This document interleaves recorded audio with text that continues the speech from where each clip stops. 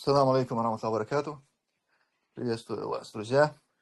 У нас с вами очередной эфир. Давайте начнем его сразу с актуальной темы, которую нам преподносят как какое-то великое сражение, очень важное для всех чеченцев, проживающих во всем мире, которых по оценке кадыровской пропаганды 5 миллионов во всем мире чеченцев, так они оценили.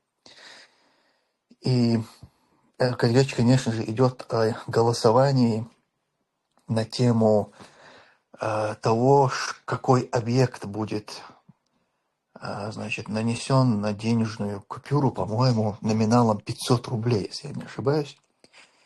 И,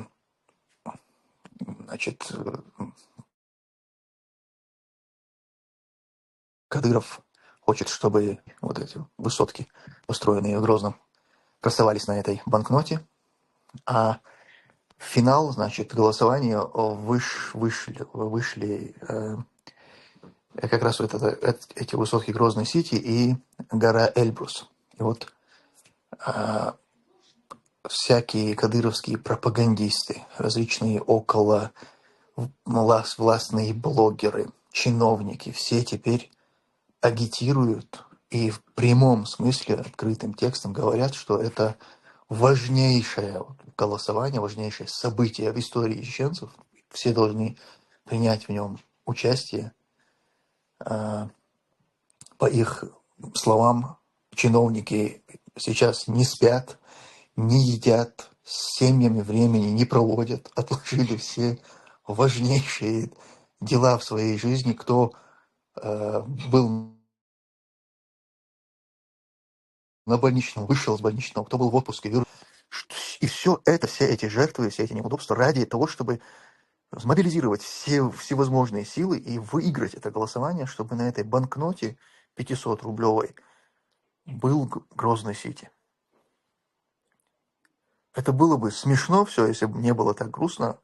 Дело в том, что я ничего не утрирую. Это действительно они так это преподносят. Они на полном серьезе говорят, что это важнейшее событие, и что это вот прям каждый чеченец должен болеть за то, чтобы этот объект красовался на этой банкноте номиналом 500 рублей. Свое мнение по этому поводу я уже сказал. Я думаю, что наша позиция вообще должна быть максимально наплевательской. Какой бы они объект на свои купюры не нанесли, это вообще нас волновать, по идее, не должно.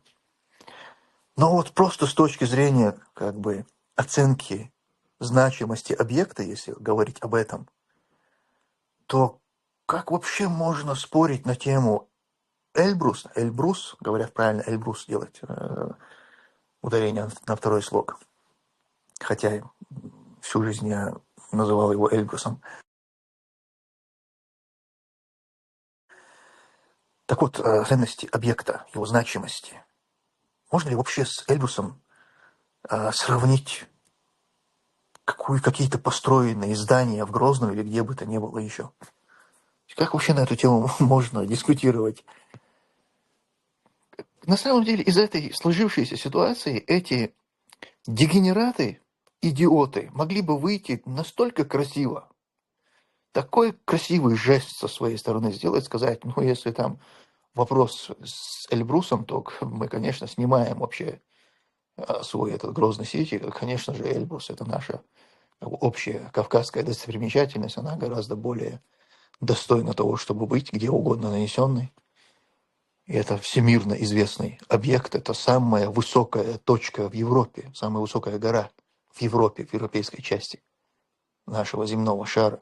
Это очень значимое всемирно известный объект. Гора – это то, что это нерукотворная вещь, явление. И тут какие-то здания, построенные там кем-то в Грозном. Ну, просто как можно вообще на эту тему разговаривать? Настолько красиво можно было бы вот этот жест сделать, сказать, все, мы за Эльбрус, мы вообще снимаем эту тему, и это было бы и такой братский сгреб, и вот со всех сторон это получилось бы красиво, но нет. Красиво делать наши дебилы не умеют, поэтому они все возможные силы мобилизовали и впряглись в это голосование, чтобы любыми средствами выиграть и на эту 500-рублевую банкноту нанести комплекс Грозной сети. Просто удивительные идиоты.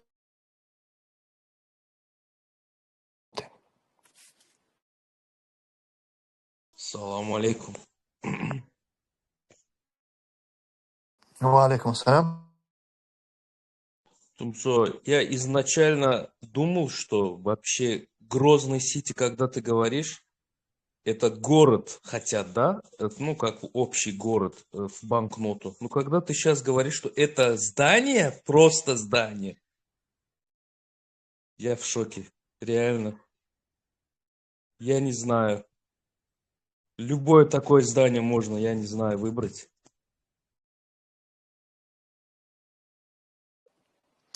Ну, я в целом, наверное, типа, как город имеется в виду, но вот символом города решили вот эти вот несколько высоток сделать. Но это даже нет, это не, это туда же выносят именно какой-то объект, и вот в качестве этого объекта они, значит, вынесли вот этот комплекс Грозной Сити. Это несколько высоток. Первые высотки, первые типа небоскребы в Грозном построенные.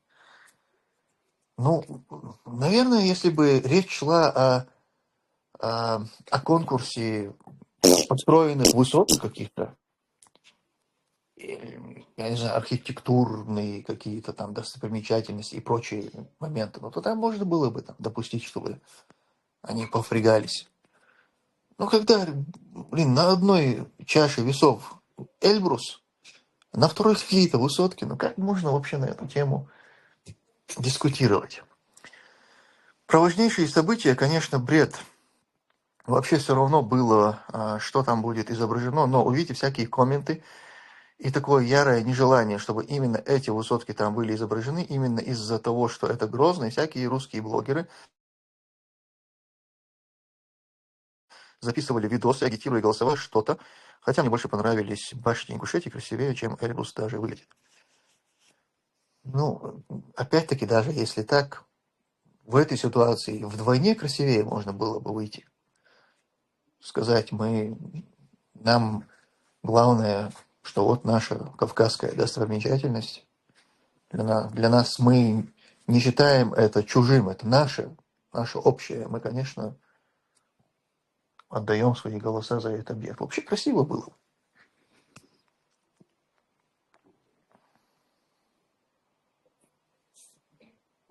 Реально, вот такие здания, максимум, что можно сделать, на магнитиках, сувенирных магнитиках показать, ну и все.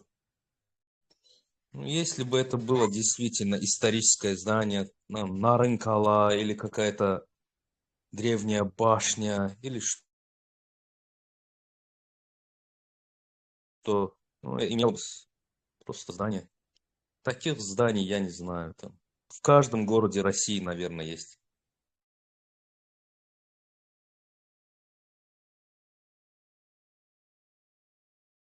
Даже этот, как его там, в Санкт-Петербурге здание Газпрома намного выше, намного интереснее. У нас в 90-х годах на купюрах была девичья башня. Но этой башне было 2000 лет. Ну, из-за этого купюру даже назвали девичья башня. Гызгаласы. А вообще в Грозном вот такое древнее, наверное, есть же такие башенки.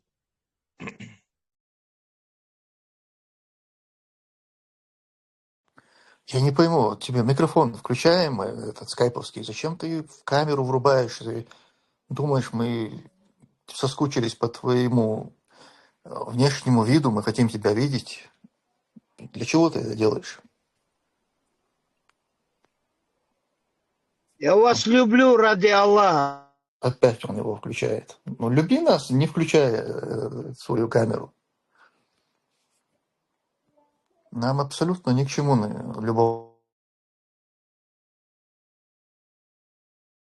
любоваться тобой. Ладно, не включу. Как вы? Как? Тумсо, День Победы Палестины отмечали или потом? Когда будет тема? Машаллах, хорошая новость же тема. Нет, мы ничего не отмечали. А что сделали чеченцы для Палестины за эти 2 года? Скажи да мне. Что-то Ни должны были митинга, делать? ничего, ни кадыровцы, ни Ахмад Сила. А когда за Мьянму, я помню, Джамбокс там кричал хай-хуй, а тут задний ход включили. Что скажешь насчет этого? Ты так спрашиваешь, как будто бы я за них ответственность какую-то несу.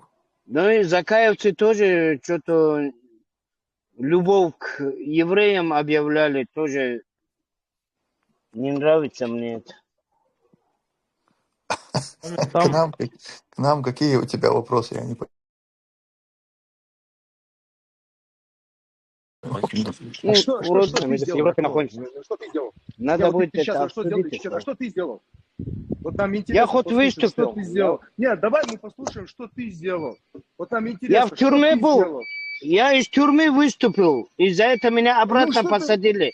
Ну, это... Меня это- в тюрьму посадили за выступление за Палестину. Что ты говоришь? Что, прям так? Нет, то, Прям что так тебя за в это и тюрьму посадили, да? посадили, нам это не интересно. Вот что ты конкретно сделал? Вот, что ты Подожди-ка, сделал? Я каждый день выступаю за Палестину. слышишь, тебя за выступление в пользу Палестины тебя посадили, да? Да, я был на свободе. Я и помню.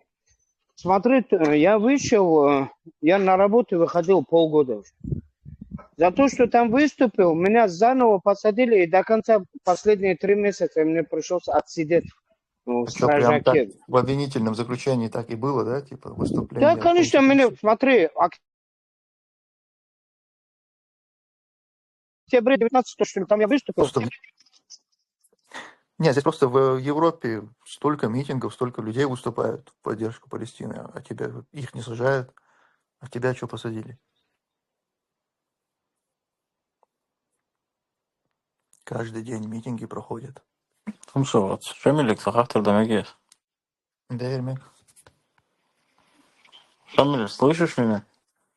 Хотел у тебя кое-что спросить, если можно. Хорошо, осман. Скайповский, или как тебя там? Шамилик, слышишь меня?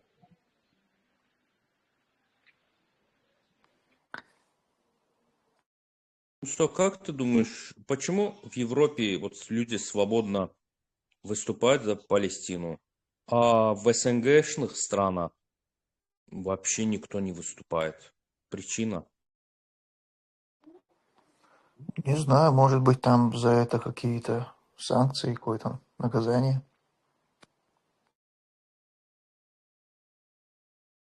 Здесь тоже Я свобода хотел... просто так не Шамиль, пришла. я Здесь хотел у боролись тебя люди, вопрос молчат. один тебе задать.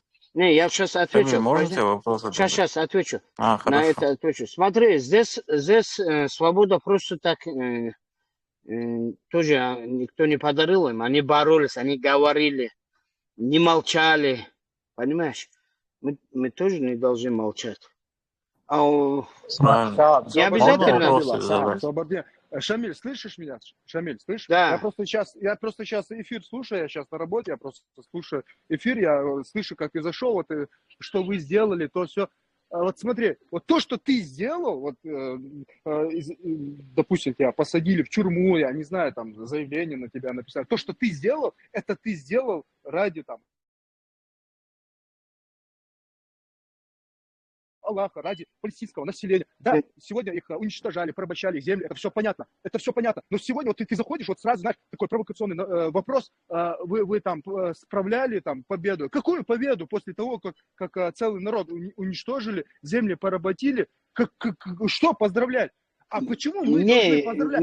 Ясер Арафат, который в лоб целовал Ельцина в то время, когда нас бомбили, зачем мы должны сейчас думать о победе, поздравлять их, знаешь, с победой. Какой победы, когда целый народ уничтожили. О какой победе ты говоришь? Нет, Если ты что-то внес, какую-то лепту внес в палестинский это, народ, и тебя ничего не посадили, это говорит. твоя личная, сугубо личная проблема. Ну, Не, не это надо победа. В заходить в любом провокационный случае это какой-то победа. Тумсо В вы любом исправляли. случае это победа. Спроси у Тумсо. Я думаю, Тумсо со мной солидарен будет. Это дух, это победа.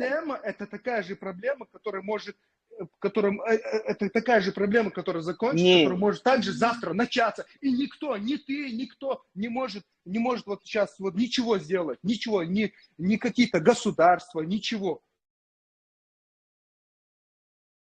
Шамиль, тоже Салам был алейкум. вопрос есть. Аллах Вот сколько когда людей, любит сколько народ. детей уничтожили, поработили все земли, и победа. Какая победа? Просто приостановилась, вот просто приостановился геноцид, и Не, все. так Какая нельзя победа? говорить. Ну Так не нельзя надо говорить. говорить, чеченский народ, что Ни сделал до один этого, вы достойный справляете ученый победу. так не говорит.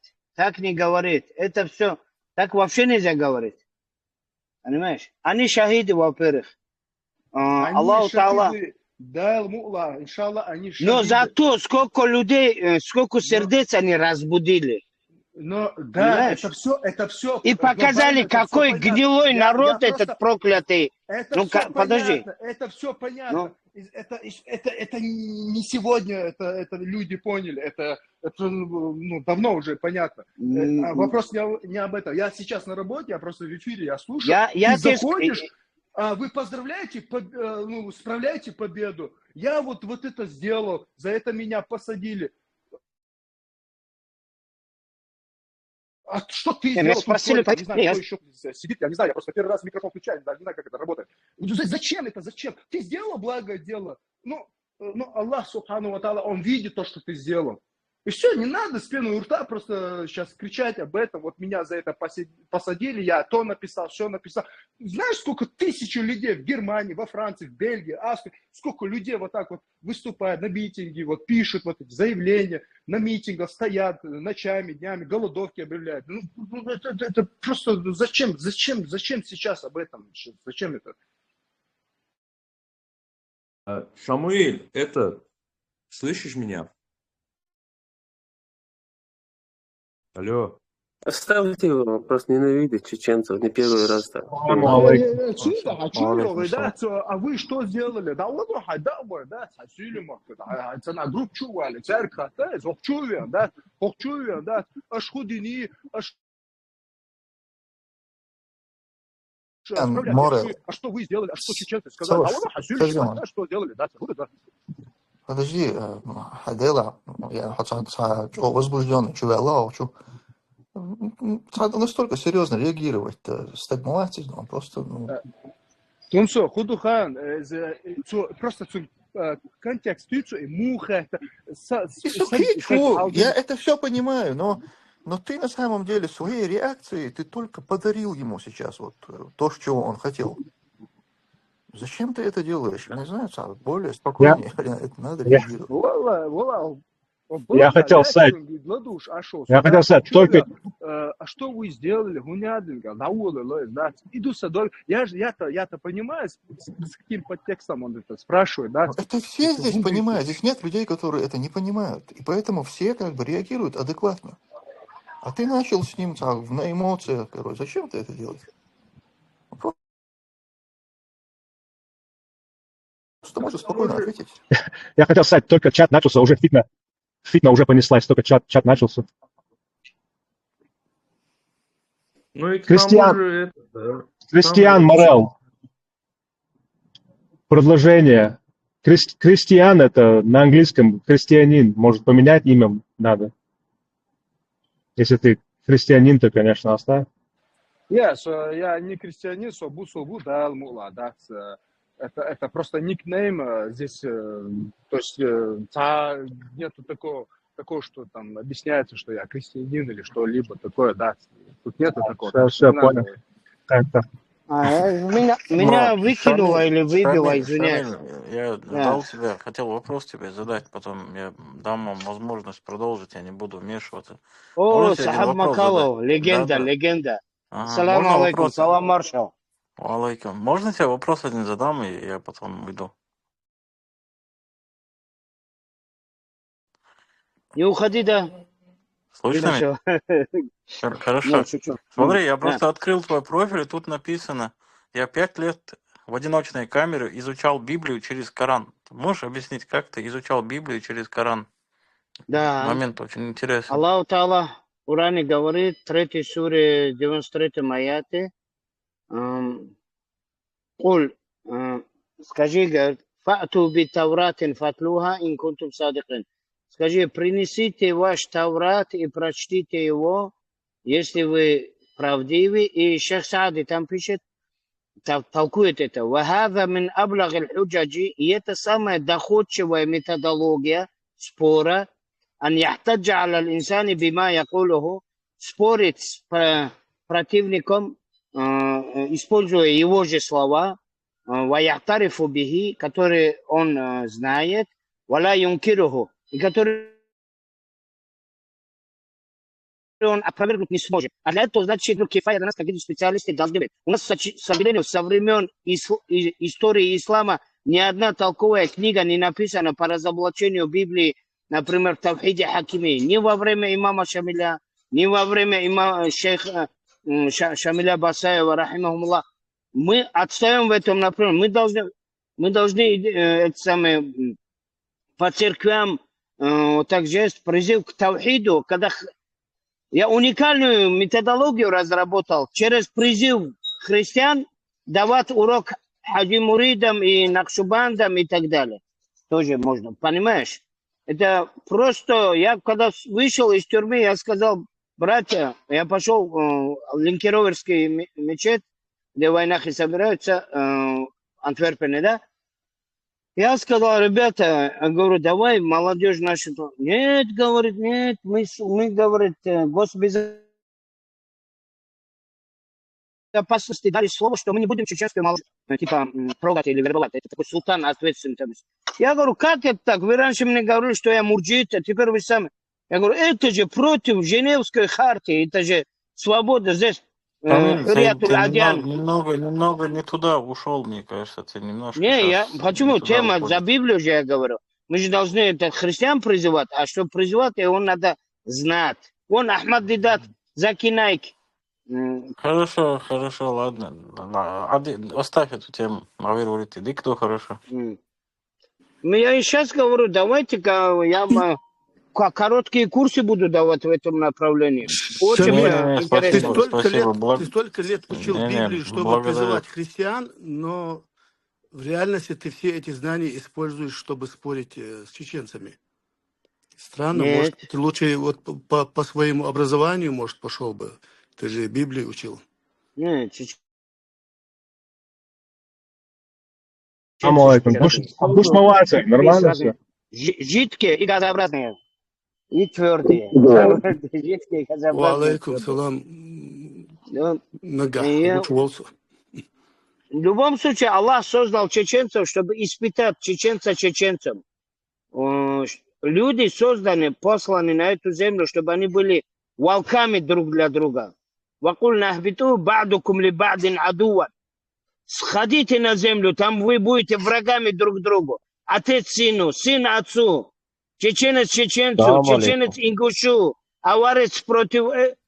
Это все только объединение только на Коране. Понимаешь, Шамиль, брат? Да. Шамиль, у меня идея есть. Здесь в Телеграме есть группа безбожников. Может, к ним туда призыв делать?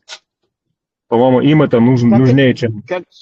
Подожди, какая группа? Хэшво.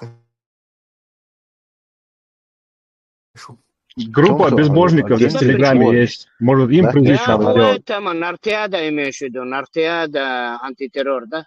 Вот недавно тоже с этим Харматом спорил, я ему говорю, второй закон термодинамики изучай.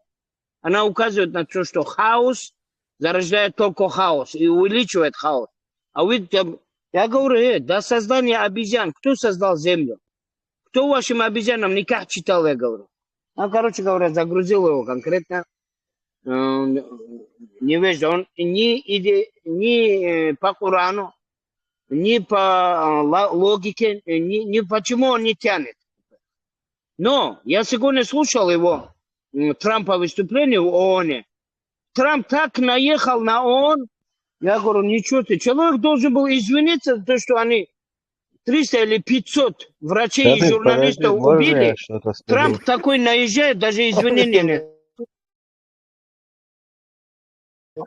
Шамиль, ты же Володя, 5 лет Володя. изучал Библию, ты же готовился к христианам призыв делать. Я на Зачем тебе нидерландском, на Трамп, русском и на чеченцы, арабском знаю атеисты? Библию. Да. Зачем тебе? Ты же по специальности должен работать. Аллах в Коране, подожди, 21, запомни, 21 сура, 16 аяте, Всевышний обучает нас логике, логическому мышлению, понимаешь? Вот этот аят надо им...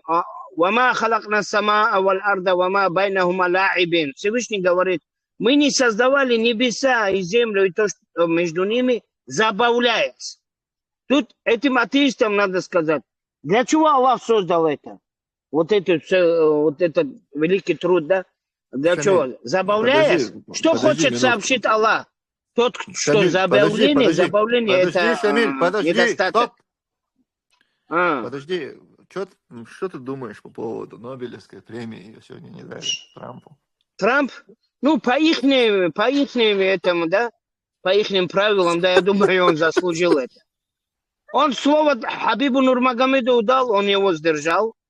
Он 6 или 8 лет. Ну, в любом случае, я думаю, Трамп молодец. Как ты думаешь? Шамиль, ты же в Ты Бельгии думаешь, живешь, да? это...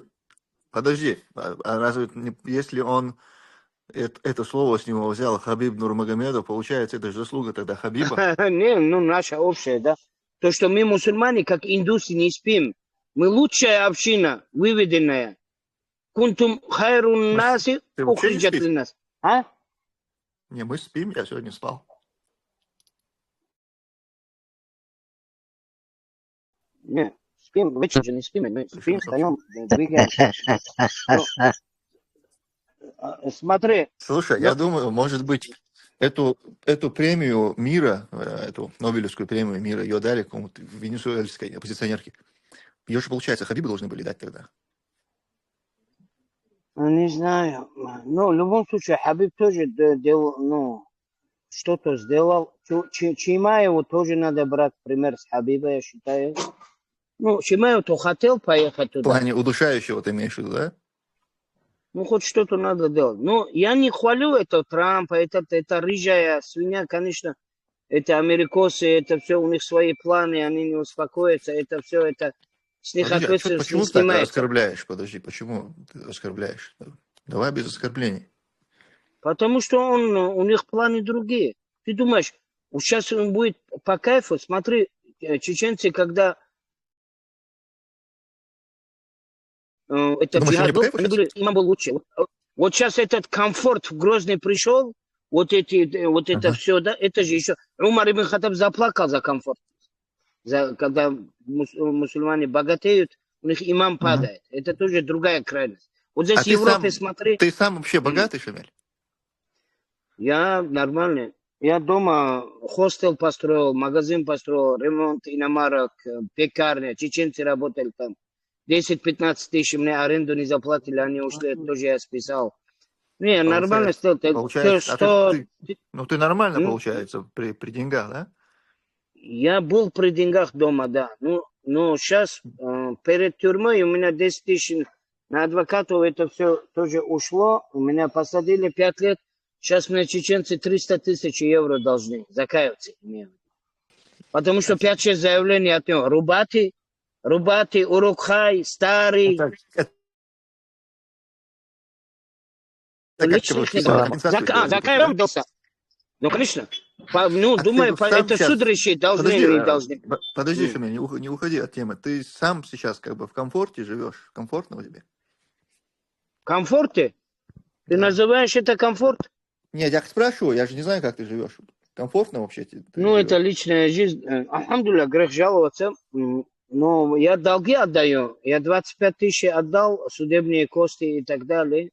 Сейчас потихоньку, сейчас квартиру ищу здесь, в Антверпене. Где наше конахшество? Я за 20 месяцев вышел бы, если бы кто-то мне адрес, куначество проявил бы. Ни сыновья, никто не бы. Мы заспим.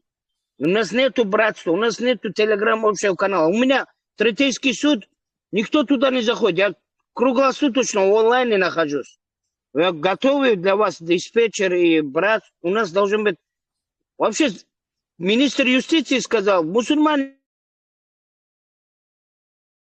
не имеют права здесь исламскую партию создавать. Почему бы нам, эту закатскую партию, хоть название менять, не менять, но наши исламские требования чуть-чуть не требуют от государства. Если за налоги, за наши налоги нас не спрашивают, они трансвеститские операции делают. Правильно же? Мы же можем сказать, мы что, лохи, что ли? Мы здесь за копейку работаем, бичуем, а нас не спрашивая за наши деньги, например, мы хотим по-своему тоже. Нет, Вот подожди, во Франции... подожди-ка минуту, ты сейчас обобщаешь. Здесь же не все за копейки, за гроши работают.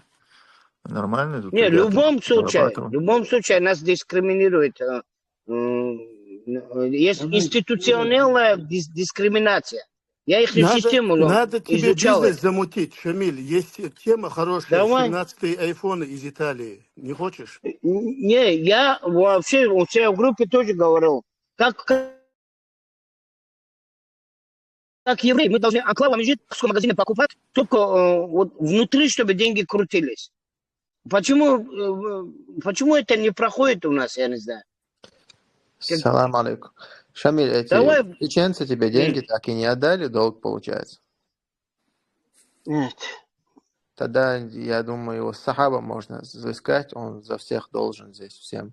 Я тут радовался, что хоть кто-то сегодня в голосовом чате Тумсу кому-то должен, и это не я. Оставьте меня, пожалуйста. Если долги есть, то можно с сахабу сразу их обратиться, пусть сахаб для всех чеченцев. Да не, я это долги. списал. Я это специально так сказал, потому что все говорят, ты чеченца не любишь, ты там чеченца, вот так говорят. Я говорю, как не люблю? Люблю очень. У меня на квартире они жили бесплатно. Потом Буденовский мне чеченец Шамиль, я на тебе просто 3000 говорю, евро кинул. железная тема. Просто берешь и говоришь, что сахаб должен тебе, и все. Крайне А вообще Сахаб всем айфоны серьезно. не считается. Ты только пересылку оплати. А? Шамиль, брат, слышишь меня? Сахаб в крайнем случае айфонами с тобой рассчитается, ты Да, пересылку айфоны только мне оплати еще его. мечтают. У меня за 100 евро Да, телефон сахаб, здесь. с 17 айфонами. Да. Выдай эти деньги. Шамиль, Мне слышишь, я вот вчера или позавчера слушал твой эфир, хотел тебе по поводу этого вообще вопрос задать. Если рассмотреть понятие сущности через призму кантовской диалектики, насколько ты согласен с утверждением, что феноменальные проявления всегда вторичны по отношению к номинальному ядру? Вообще, что ты думаешь по этому поводу? Канта ты говоришь, да? Иммануил Кант. Да. Я этот вопрос не изучал, который ты говоришь, да? Но я его книгу читал, индивидуалы, то есть... Да, не это только религия, Кант, не. Ремарк тоже присоединяется Там к в нему. Бельгии, Я не знаю, ты сам ответишь по на этот Локер вопрос. Субан Это как... 33 живет один человек. Я думаю, вы найдете общий язык, будет о чем поговорить. Это у тебя прикол, мне Иммануэль кажется. Вот Кант говоришь. каждый индивидуум способен интегрировать тенденции потенциальных эмоций, да? Вот, но я его Шамиль, ты действительно случайно не раньше прочитал. комментировал вольную борьбу в Дагестане? Я его полезную книгу, чем полезную? У него книга есть «De Religia binnen de Grenzen van Rede», «Религия в спасательном кругу». Вот на этой книге у него построена, секуляристская система. Он тоже первым это начал для меня во Франции 500 лет назад. Якобы государство, чтобы не пачкало религию, надо, мол, отделить религию от государства. Вот это очень хороший урок я вам могу дать по этой теме, да, по теме Фемиди. Что такое? Шамиль, ты лучше расскажи, что ты делал на вачуртах. Было дело, да. Пришлось успокоить кое-каких Шамиль, можно вопрос товарищей. задать? Тагутов, да. Да, Шамиль, можно вопрос задать? Сын еще буддист или вернулся к исламу? Это надо гентовский джамаат спросить, ингушей. Они там он со мной мало общается. Короче говоря, еще буксует, конечно. Но младший вернулся, таубу сделал. Я, говорит, плакал, искал.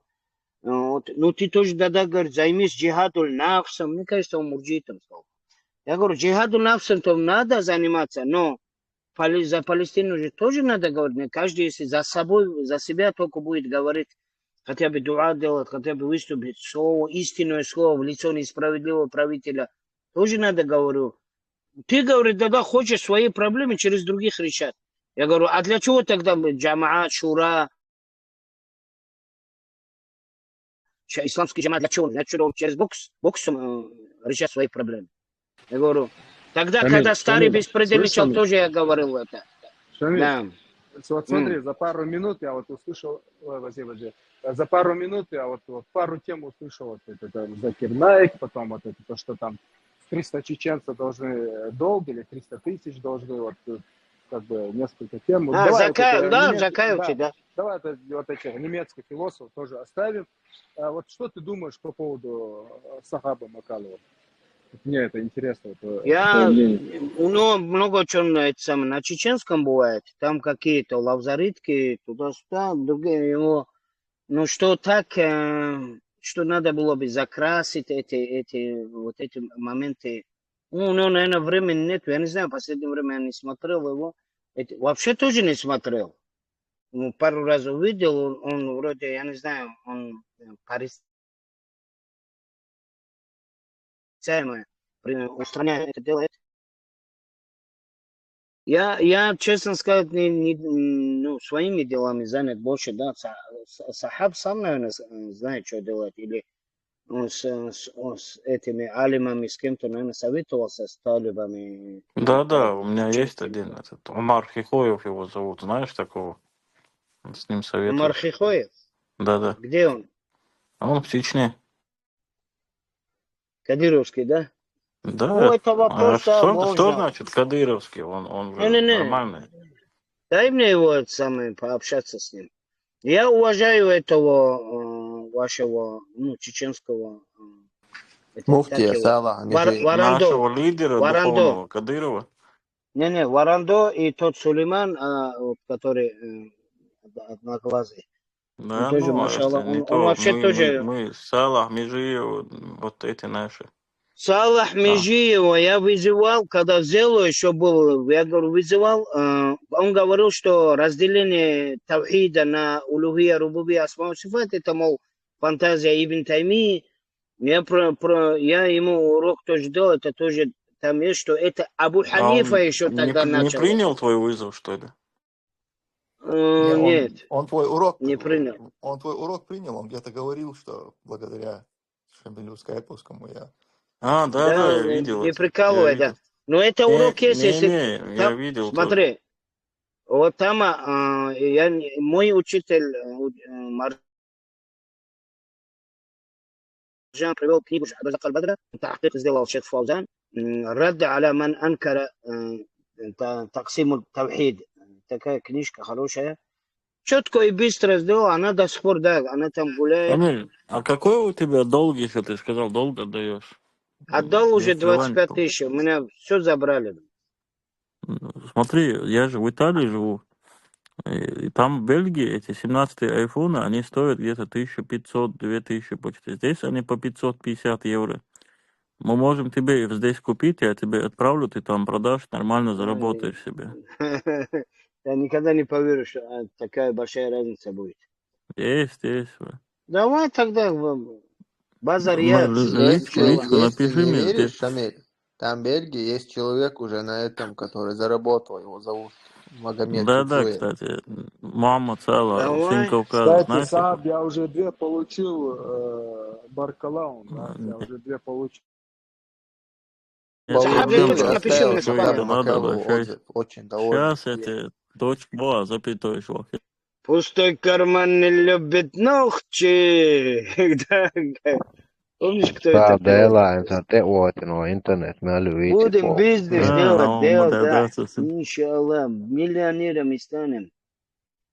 Поможем нашему народу подняться. خزش ما جو دين دو چور نواسی ولا تشوارش تارم دوی خانه دوله خطیش Сега решен полностью.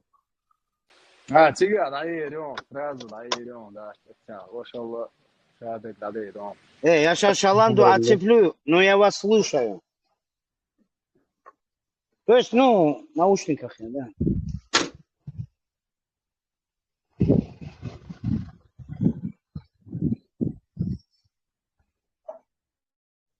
Мама, та хазу делши, сорт Шамиль, Шамиль, слышишь? Я парлас. Почему ко мне не Шамиль, добавляется? насчет Ауховского района что ты скажешь? У меня как Atilla olsun декан, şimdi любое sistem. время я онлайн, как декан. Не, это мы поняли. Послушай, насчет Ауховского района свое мнение скажи нам. Это специально, пускай Тумцо один день тему сделает, мы пообщаемся. Не, Камиль, Я твое тоже... брат, мнение я хотел у услышим тебя бы. спросить, я одно видео видел у тебя, и ты там с красной бородой, ты что там сделал? Ну это я в тюрьме Покрасил бороду? было, спешка делал. Там вообще исламский магазин не было. Я эксперимент сделал. Но это можно. 5 подвижников красили Не, я бороду. не говорю, что красили. можно, нельзя. Просто я видел, и поэтому сейчас появилась возможность лично у тебя спросить, поэтому спрашиваю. Ну, я сделал этой краской, да, потому что там исламских магазинов в Брюгге вообще нет. Мгм.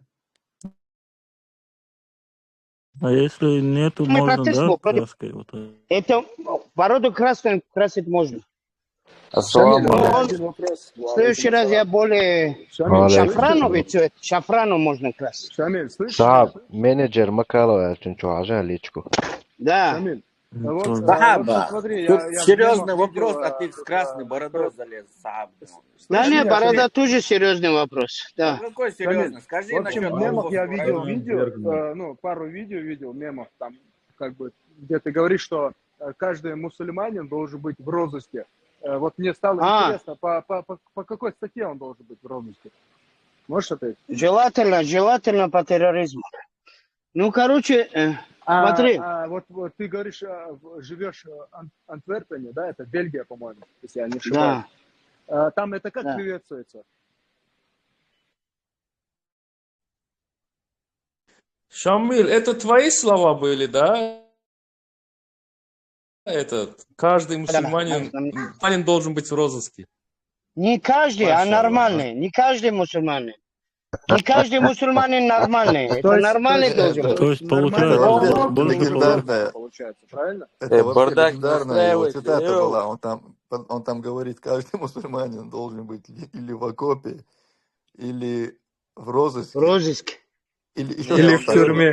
Да, Или да, в да. тюрьме. Мусульманин должен быть, он говорит, в тюрьме, или в окопе, или в розыске. Тумсо, не в тюрьме, а Ну, в турме. смотри, Тумсо. Блаженные изгнанные, ибо их есть Царство Небесное. Это в Библии тоже далил есть на это. В Коране тоже есть. Мухаджиры в розыске давай всегда. цитаты из контакта оставь, ты на вопрос не ответил. Будучи, ты живешь в Антверпене, вот как это приветствуется в Антверпене? Но он в розыске, он будучи в Антверпене, он в розыске. На меня еще 4 дела висят. Я постоянно...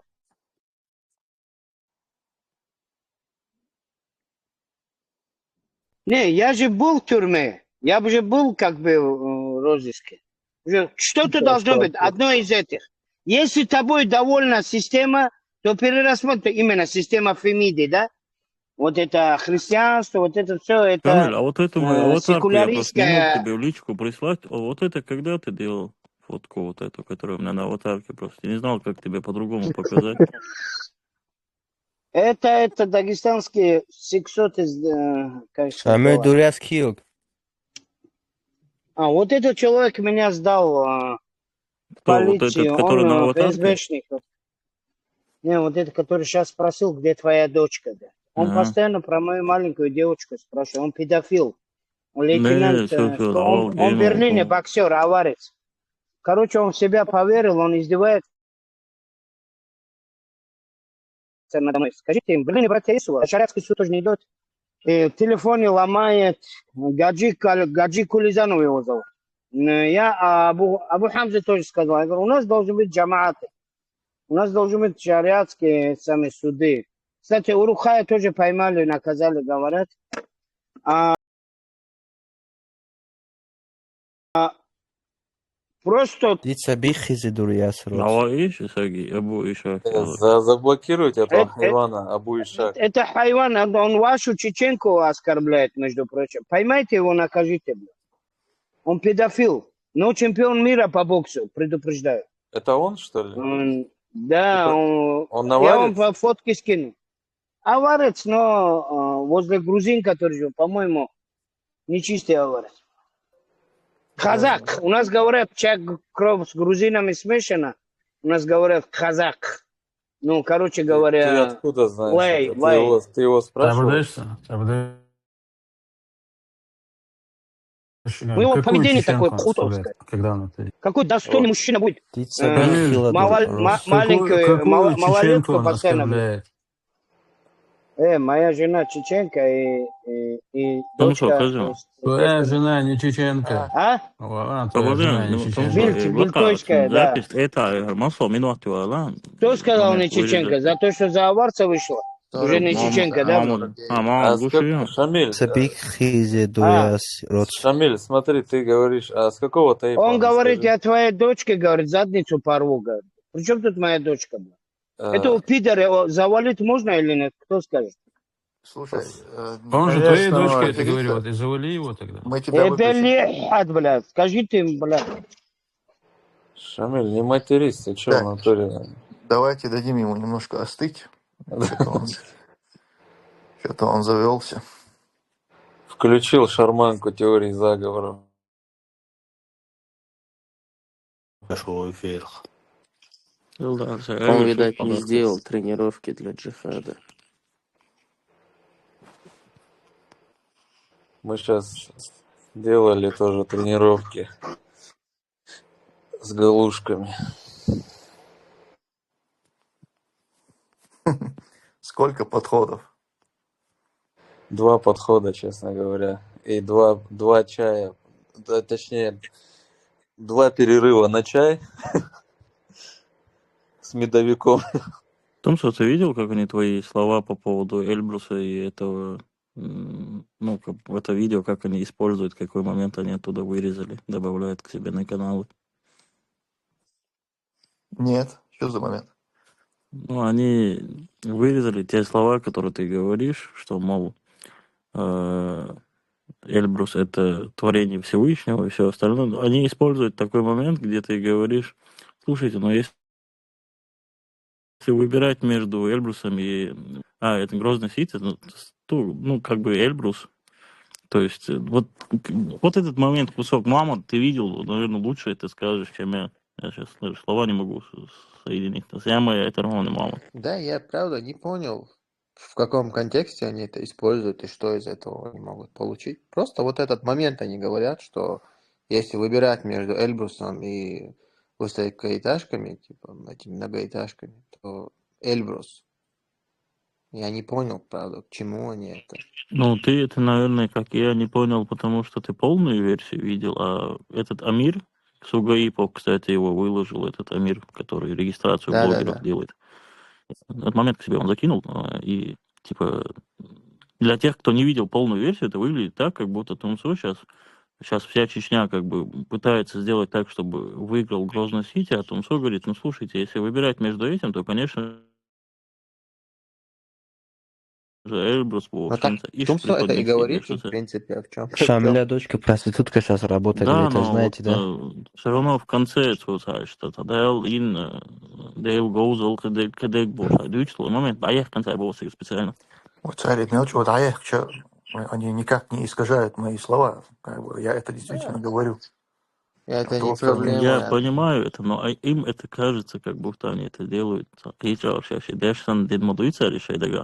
Да ради бога, вообще не вижу никаких, для них никаких плюсов. Я готов это и сейчас повторить. Чингиза, последнее видео видел ты под музыку? То есть как будто трейлер какой-то. Музыка. Да, я даже мем оттуда сделал, где он говорит 0 эффекта, 0. Это теперь будет, я буду это использовать. Вместо бух и перебоя. Это очень сильно. Мне кажется, если Короче, действительно надо влиять, этого Буданова. отойти от всего такого, абстрагироваться и говорить исключительно в их контексте, типа, что важности нанесения там, чего-то как кавказского, изображения чего-то кавказского на российской купюре, ну, действительно, Эльбрус, он как бы гораздо большую значимость имеет, чем какие-то высокоэтажки, небоскребы. Ну, тут выбор очевиден. Братья, а нельзя Эльбрус и впереди этой башни, оба вместе? Вот эти башни на Эльбрус поставили. Ты предложи это. Шамиль, ты можешь это Этому предложить? Лебедева, Артемий Лебедев, знаешь, Шамиль, ему надо закинуть эту идею. Да он букву Г нарисует и скажет, что это шедевр. 50 Вместо миллионов это возьмет. лучше Артемий Лебедев, Наукала. это про меня, который говорил тоже, да, такой Да, разокрашенной головой? Да. Да, скорее Он про всего. тебя? А он, Где его кстати, В этом мире он вообще у тебя на нету. уроках присутствовал? Я. А?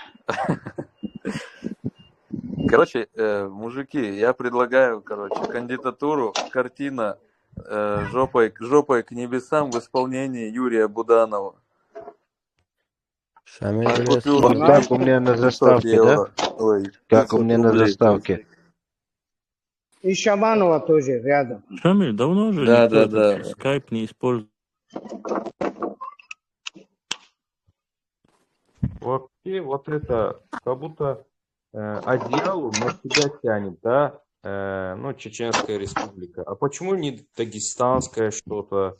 Или Ингушетия, допустим. Почему именно Чечня? Вот Эльбрус, это показывает весь Кавказ. А вот тут Шамиль, жопу Чеченская броешь. республика пытается одеяло на себя натянуть. Шамиль, ты не думал этот ник поменять? Сейчас скайпом же никто не пользуется. Написать Шамиль Зумовский. Сейчас Зум у нас бомба. Ну да, телеграммовский, да, сейчас? Нет, Зум. скайповский просто узнаваемый такой. И это Это знаешь, же кто мне скайповский дал? легенда. Это я ему говорю, у вас скайп говорю, Шамиль, Это же легенда, когда он звонил Муфтиятовским. тебе надо что-то с интернетом сделать, тебя не слышно, прерываешься. Короче, еще одна кандидатура на 500-рублевую купюру. Дарцаев Исмаил Умарпашаевич. Все, Кстати, поддержим? просто уже обсуждалась тут тема с выходом с хуруджем местного русского населения станицы Наурская, Невре. Нет, я специально оставил это на десерт, когда люди побольше соберутся, это вообще Мы что, интересно. невречане, что ли? Невречане. Что за невречане? Как она возмущалась. Если, говорит, мое мнение кому-то интересно, я просто выпал с этого момента. Давай, мы чуть галушками не поперхнулись в этот момент.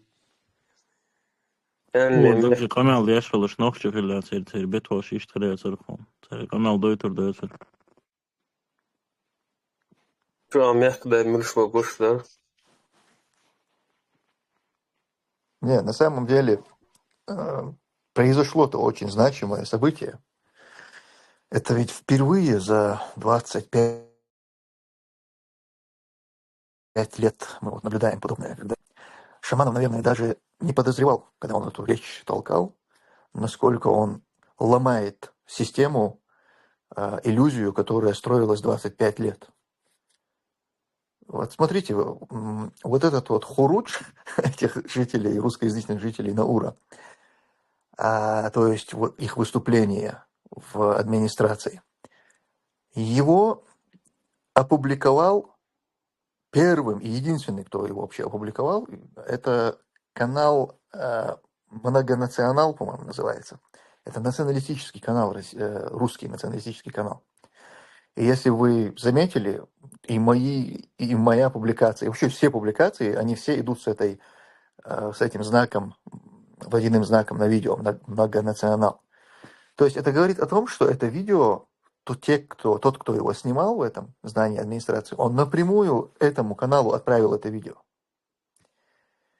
То есть, смотрите, что произошло. Это ровно вот то же самое, что если бы, например, представьте, что вот в этом заседании, в здании администрации, например, какой-то чеченец или чеченцы, чеченка вот подобным образом бы выступила, и потом это видео с ее выступлением, где она, например, против решения власти, против Кадырова, вот она выступает, и потом это видео опубликовали бы, например, на канале НИСО со знаком, с их водяным вот этим знаком на видео, НИСО, и все публиковали бы именно с этим знаком. То есть было бы понятно, что это чеченка или чеченец, он напрямую им это... Вы представляете, что с таким человеком бы сделали? Даже без учета, в принципе, там вариант, куда он что отправил, это было бы только отягчающим. Достаточно было бы самого факта выступления чеченца, чтобы его просто унизили, уничтожили и заставили там всю родню за него извиняться, может быть, вообще из республики выслали бы. А тот факт, что он на связи с этими, значит, экстремистами, это еще послужило бы статьей в отношении такого человека. А тут, представьте, во-первых, лица посмотрите. Первый заместитель главы администрации сидит и со смиренным лицом выслушивает вот эти вопли этих жителей. Рядом с ним сидит еще один какой-то чиновник из этой администрации, тоже сидит, выслушивает. Смиренно сидят и слушают. Эти все это высказывают в лицо.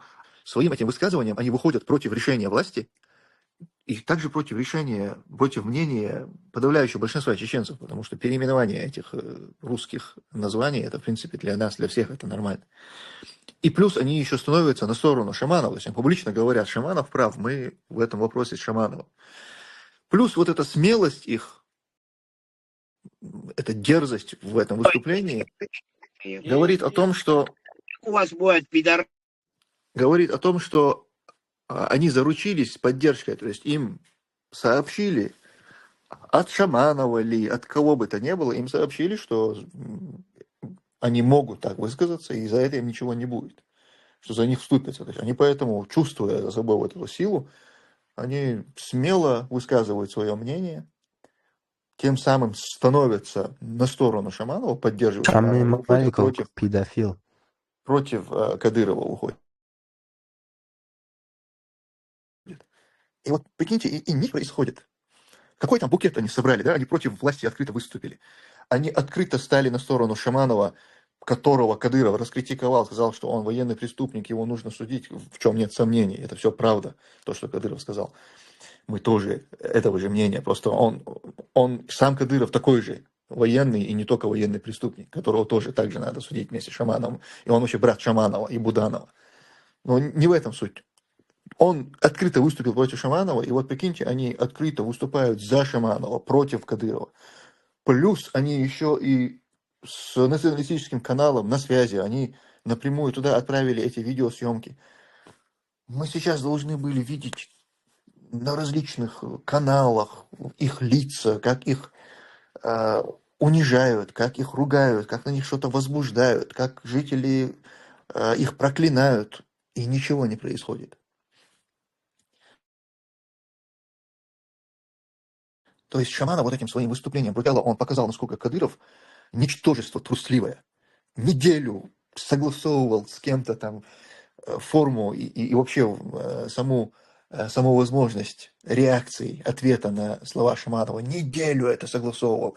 Вся эта шушера кадыровская, трусливая, молчала, ждала, пока Кадырову дадут разрешение.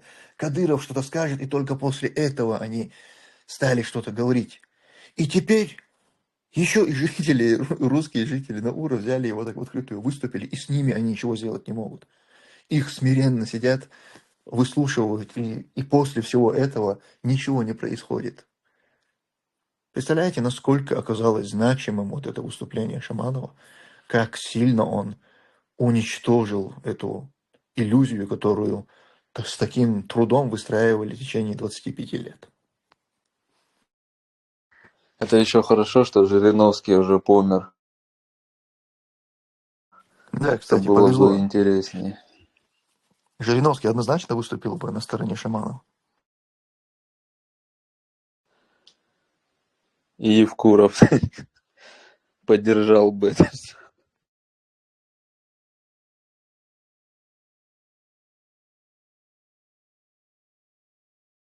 Я поддерживаю. Салам алейкум. Правильно говоришь, брат Тумсо. Вот меня что удивляет, это Джамбокс так кричал тогда на Мьянме, да? А тут Шамиль, 2 года происходит. Яскитледур. Этот человек хочет мою дочку. Послушай, Кто, Шамиль, какой у него ник? У него он 4 под разными наколки заходит. на теле. Я этого У него человека 4 уже наколки на теле, заблокировал он где-то боксер. 6-7 аккаунт. А у него Разные. 50. У него 50. Он по-моему, сумасшедший. Он ко мне приезжал, меня в ресторан повел. И его, короче говоря, это муфтиатовский. Меня уговаривал в Дагестан приехать. Там все нормально будет, билеты, все он оплатит. Представляешь? А как он появился, короче говоря, всю мою вот эту, да, семейную трагедию им, спецслужбы им дали. И начал вот так, короче, сразу. А Я если он говорю, тебе готов был билеты оплатить, что ты не дал ему на Мальдивы себе билеты оплатить? А не, он только муфтиатовский, туда, к этой, да. Я говорю, я приеду, я говорю. Только вы объявите, что всеобщее вот это жест, всех попов там соберите, этих мулов своих тоже, Шамиль, да, иди жопу круглый помой, да, стол. грязничаешь. Заблокируйте, да, его. Он никакой гылки нету, ни уважения нету, не знаю, в Германии вырос он или где. 21 лет ему. Он в Инстаграме есть его бокс такой, короче, говорит, что он чемпион мира или чего-то, ну, мне очень желает лучше. Вот они меня... Я, короче, широкие ношу штаны, да, вот как йеменки или как маракеши, да. Они смеются. Я говорю, вы над широкими брюками Шамиль, ты смеетесь. Я гандон. говорю, это уже Шамиль, ахир старый заман, петух. когда мусульмане будут стесняться своей религии. Я говорю, это уже некоторые признаки. Я говорю, я должен над вами стесняться, которые у вас брюки там в обтяжку носите, я говорю. И, короче, они меня... Шамиль, это Бруки оставь. Ты скажи, ты с ним где встречался? Ты встречался с ним или он в интернете тебе писал? Да, он приехал ко мне, он бардачок открыл, пистолет показал. Я думаю, наверное, киллер это человек. И что пистолет Короче, показал? Что сказал? Может, он это пистолет в жопу хотел засунуть. Ну, это, скорее всего, игрушечный пистолет был. Я говорю, если найдут, посольство. Ну, сам расскажи, Хаджи. Посольство, говорит, мне его возвращает. Ничего себе думаю про себя, да? Вот этих профессиональных спортсменов вербует вот это, да? И потом я среди всех сказал, я говорю, эти профессиональные спортсмены, большинство политическими проститутками становятся. Вот так сказал. Ну вот ты меня назвал проституткой. Короче, это подсадная, как утка, да? А что ты его мусорам не сдал? Я, когда меня этот позвал, участковый, я с ним фото, видео снимал и YouTube закинул. Но я инспектору тоже сказал, это что за люди здесь ходят с пистолетами? Недавно старого тоже убили. Я говорю, меня тоже, говорят, хотели убить. Я говорю, что вы, говорю, это самое, здесь постоянно чеченцев убивают, и спокойно киллеры уезжают. Мы это разведчик, походу, узнать мою локацию. Позавчера я Локи тоже дал локацию. Снится есть один чеченец. Аллаху биля, если вы услышите, что он несет в этом группе Нартиада. Аллаха его посланника оскорбляет жестко. Я говорю, вот здесь локация есть. Аяты, хадисы из Библии тоже. собрал, целый материал сделал, назвал приговор. Это тоже они сдали меня, этот Никархон меня сдал туда. Я говорю, почему Кадыров за свою маму отомстил так быстро? А тут за пророка, когда в 33-й суре, 6-м аяте Всевышний... Шамиль, извини, но нам порционально тебя нужно включать, потому что сильно устаешь от тебя, да, чуть-чуть отдохнем и чуть попозже продолжишь. Главное, он не может на одной теме сконцентрироваться, как я понял. Я Не знаю, может. чем удивлен. Вот этот его хейтер есть, про которого он говорит. Я вам клянусь, я, наверное, его аккаунтов 10 уже заблокировал. У человека просто, я не знаю, что у Ну, него где-то с штук 5 телеграммом. я тоже Gēlā, блокнул. Tumso, dešanas Hieram vēršos lauja līdz tuitījā, dinai. Бях блокос. Я взял на себя эту ответственность, потому что этого Дешенстега нужно порционально как бы информацию от него получать. Надо переваривать в то, что он говорит. Сейчас мы немножко минут 5 усвоим то, что он нам рассказал, и потом следующую порцию получим от него информацию. Так, в общем, чувак пригрозил ему пистолетом, а Шамиль мусорнулся. Возможно, игрушечный был Да, пистолет. но Шамиль не стал рисковать и все же мусорнулся. Он сам людей оскорбляет у себя в группе без причины. Не, я не думаю, ты что, он не может так. О, это Кент того беспредельщика. Tomsuar on sana Luisa oškuš mori, ako je teksi, kada je Luisa в Tomsu больше. А мы его прям вот серьезно, да, как бы воспринимаем, обсуждаем.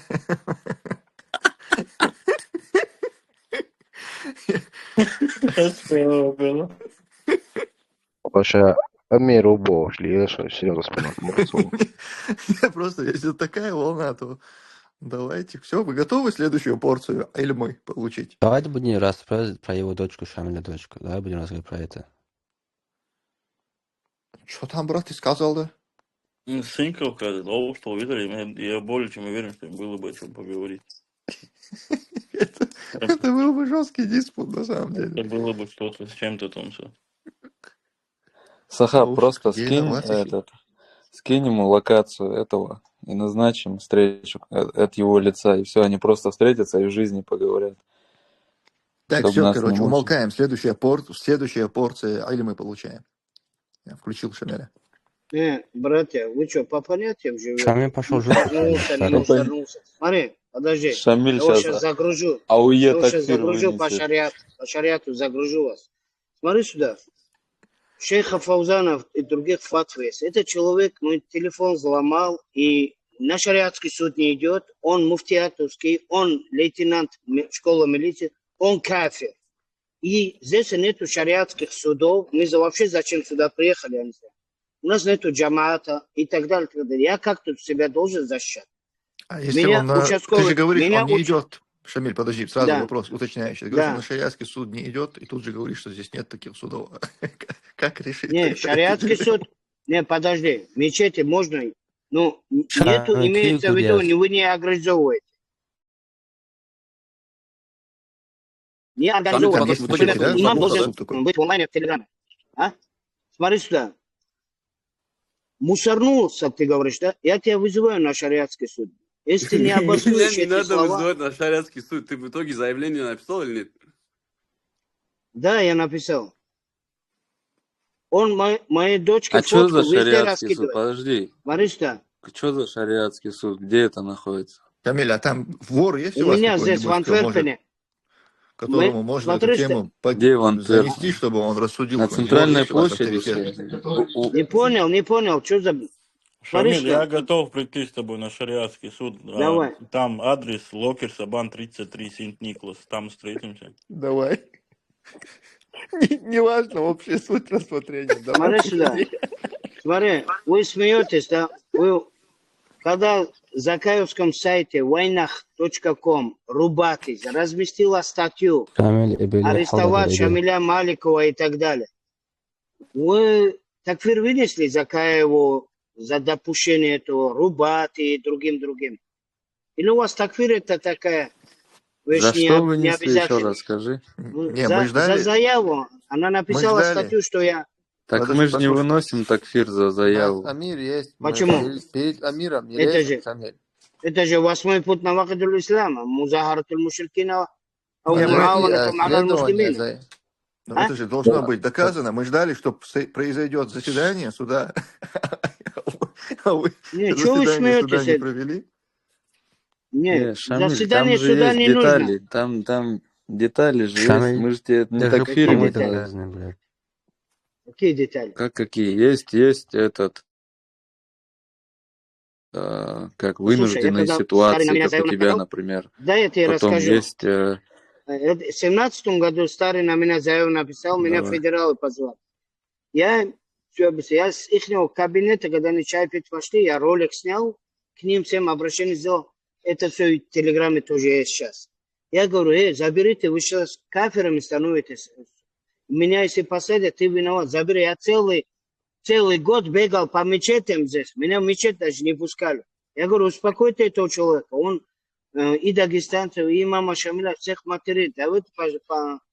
А если бы местные имамы вовремя свою работу сделали, бы этого человека можно было бы спасти. Шамиль, а Его у просто... тебя есть такая бумага от врачей, что, ну, типа, тебя должны в случае чего Дон. Что пропускать должны? там, ну, в случае чего, что там тебе оказывать поддержку, помощь, Психическое там, если больной что, звонить человек. такому Врачи. врачу, такой бумаги у тебя. Нет, у меня в тюрьме психиатры туда-сюда сказали, что я идеально здоровый, что я могу любого загрузить здесь. И IQ 130, Шамиль, 6 извини, что языков знаю. прерываю. Шамиль, Поэтому я говорю здесь любого имама, чеченца. Вот сейчас Басхан тоже у Шамиль, меня А сидит. что за Вот. 6 языков? Давай на Позовите этом здесь. Я остановимся. вас Что за вызываю 6 на языков? шариатский суд за Шамиль, ваше... Шамиль, За я то, иду что на вы суд. так легкомысленно относитесь к Шамиль, тавхиду. У вас вообще Шамиль, тавхида нету. Шамиль, Постоянно мы тебя сплетни поняли. про правителей. Смотри, а Шамиль. можешь, Фида нету, ты, короче, такфир сейчас всем Субханаллах, вынес, да? Чечня, Хаджи Мапеди смотри, ширкует, ты можешь, а Шамиль, вы тут это все сплетни оставим. Просто у раскрутите. меня один Давайте вопрос. Когда тавхиду суд... призывать. Шамиль, Подожди, да, Шамиль. нажми, да. Шамиль, братья, подождите одну можно я минуту, просто да. один вопрос? Просто... Подожди-ка, Кристиан, Где подожди минуту. призыв к тавхиду? Шамиль, послушай, подожди. Да. Мы от всего нашего коллектива, мы знаем кандидатуру вот этого одного нашего алима, он живет рядом с Антверпеном, Сент-Николас, Локер Сабан. Сааб, какой там был дом номер? 33. 33. Вот с ним вы хотите в эфир вместе провести, хочешь к нему поедете, там вместе встретитесь, сядьте и проведите Ну, диспут. хорошо. Он Хорошо, за ты всех сделай нас объявление. отвечает, если что, Если я он не даже... сделаю, Нет, ты я сам не с ним буду... свяжись. Нет, ты сам Нет, с ним свяжись, у смотри. него фамилия Цуцуев. Его зовут Моусер, Смотри, по-моему, по вон документам. линкировер, пусть позовите его в мечеть линкировер, где этот Не, он Ахьят. не может. Он как ты говоришь, в розыске или в тюрьме, он с браслетом, он не может Он куда-то браслет поехать. надел. К нему домой можно съездить, связаться с ним? صاحبت النوم دلوقتي خانكسن كوتش Сын, وقتها وإذ сын لابتو Кавказа у Шамиль, него ник. Гулихан. Как зовут его? Магомед Салам Мухаммад алейкум Цуцуев. зовут. Мухаммад Салах его зовут. Я тебе в личку сейчас его паспорт скину. Ага. Шамиль, Сын- Шамиль, Ну, слышишь меня? короче, я готов...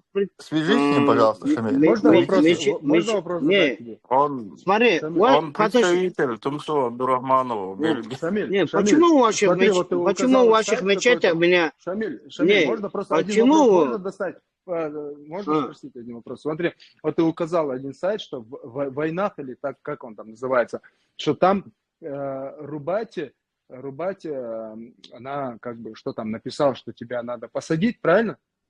Да, да. Вот, это место лишения свободы, оно, вот, где находится, она не указала, вот, просто мне это интересно.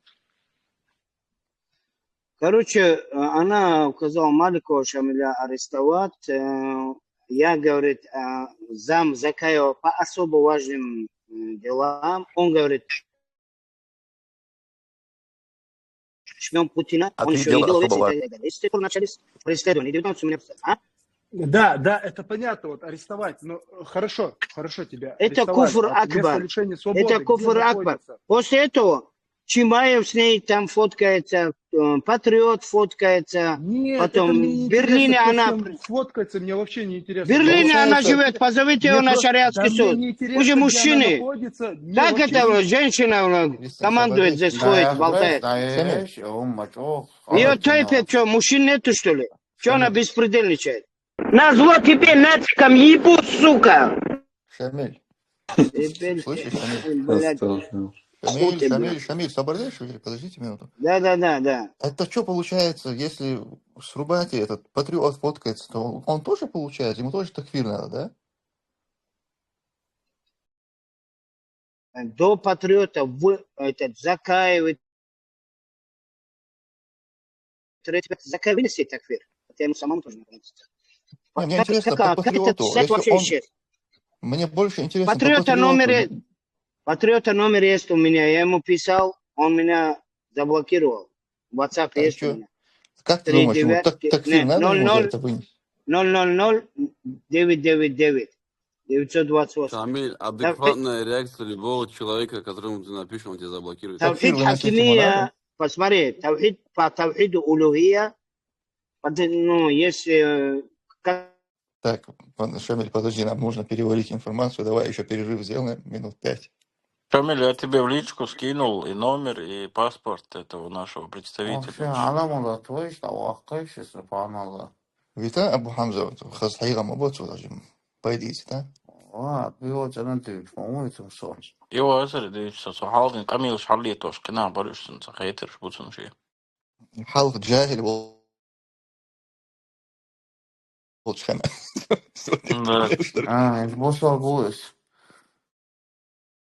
Одер через Библию, Коран, а меньше забыл.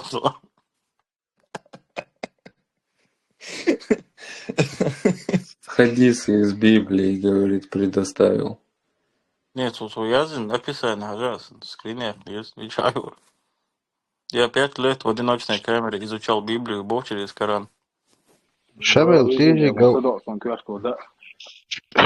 же говорил, что ты такфир не делаешь, там встретился с чеченцами, а тебе объяснили, такфир не делаешь. Да он только что всех тут назвал кафирами. Всех-то ладно, но патриота как можно? Это же вообще удивительный момент.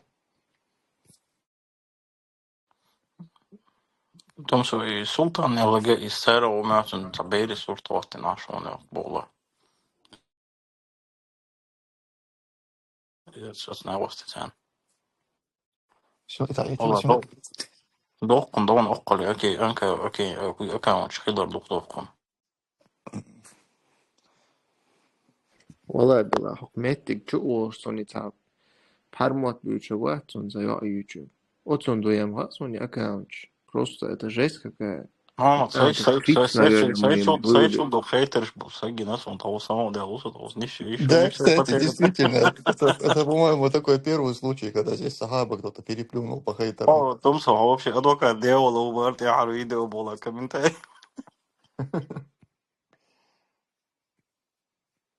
Так, ну что, давайте очередную порцию еще альмы возьмем. Дык кино, я шуны, адвокат дьявола, дык кино. Шамиль, хочешь вопрос. большой аджир заработать? Если Слышишь, твою Шамиль? площадку ты предоставишь мне иногда, то что вот пару уроков русским провести по Библии, и русским, и нашим. Тавхид хакимия Русский через язык ты имеешь в виду, Библию, хочешь преподавать? вопросы хиджры. Нет, у нас на Кавказе, подожди, не смейся. Библия не разоблачена. Покажи мне одну книгу, кто разоблачил Библию. Современная история. Шамиль, у меня один вопрос к тебе, серьезный. Это будет... Подожди, Даян, не перебивай, то Вот, ничего. кто не Старший... успеет на голосовой чат, старший, послушай. А есть у тебя какой-нибудь флешка или диск DVD, где у тебя вот эти вот наставления, где можно слушать? Да, у меня их, правда, много блокируют. Я готов. Смотри, у меня третейский суд, канал и чат есть. Вот так ко мне в личку напиши. Я написал тебе, посмотри, я тебе информацию скину. Сейчас. Шамиль, ты у него просишь Не, Макалова видел. Шамиль, ты у него просишь площадку, а что ты сделал со своей группой? Очень полезно вам самим. Вы удивитесь, и много русский ислам примут. Просто даже Ахмад Дидата, Зачем нам, чтобы подожди, русский ислам принимали? Ты в натуре с этими русскими остановись. Ахмада Дидата и Заки Найка, у них тавхид хакими вообще не разъясняется. У них вообще ни у кого я не видел вот это именно эту тему, да. Она очень полезна будет. И действительно, все ошибки в Библии это буду раскрывать. Искренние среди русских, я думаю, особенно те их попы, как я их сравню с фарисеями тех времен, да? Фарисеи с итальянцами, подожди, фарисеи, наши муллы и христианские Мы попы. это поняли, ты на вопрос ответь, да, Шамиль. Мне 56 лет, вас не воспитывали, я старше разговариваю, вы джайли, Как ты мочите 3 там. минуты назад, Вы что, 4-минутную запись закинул, что ты делаешь эфир с Тумсо? Как ты эту запись записал там? Ты же здесь разговариваешь, а нам даешь без остановки. У тебя в канале 2-3 минуты назад 4-минутная запись и скрин, что ты с Тумсо в эфире. Когда ты это успел вообще? это не я, это мои наибы работают. Все понял. То я сам удивился, быстро работает. Молодцы. Аллах помогает этой религии даже через фасику. Смотри сюда. Шамиль, тебе получается, как мы поняли, площадка Смотри нужна, сюда, да? топ. Не, это обязаны вы это предоставить. Шамиль, подожди-ка, Шамиль, секунду. Да. Ты говоришь, Да. Аллах помогает этой религии через фасиков. Только я не понял, кто в роли фасика? Тумсо или твои админы? Его наибы. Даже через фасику. Мой наиб, он Муавия это сделал, машаллах, брат достойный. Я говорю, даже через фасику. Там есть Просто атеисты, логическая цепочка немножко хромает. Есть хадис. Аллах помогает, даже через Кадырова помогает Аллах этой религии. Вы сомневаетесь в этом? Вы же знаете, Тумсо, я думаю, нам стоит переварить порцию ильма. Я вообще думал, здесь Тумсо выход. Не, подожди, брат, сейчас я вопрос задам. Не, у вас, подожди, вы нохчала нарушаете вообще, бля. Как вы можете старшего перебивать, а? Если я вас сейчас начну ругать, вы потом обижаться начнете. Тебе по факту Давайте, говорят, ты хочешь площадку, Шамиль, ну что ты сделал со своей собственной группой? У меня группы сексоты уничтожают. Там балаган у тебя происходит, ты то же самое хочешь здесь сделать? Смотри, во-первых, там я выявляю всех этих сексотов дагестанских, юждаговских. Они уже поименно их знают. Их матерей делаешь, оскорбляешь, да, матом сверху донизу. Слушай сюда, если твою дочку, вот сейчас ты же видел эту ситуацию, как он меня выводил. Когда урок идет, он в середину заходит. Вот так видишь, опять. Так ты людей оскорбляешь, даже которые тебе просто приходят какие-то шариатские вопросы, задают, ты их матерей оскорбляешь. Кого именно? Именно тот человек, который тебе зашел, шариатский вопрос, который ты задал, ты начал меня материть и заблокировал. Какой вопрос ты задал? В смысле какой? Ты вот так людей оскорбляешь, и сколько таких людей собралось, которых ты так просто Послушай заблокировал? сюда, я не то, что оскорбляю, ты тоже, если ты мужчина, если твоя дочка добивает и так далее. Аллахом то, что я один раз упоминал твою дочку. Слушай, перед тобой, во-первых, по-моему, я тебя вспомнил, а перед тобой извинился, и вот эта вот тема была закрыта. А ты сейчас на публику играешь. Зачем ты врешь? Не было такого. Как зачем врешь? Во-первых, ты нарвался, я тебя перепутал, потому что эти сексоты по методичке КГБ работают. У меня группа открыта. Не такая, как у Тумсо закрытый помидором. У меня модератора не хватает. И это случай ты сейчас не можешь забыть, да? Ну ладно, еще раз прости. Мне просто, знаешь, что интересно, ты просишь у него площадку, но ты сделаешь то же самое. Минуту. Вопрос, не сделаю. Уточнение у меня, очень срочный вопрос.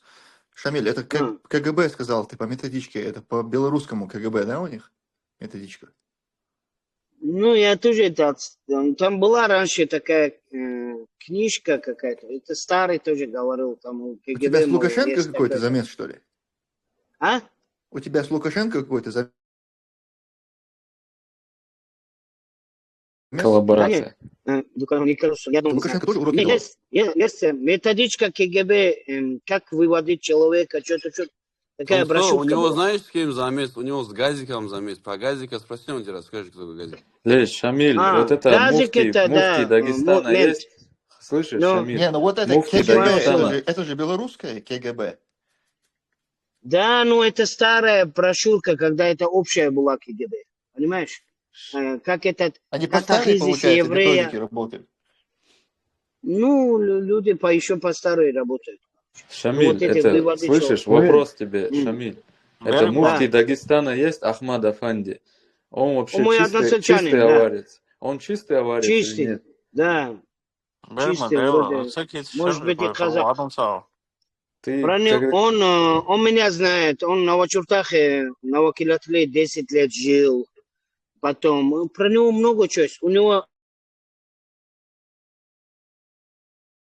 сестра, мама Роза работала, ее убили на вокзале. Сами же ФСБшники, походу, ее убрали. Беспредельщица была в нашем селе.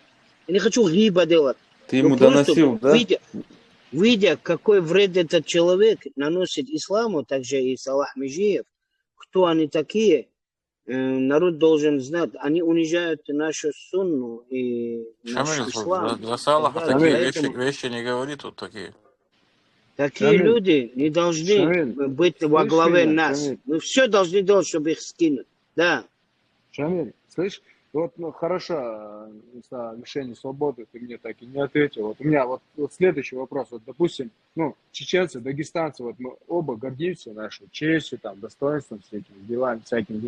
Но вот у меня вопрос, вот почему между нами, вот всегда между нашими народами больше соревнований, чем вот взаимного уважения? Вот почему? Вот из-за хороший, чего очень это? хороший вопрос. Это из-за нашего незнания таухида. Мало мы Не, учимся, я не вообще мало могу. учимся. У нас, У смотри, этого Кристиана прям смотри, у нас, мы, серьезный разговор подожди, идет.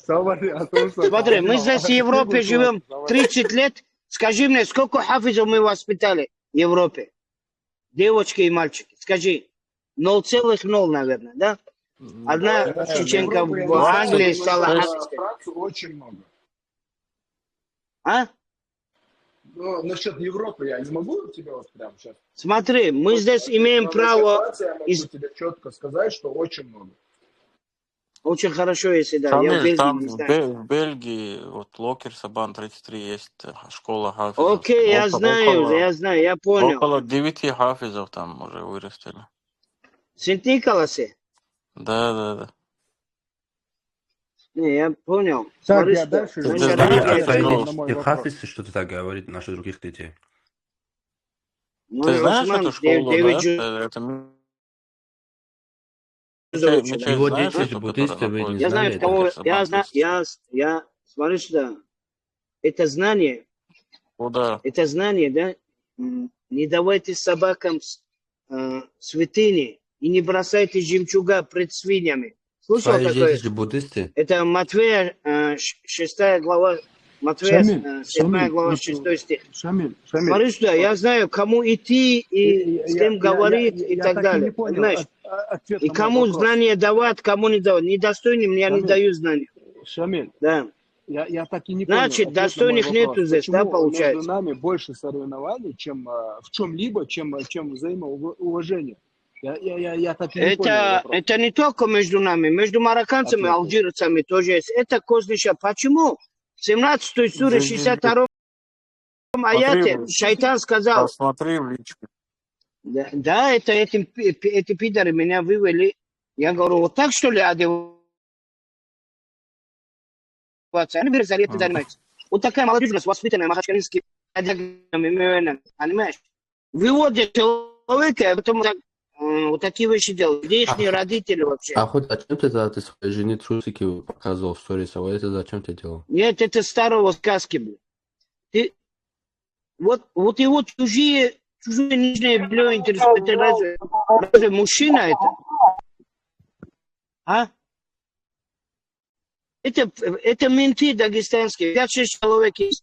Это их работа. Ну, кто профессионал, кто такой. Короче говоря, утки. Я хочу, чтобы вы все знали их. Чтобы сделали коллективную дуа, чтобы Аллах их успокоил. До тюрьмы я старого говорил, успокойте. Если его не остановить, пророка начнут ругать. Алейхиссалату. Именно так и вышел. В тюрьмы, смотрите, пророка ругают. В свое время надо останавливать, надо позвать на шариатский суд, мечеть, все на видео снять, предупредить, чтобы другим урок был. Кого надо, можно отхлестать, но флешку надо спрятать. Белда, том созарим чунга ойга доктор трахан халда ажим суда это отсоги. Все, Шамиль, нам нужно минут 5 опять переварить эти знания, дай нам перерыв. Слушал суда арда слушал отсоги. Ашимо, деневи анчо босопта губока, библии стали чучму. У него своя методология. Так он, брат, там проблема в том, что он 5 лет изучал Библию через Коран, у него своя методика, своя стиль. Особый опасный преступник умен. Нам просто мы не понимаем, для нас это тяжело это понимать. Вот видишь, человек 5 лет изучал, и когда он говорит это все, нам тяжело это все понять.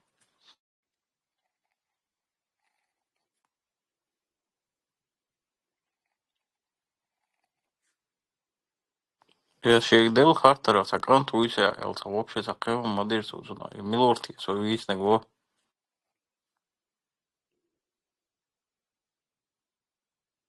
Дела Локер Сабан 33 оцензание по зайне Валгари.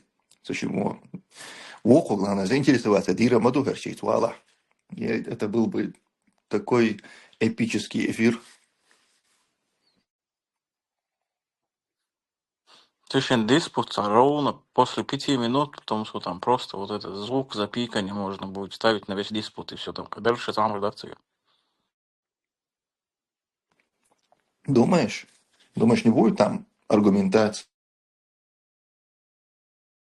У этого своя методология, у того своя. Ну, Смотри, если да, тот фактами Сыньков будет Каза долбить, как этот начнет своей свой методологией. фактический диспут, он фактами задавит, а этот его на шариатский суд Какой чуть вызовет, мне поставим банили?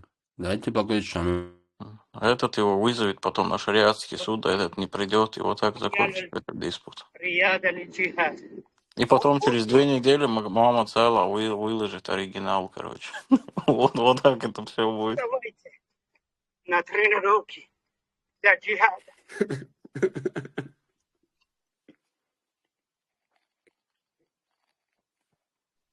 Бергман, брат, если ты еще продолжишь ему вопросы задавать, он тебя тоже на шариатский суд выложит.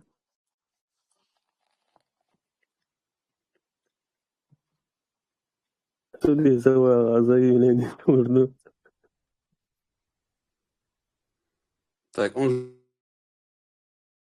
же утверждал, по-моему, если ты заявление написал, ты, по-моему, в куфр полный, если я не ошибаюсь. И в итоге сам пошел Так заявление вот это я все хотел спросить, я так и не понял, заявление можно писать или нет? Он написал нормально. Все, кто на него написал, он всех затакфирил. Ну, это, видимо, уже следующий урок. Ну, в принципе, если вы готовы, то мы можем включать и... Нет, ты ему главный вопрос задай, четкий, чтобы он не начал... Не, А ему вопрос даже не нужен, он автоматически может. Он же слышит нас, вот сейчас пусть ответит просто, чтобы знать уже, можно заявление писать или нет. Все, он включен. Да, на ментов можно заявление писать. А если тебя зовут на шариатский суд, ты должен... Я этих людей, А если он не мент? Не, подожди, Шамиль, пусть отвечай, пожалуйста. Если он не мент, нельзя. Это крайний случай, когда человек не идет и продолжает вот этой ерундой Шамиль, а можно так он сделать? сломал мой телефон, Сказать, он мои деньги что хотел момент, украсть. послушай. Он на Фейсбуке написал Шамиль, имя моей дочери. Подожди, Нет, Шамиль, тебе у вопрос нас не задает. пойдет. Если ты не слушаешь, то мы тебя будем выключать. Смотри, не выходи. Блин, вышел он. Зайди обратно, Шамиль. Я Слушай, хочу вот задать вопрос. спроси у него, тот, который пришел и пистолет ему показывал, он удостоверение ему там в Бельгии предоставил, что он мент, чтобы он за него заяву написал. Не, Он так сам просто не, решил. он так наговаривает, вы знаете, это он говорит, чтобы он так, а сам он Сейчас, наговаривает и шейх, идет. делает так, чтобы ему Вопрос было ему хуже. зададим шейху. عايز يدك وتشوشه. Получается, против Мусорского, Мусорским бороться, короче, не западло, да?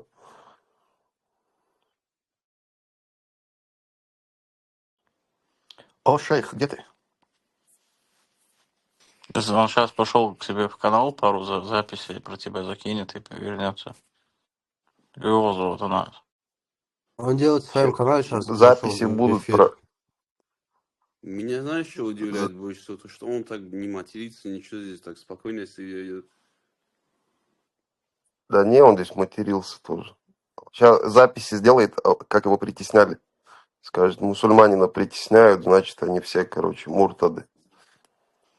Недавно пересматривал твои дебаты с Иудовым, и он там несколько раз говорит, что его знают как того, кто держит свое слово, и он дает тебе слово, что тебя уберут из розыска в РФ. Надеюсь, он сдержал свое слово, а то некрасиво получается, что будущий глава ЧР оказался таким балаболом.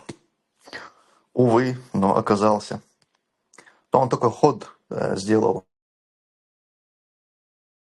Он это конкретное уголовное дело в отношении меня его прекратил, а вместо него возбудил другое по терроризму. Если до этого меня обвиняли в участии в незаконно вооруженных формированиях за пределами России, статья 208, то после разговора с Иудовым то дело закрыли, а возбудили дело уже по статье терроризм, статья 205. И теперь меня разыскивают по вот этой статье. В том, что раньше же все время исполняющим обязанности главы он становился же этот, как его, Заканев-то, Муслим Хучиев, да? Я просто не помню, что раньше когда-то был Даудов исполняющим обязанности. Там дело не в имени, там дело в должности. Премьер-министр становится исполняющим обязанности. Просто на тот момент был Хучиев, а сейчас... Я понял. Понял.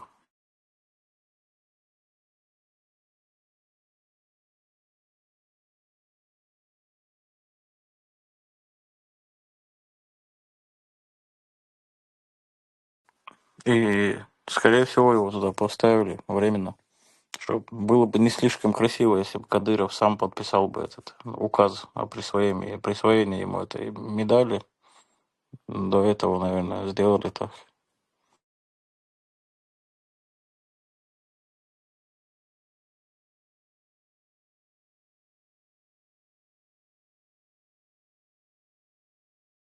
Кстати, Ахмадов отреагировал, иллюзионист, на выход против Кадырова русского населения в станице Наурской, Наире. Не, я не видел. Сейчас я посмотрю. У него последнее видео было на тему голосования, где он говорит 0 влияния, как бы 0. Короче, забыл. Нет, больше ничего нет, это последнего видео. Еще интересные события у нас намечаются. Дело в том, что у нас намечается 2 саммита. Первый саммит – это иллюзионист со своим напарником Акраманом. Его стали инициаторами этого саммита. Они предложили провести, значит, круглый стол с участием всех. Они сказали собрать всех активистов, сторонников свободной Чечении.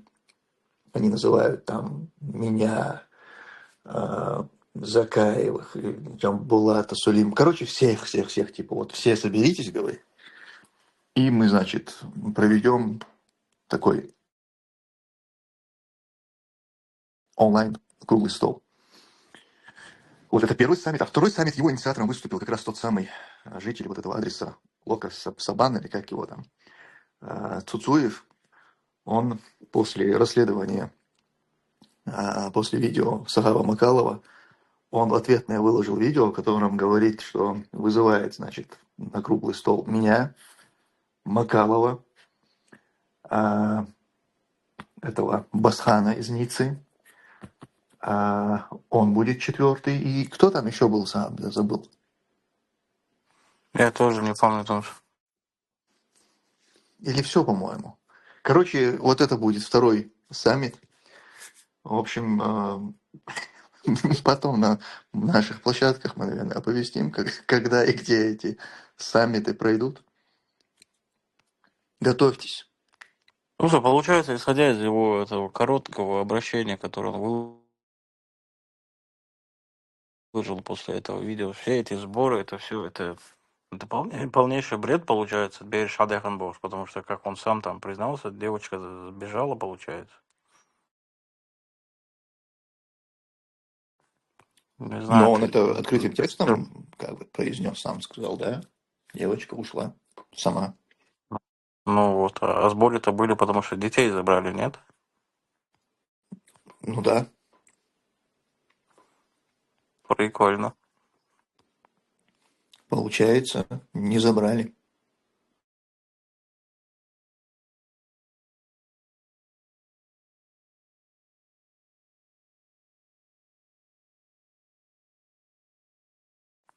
Ах, Арцуева, Амаалр, Хавалу, Агвалру, Илырка, ты сказал, что Вот, его я забыл, Арцуев.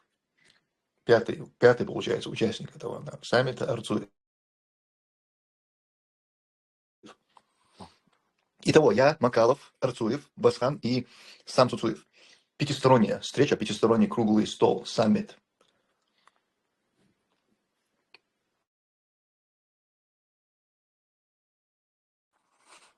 жесткая фактическая беседа там будет.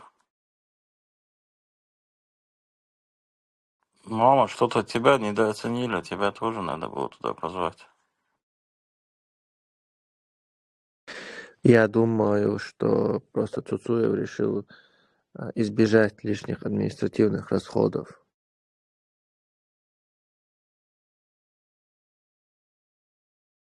Ну да, если и тебя позвать, ему придется еще один сбор сделать. Ему придется еще одну тарелку, кружку и вилку ложить.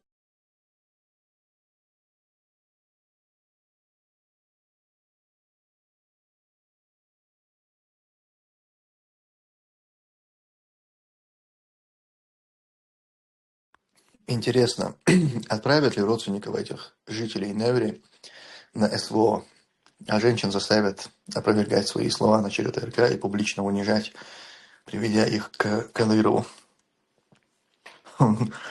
Очень интересно, конечно, действительно. Если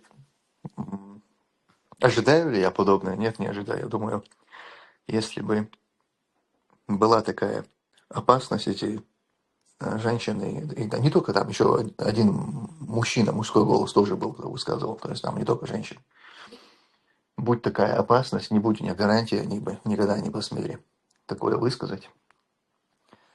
А учитывая, как Кадыров молчал целую неделю, и все, кто находится под ним, все молчали в течение недели, ни слова не говорили в отношении Шаманова, я думаю, эти русские жители Неври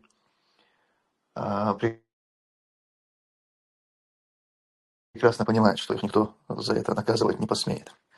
Есть у нас в Чечне неприкосновенные личности, оказывается, целые даже слои населения, и это точно не чеченцы. Царь видео что снимать, потому что с этого уже было понятно, что они очень сильно уверены в себе. Я не представляю ни одного чеченца или чеченку, который посмела бы вот так взять и открыто снимать видео в этом зале. Даже там есть момент, когда они камеру на зал так поворачивают, там женщина сзади что-то говорит, и вот момент видно, как чеченцы, чеченки сидят просто в шоке от происходящего. Никто ничего не говорит, никак это не комментирует. смешно, Чехеля, духсы лавок, которые рыцарь, да я их камерил. Мы-то знаем, как они это делают.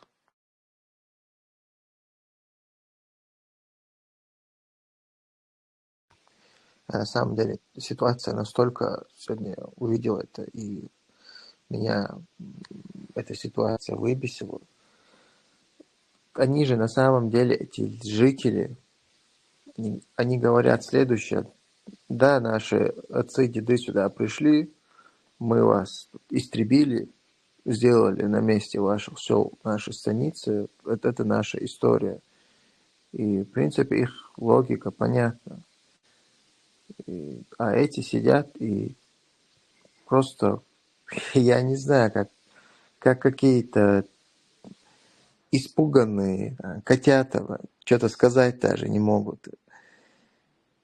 Когда ты сравниваешь то, что происходит с нашими чеченцами, чеченками, за какую-то безобидную критику, даже не в отношении Кадырова, а по какому-то бытовому вопросу,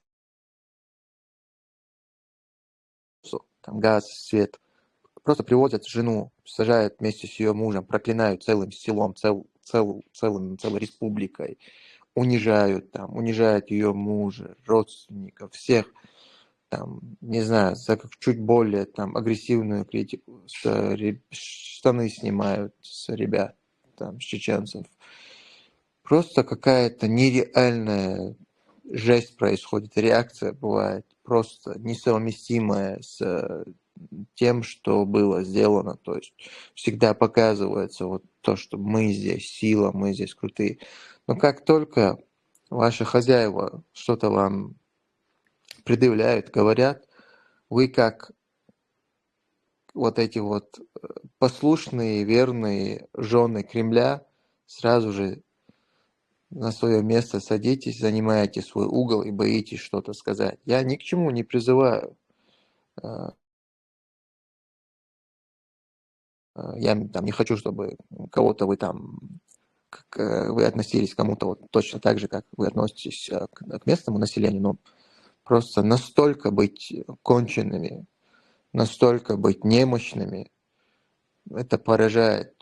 Такая ненависть у вас к собственному народу и такая вседозволенность, которая вам предоставлена в Кремле по отношению к чеченцам. Но в то же время, когда русские ведут себя гораздо агрессивнее, делают то, за что вы просто бы чеченцев растворили бы в этой республике буквально. Не только того, кто сделал или что-то сказал, а вместе с его родственниками. Здесь вы просто эти свои языки, знаете, просто их спрятали. И все, вы больше ничего даже сказать не можете, сделать-то я даже не говорю. Где ваша пропаганда, где иллюзионист, где ЧГТРК, почему мы не видим сейчас репортажи, как там целыми станицами люди извиняются? Где это все? Где ваша вот эта власть, эта брутальность, то, что мягко да и мадуйшу, вы же нам каждый раз кричите, приезжайте, мы здесь, мы хозяева, вы там постоянно говорите о том, что вы хозяева на этой земле, и якобы вы показываете тем, что вы унижаете, пытаете, убиваете, преследуете чеченцев, чеченское население. Но в то же время вы не можете ничего сделать, когда критику даже пожестче в республике высказывают русские.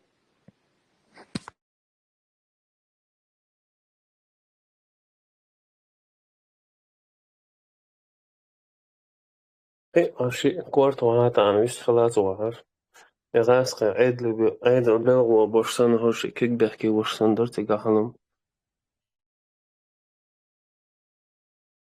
Он такие дадут слушать, голосовой чат, чё.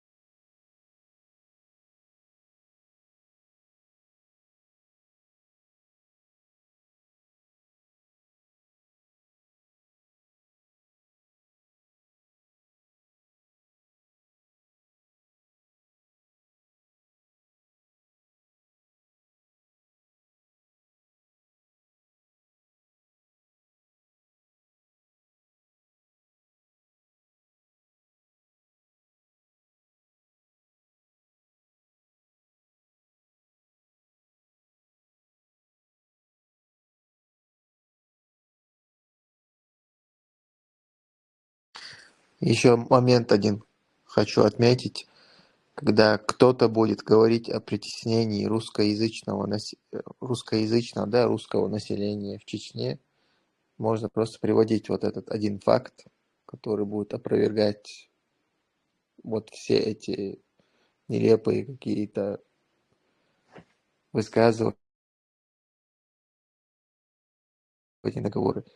В Чечне нет более ущемляемого и преследуемого населения, кроме как сами чеченцы. Нету другого. Вот есть только чеченцы, самая притесняемая группа в Чечне. А русские – это привилегированная группа. Просто удивительно то, насколько вы трусливые кадыровцы, настолько вы трусливые, вся эта ваша бравада, вот эти ваши формы, там, выстраивание оружия, там, вы все с гранатометами, там, выстраиваетесь, такие вы все, короче, угрожаете, там, я не знаю, на бутылки сажаете. Ну, что вы только не делаете? Вы просто над чеченцами в Чечне измываетесь. Но как только вопрос касается ваших хозяев, что марцхошик, тамакача, как только вопрос коснулся русских, все, просто это как какой-то мыльный пузырь, вы сдулись, вас нету. Сделать-то вообще я даже понимаю, что вы ничего не можете. Да вы сказать даже ничего не можете. Вы вообще просто... Я не понимаю, как вас вот это вот укладывается. Вот все равно вы же как-никак люди из этого народа. Вот как вообще вы можете после такого сами с собой как совладать? То, что вы настолько отвратительно, настолько с какой-то ненавистью, с садизмом относитесь к своему собственному народу, и вообще вы прощаете, и вот у вас вообще нет никаких проблем с теми же русскими, которые проживают, которые вас критикуют, и в данном случае эта критика гораздо она серьезнее, чем те прецеденты, которые были до этого, за которые вы просто какую-то нереальную реакцию вы делали. Какая-то странная, несовместимая, несоизмеримая просто реакция была.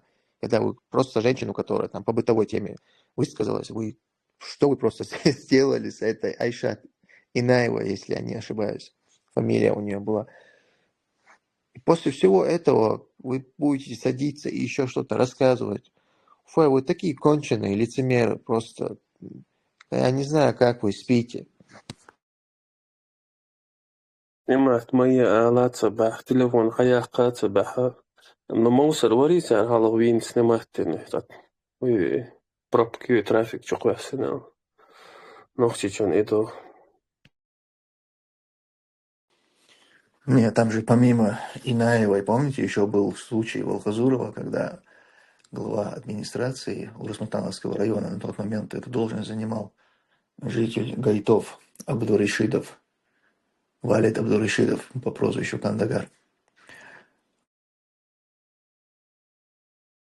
Он тогда, я не помню, из-за чего это было, он задает вопросы этому жителю Алхазурова, и он на чеченском языке говорит: помните этот момент? Вот прямой коллега, как он себя, как чеченцам он себя ведет, и как эти ведут себя с теми, кто... А тот, главное, ему никакую критику, ничего, он какой-то вопрос задал, попытался что-то у него спросить, и он его вот таким жестким образом, показывая это по телевидению, прям опустил, унизил его. А тут, наоборот, русские жители Наура просто опустили всю эту администрацию. Нет, он что, он не хотел ему вопрос задать, он хотел ему объяснить, почему так много мусора там на остановке. Он ему хотел объяснить, что дети мусорят, и на это он ему это говорил. Почему ты, мол, ничего не делаешь? А он А вот представьте себе, что такое там было. Представьте себе ситуацию. Вот чеченец просто попытался объяснить главе администрации, почему на остановке мусор. И тот, возмущенный этим моментом, он его начинает вот так вот оскорблять в прямом смысле. Он разговаривает с ним так, как нельзя в чеченском обществе. Мужчина с мужчиной не может так разговаривать. За это как бы моментально должно прилететь. А тут вот ровно то же самое, что сделал этот тип, сделали жители Наурского района. Просто они наоборот опустили всю эту администрацию и в ее лице всю местную власть. Сначала Шаманов их опустил прямо в Думе, теперь жители Наурской, русские жители Наурской опустили их в здание администрации Наурского района.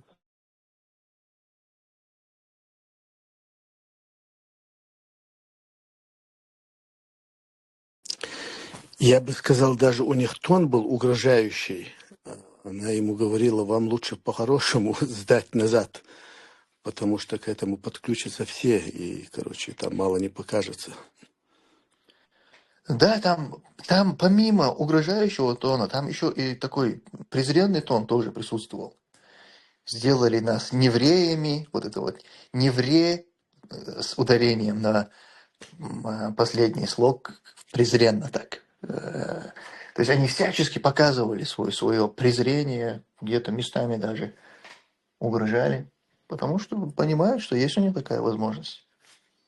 И это настолько это режет слух, глаз, это настолько мы отвыкли от подобного, мы сколько лет мы этого не видели. Невозможно было себе такое представить. И на самом деле им сейчас что-то с этим надо будет сделать. То есть какая-то дальнейшая реакция, какой-то репортаж, что-то произойдет, но не произойдет. Я уверен, что не произойдет ничего того, что происходило до этого. Вот как было с Айшат Инаевой или вот с этим жителем Алхазурова. Ничего подобного не будет. Будет встреча, на которой с ними поговорят, все друг друга поймут и по-любому разойдутся. Что-то такое нам в любом случае какой-то спектакль нам должны показать. Это просто так это оставить, конечно, нельзя. Ну, сначала нужно разрешение в Кремле попросить. Как себя вести на этой встрече, нужно сначала проконсультироваться.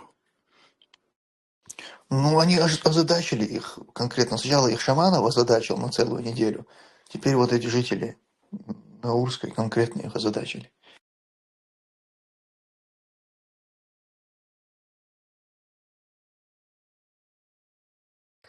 Тут есть два мнения.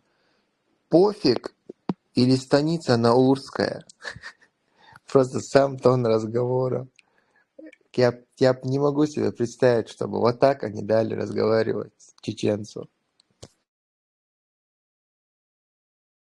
Кстати, вы еще там момент заметили, когда они говорят, вы собрали тут каких-то людей, заставили их что-то говорить, типа, кто эти люди? То есть они, походу, те, кто до этого обращение к Шаманову записывал, кого они там нашли, они не присутствуют, видимо, на этой встрече. Вообще непонятно, кто эти люди. И они спрашивают, это кто, типа, где вы их достали?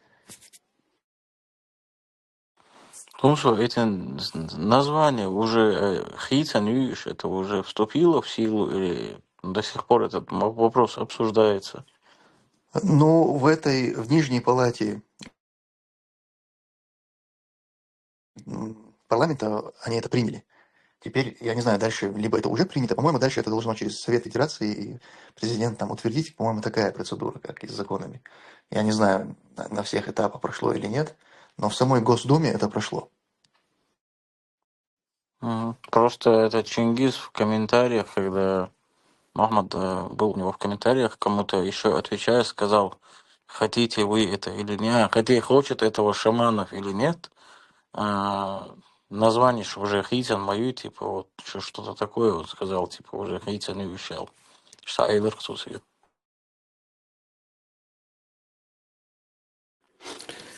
Вообще там этим женщинам был предложен еще компромиссный вариант, как город Наур. Лично по мне, город Наур это даже звучит более удобно для того, чтобы, допустим, для того, кто там родится, допустим, если он переедет куда-нибудь где надо будет ему на латиницу, это все удобнее все-таки Наур. Да и в разговорном он носит название Наур. А вообще слово Наур, оно же идет от того самого Невря. Иначе откуда это? Это же не русское слово какое-то. Ну да, если куда-то там углубляться, это другое дело. Я сейчас не об Но я исторических просто таких. не понимаю, почему они себе там тельняшки рвут, если русского в этом слове вообще ничего нету. Ну, у них люди, наверное, по разным причинам тельняшки рвут, но вот лично мне Наур подходит, потому что это как бы привычно, и его легче написать. Я бы остановился на, вот как бы сказал бы, хорошо, сделаем компромисс, город Наур. И удобно, и 4 буквы, и как-то, и в разговорном все к этому привыкли, и его же разговором Наур называют. Почему они тельняшки рвут и выступают, мне это очевидно. Их отцы своей кровью зашли, там, сожгли, выжгли, уничтожили там чеченцев, чеченские селения и поставили станицы свои казачьи. Естественно, они говорят, ничего себе, это наша история, мы сюда пришли, вас, чеченцев, тут истребляли, как бы кровь проливали, чтобы вас приструнить, так сказать. Оккупировали вас, и теперь вы что, типа, смеете тут название менять на свой лад, на чеченский язык, что, возвращать что-то будете? Это как бы такой символизм, то, что мы здесь пришли, победили. Да, Это с этим понятно, просто само название, как бы, чеченское же, понимаете, это там не шелковская, там не Не, ну, серноводская, там не такие вот названия, которые прям русские слова, понимаешь? Я поэтому говорю. я не сказал бы, что они с таких националистических взглядов. Да, если мы историю начнем, там, да, у них предки, может быть, и нехорошие были. А Ну а может, с именно каких предки еще, с этих, каких еще? может быть, предки именно этих женщин, мы даже не знаем, они вообще там были или нет. Там разные люди живут. Там есть беженцы из Украины, например, когда в 30-е годы был голод. Там есть разные, и там народ в большинстве своем, они более такого интернационального духа. Там чеченцы с русскими именно в самом Наурском, насколько я знаю, по сравнению даже с соседними станицами, там Микенская, Знамя, там, что там еще есть, Черленная, вот по сравнению даже с другими станицами, там люди жили относительно как бы более мирно друг с другом. И просто мне не кажется, что у них такой националистический подвох. Хотя разные, может быть, не знаю я. Но я, например, чисто морально на стороне этих женщин.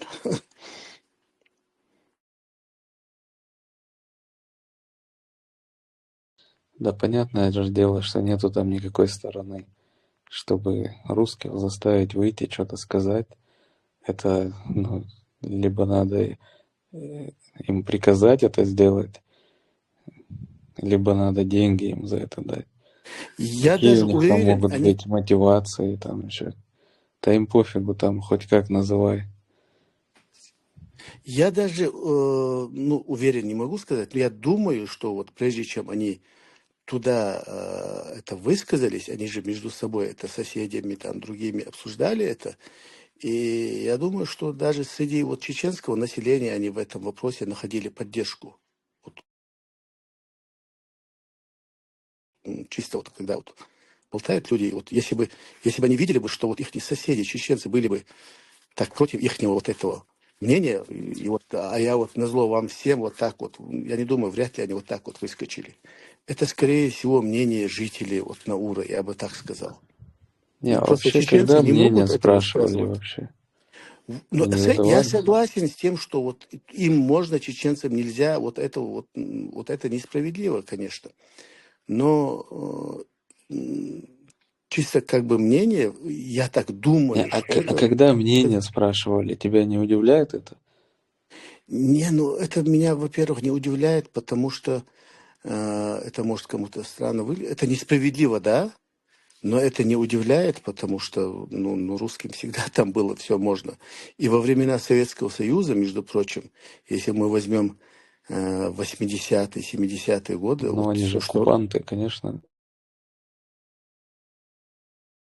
просто они привилегированная привыкли, часть. что им можно возмущаться, их не на возмущение, их... Да, они всегда были привилегированы. И где-то вот после, можно сказать, после 85-го, 90-е годы понемножку там было как бы более или менее там все равны, а до этого там все были равны, но одни равнее.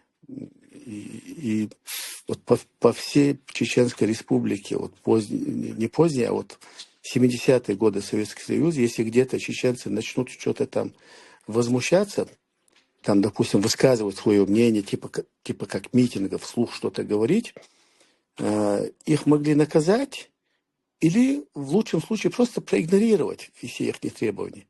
А вот жители, допустим, там русскоязычные, там Науры или из Грозного, они могли что-нибудь там возмутиться против там линии партии, раз вот типа вот мы народ, и все, и спокойно добиться своего они могли. Понимаешь, им было позволено, им было, их это поощрялось, одобрялась вот эта народная инициатива. Но их инициатива поощрялась, а чеченская нет.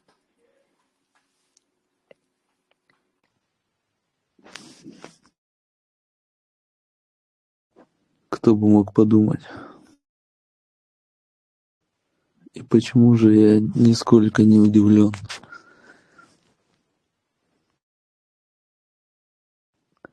Кстати, а где Шамиль? Вы его что, Он наказали? больше не появился. Он Они исчез. в голосовом чате там ругал нас, что по 5 минут только дают разговаривать. Я даже помню один момент, кто-то рассказывал, это, конечно, можно сказать по слухам, у меня твердых данных нету, в те времена в среднем за одни и те же преступления, кто-то мне говорил, чеченцев сажали в сроки в 3 раза больше, в 3 раза длиннее, за какие-то хулиганские мелкие проявления. Вот чеченцы были, как бы их нужно наказывать в 3 раза больше. Если там тому год дадут, там чеченцу 3 года. За одно и то же преступление. Hinsidu Mertonsson, Samkhitsadallah. Сейчас это уже, конечно, сейчас в разы больше стало. Сейчас, если вспомнить те времена, это еще были как бы более справедливые времена по сравнению с тем, что сейчас. Демократичнее. Да. Тогда хоть на словах был Либеральнее, я бы интернационал, хотя бы на словах был. Сейчас его нету ни на словах даже. Сейчас такой Сейчас есть мультикультурный бордель. сейчас демонстративное есть подавление одной нации. Вот им демонстративно прямо говорят, вот вам нельзя ни вякать, ни возмущаться, ничего говорить. Ни публично, ни не публично. Ничего нельзя чеченцам. А другим можно, пожалуйста. Не только можно даже.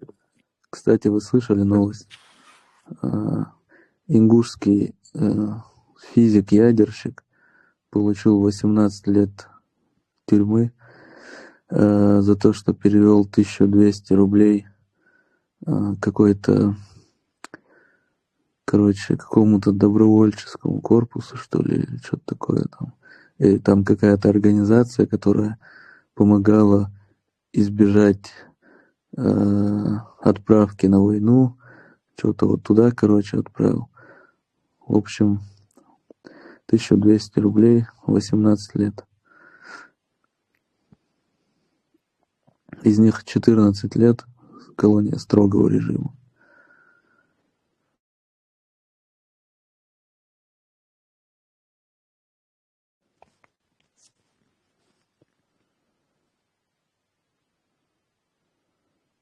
За 12 евро, да? 18 лет.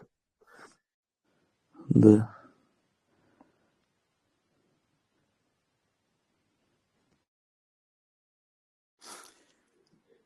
Я даже, раз уж мы вспомнили про национализм, я даже скажу, по крайней мере, на словах, большинство русскоязычного населения, именно из Наура, они были за Ичкерию, по крайней мере, в начале Первой войны. По крайней мере, на словах они так были.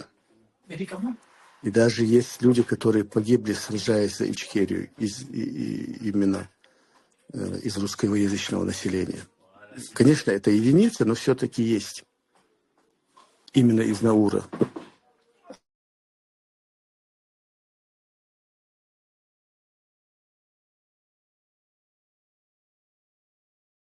Саламу алейкум. А правда, что в Союзе чеченцы не могли работать в Чечне и должны были работать за пределами Чечни? Ну, совсем не должны, не могли, это неправда, конечно, но продвинуться куда-нибудь, да, вот карьеру сделать, конечно, за пределами было легче.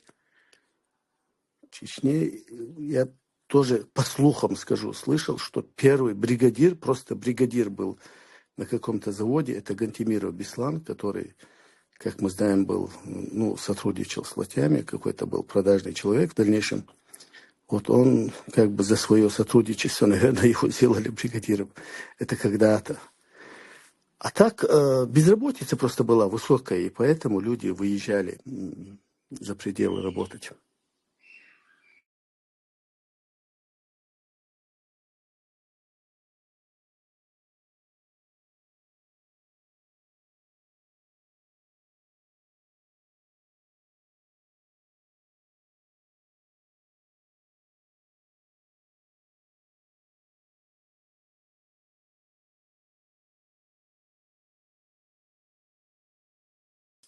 Там еще имеет значение, о каком периоде мы говорим.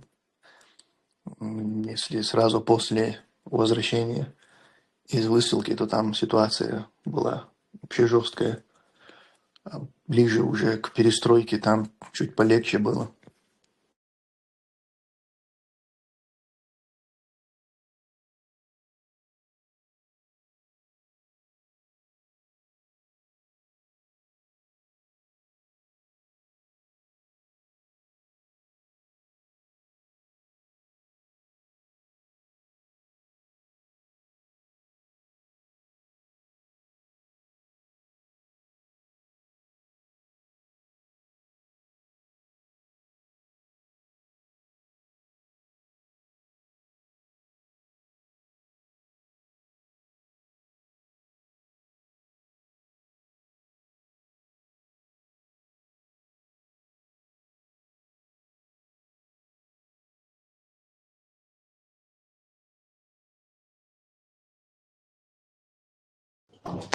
Короче, бороду куркумой красили, говорите, да?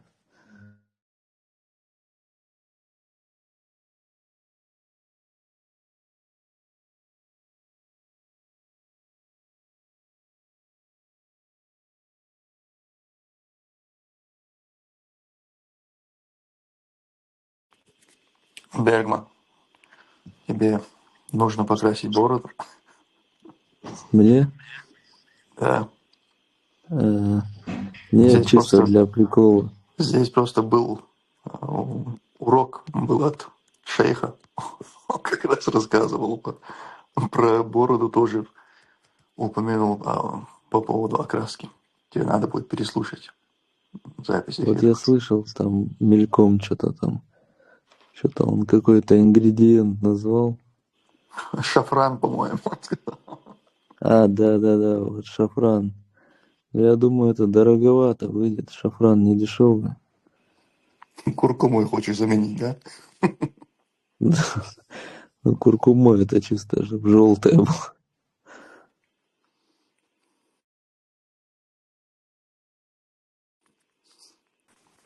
Том, что ты видел, вот этот Кадыров объявил конкурс, кто больше проголосует за купюру, получит 17-й iPhone, 10 17-х айфонов.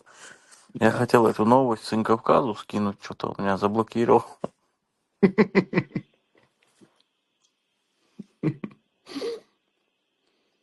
Как-то донести надо до него это.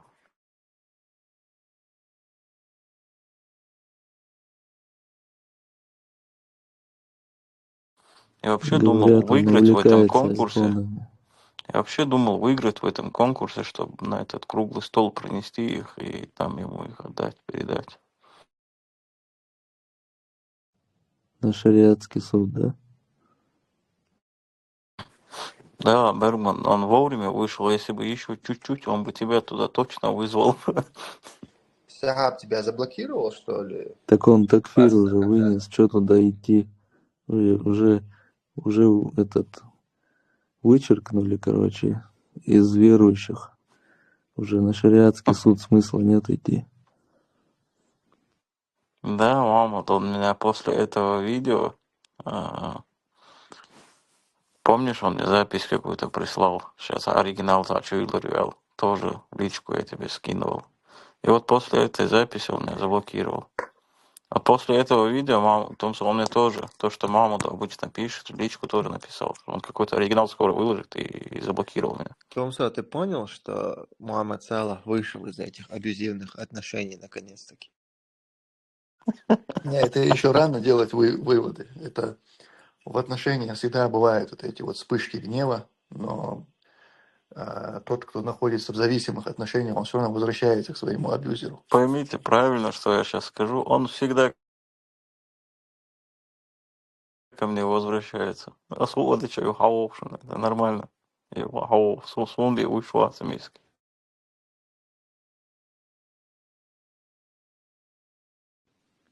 Сахаб, я бы на твоем месте, раз ты адрес знаешь, туда пачку Рафаэла с красным бантиком отправил бы.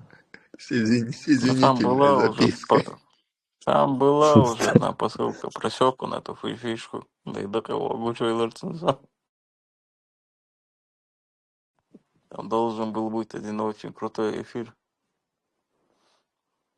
Но посылку он получил просто, он просек эту тему. Че, он все-таки Не, удосужился он проверить? один до эфира распаковал, скотина.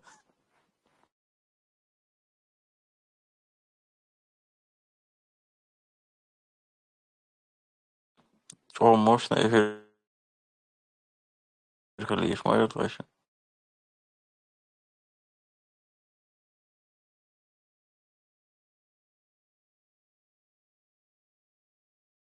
И вот теперь я у него заблокированных.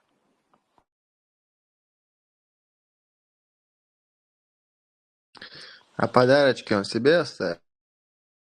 Вот это я не знаю, что он с ними сделает, посмотрим. Меня больше интересует, куда он делал тот самый подарок под упаковки планшета. Остальное это ладно. Флаги он может сжечь.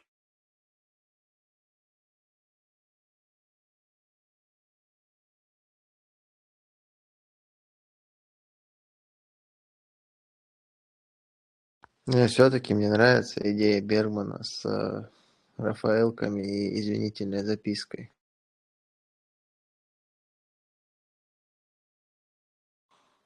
Все-таки попытаться доебываться, мама. Ну, Надо, вдруг надо, простит. надо, Сахаб. Попытайся. Как раз Как Хэллоуин, то есть на говорят. Хэллоуин, это шоколадка, что, о чем даже. Нет, тыку, пошли ему, Сахаб, тыку, реально.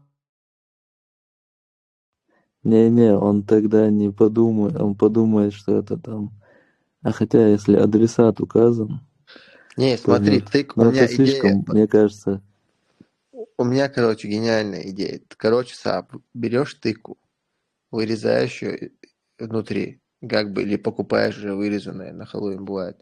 Туда внутрь ложишь Рафаэлку и записку извинительную. И с просьбой не выкладывать оригинал на следующей неделе, да? Именно так. Не-не, смотрите, у меня есть более такой интересный этот способ, идея. Короче, ты отправляешь Рафаэлки и конверт, а в конверте флешка, чтобы добавить таинственности.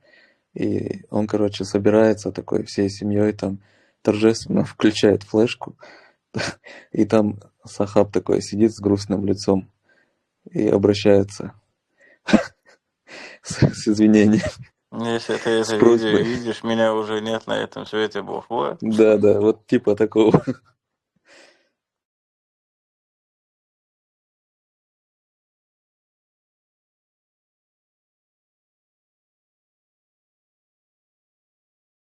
No tumsos maailmarots pääsena Kafkaze Shamili очень диспутажу орсободидич.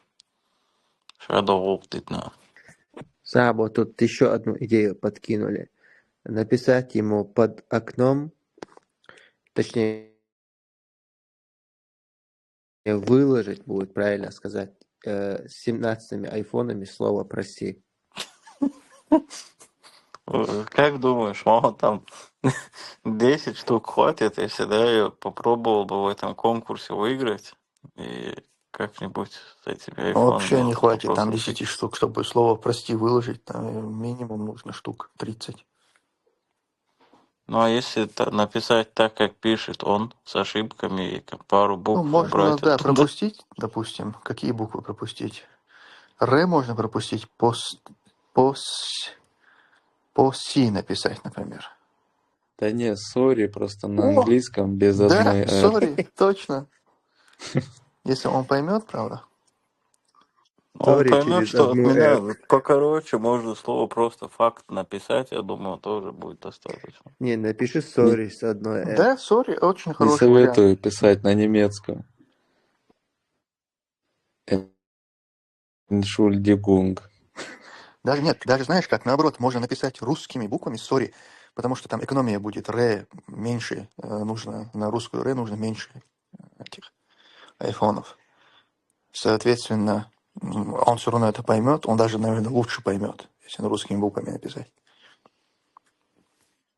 Слушай, а если в этот момент, когда я буду сидеть и выкладывать эти буквы из коробки, под айфонов, если в этот момент он выбежит, как за теми, кто, помнишь, к нему приходили из гаража с топором, в этот момент что мне делать? Дописать это все-таки или убежать?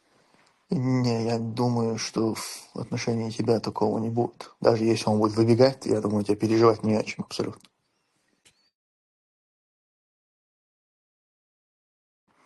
Все-таки на подмогу все-таки скайповского возьму, если он выбежит, чтобы он в этот момент его на шариатский суд позвал.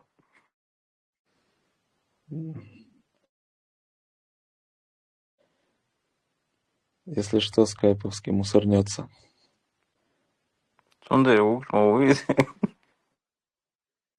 Тебя защитит бельгийская милиция. КГБ боя? Ахина возьми одного на подмогу, там есть один. Наверное, он подпишется. Мне кажется, с ними я точно туда не доеду. Они хорошие молодцы сега.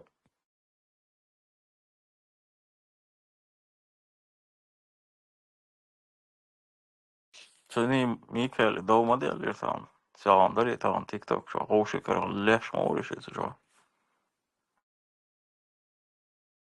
Дела ма. Это все. Цан вох шини дела идол.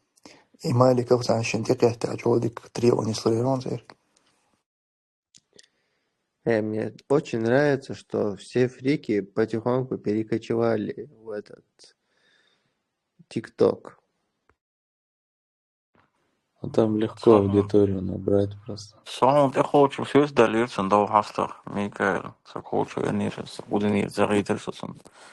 Я до тебя доберусь, я у тебя машину заберу и буду на нем ликовать на ночь матвичу. Что ты сам не надо, и ты ляться один человек, рядом сейчас рано укол шумом. И вечером мне звонит. Telefon aldı sonra lava автобуса поезда ума чакарам хога машин мой хок Лейпциге хавула бёрс фола så بط أسوال تقية طريقة إيضا يبتو Ави чё, криво гумецон. Это ахини ашу. Асмализа Микаил. Мализа ахини ашу. Ахини рокца стрелшки. Криво. Он переехал, он сейчас не в Ахене, он в Рейнсбурге где-то живет.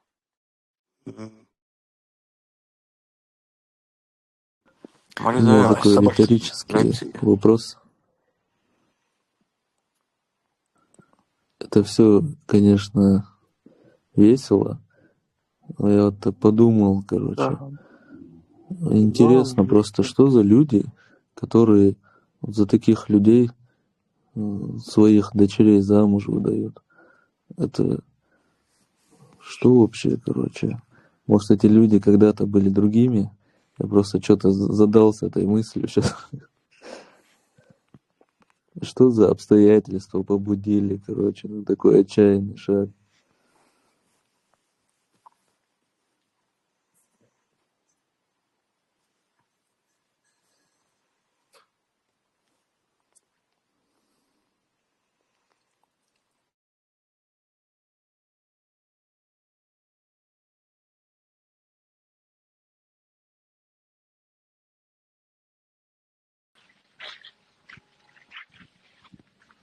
Да.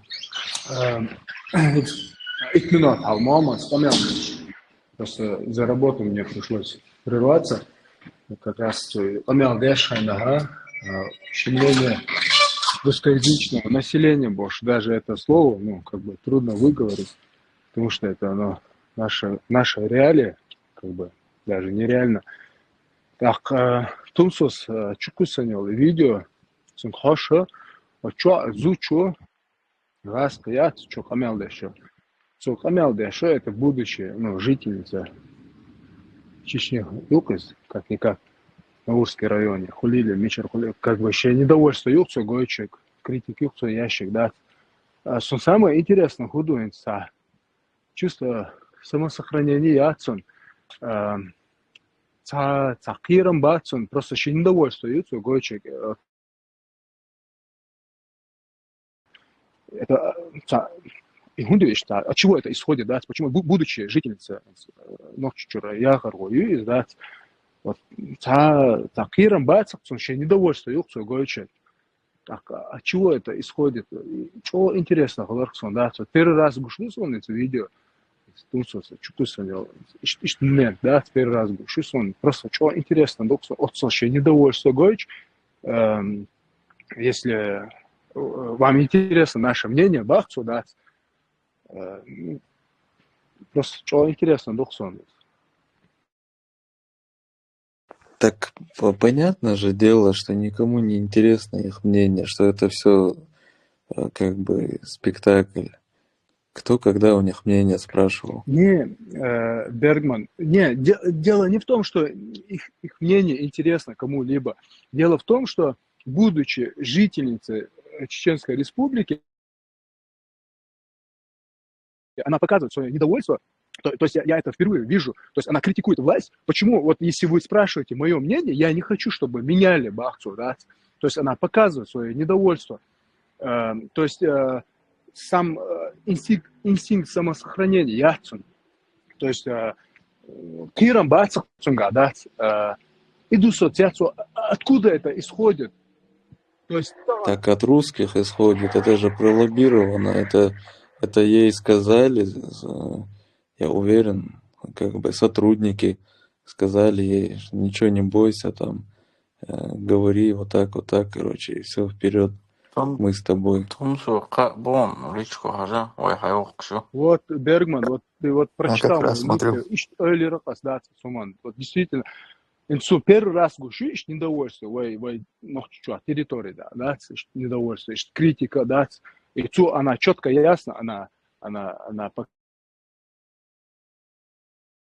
показывает, она говорит, что если вам интересно мое мнение, я против этого бацу, то есть и как бы смотрю, будучи жительницей Чеченской Республики, она показывает свое недовольство. Так, Муаммад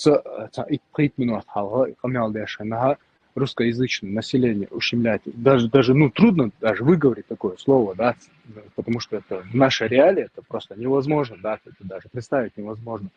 И вот, Бергман, вот ты вот просто прочитал мои мысли, вот действительно, это откуда это исходит, да. Конечно, там же населения много, как бы русскоязычных, точнее русских, не про русское, мы-то все русскоязычные, можно сказать, кто по-русски говорит, это русскоязычно называется человек, как бы русские именно, их-то там много, тут какая-то одна баба вышла, и то есть это все инфоповесточка такая, короче. просто она озвучила то, что власти, да, вот это русское лобби, да, скажем так, русская община, там, не знаю, вот это все фасадные вот эти моменты. Вот.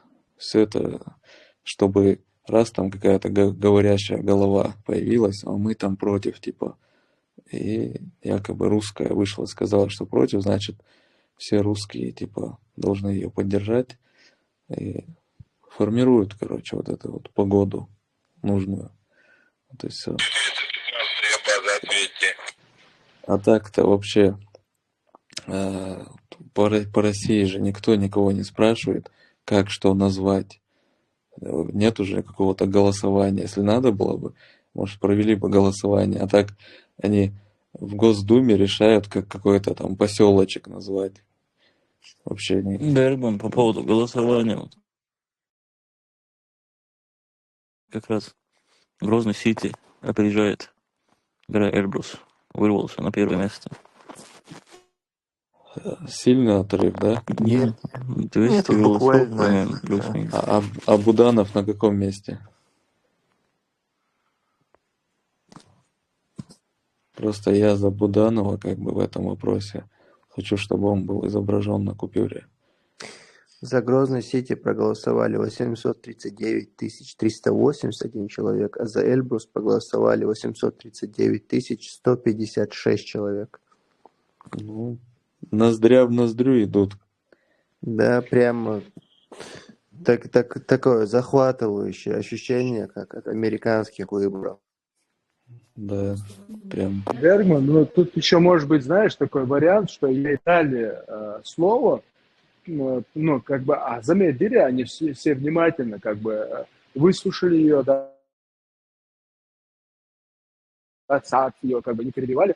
Может, это такой вариант, что, как бы, вот у нас вот такая демократия, что мы слушаем граждан, которые живут непосредственно в том или ином районе, да, их недовольствие, мы это все принимаем, может, тоже такой момент тоже может быть. Это, знаешь, как коррупция, которая, знаешь, там в России или в Казахстане, вот они там показывают, как акимат где-то там халя, санчу, по коррупции, да, это все, это же понятно, что они, это все показуха, да, и в этом плане, да.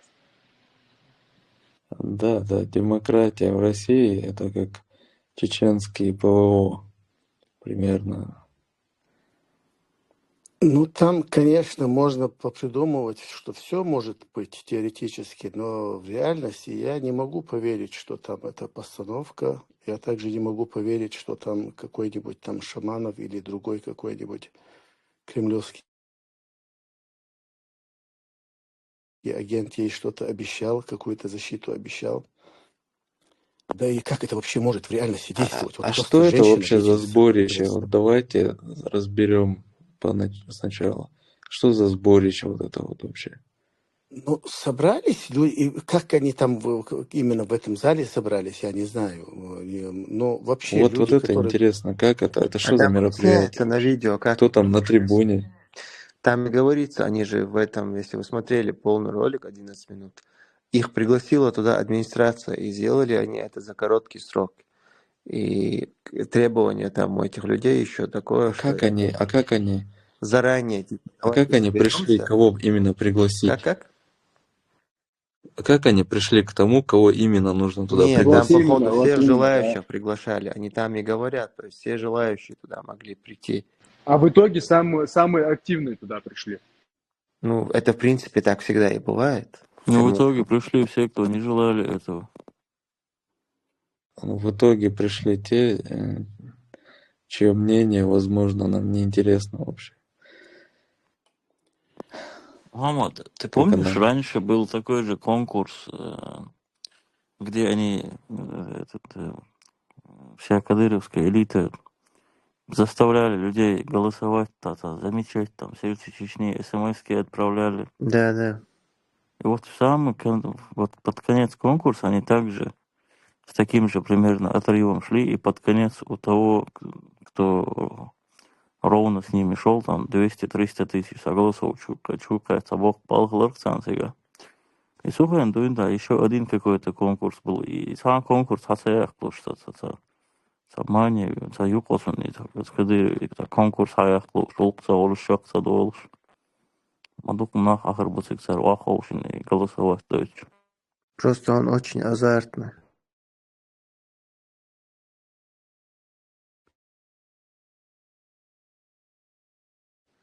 Рамзан просто игрок. А меч Хуицер, вообще, куда они хотят нарисовать? Это на деньгах или где? Да, там 500-рублевая купюра. 5000, да? Нет, 500-рублевая купюра. 500, и на нее, да? типа, выбирают эту вот картинку, да. И там сейчас как я понял, из возможных два варианта. Или Эльбрус, или высокоэтажки Грозный-Сити. А именно ищи вариант, он говорит, Эльбрус или... Нет, там Нет, еще там варианты еще есть. есть. Просто из сейчас возможных яиц. Там у других вообще нету и близко таких показателей.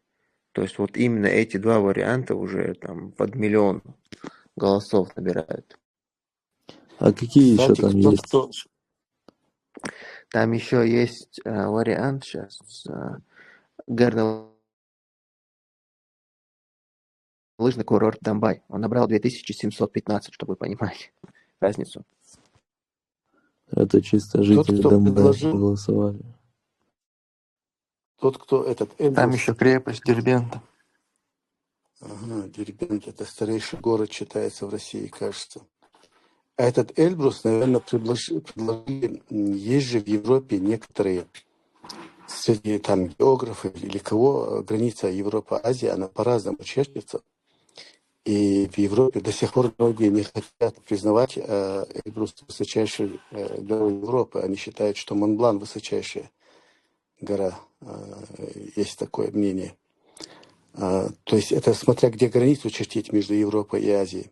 А если границу прочертить вдоль по Кавказскому хребту, то получается высочайшая гора в Европе, как бы получается в России находится, а не где-то там во Франции.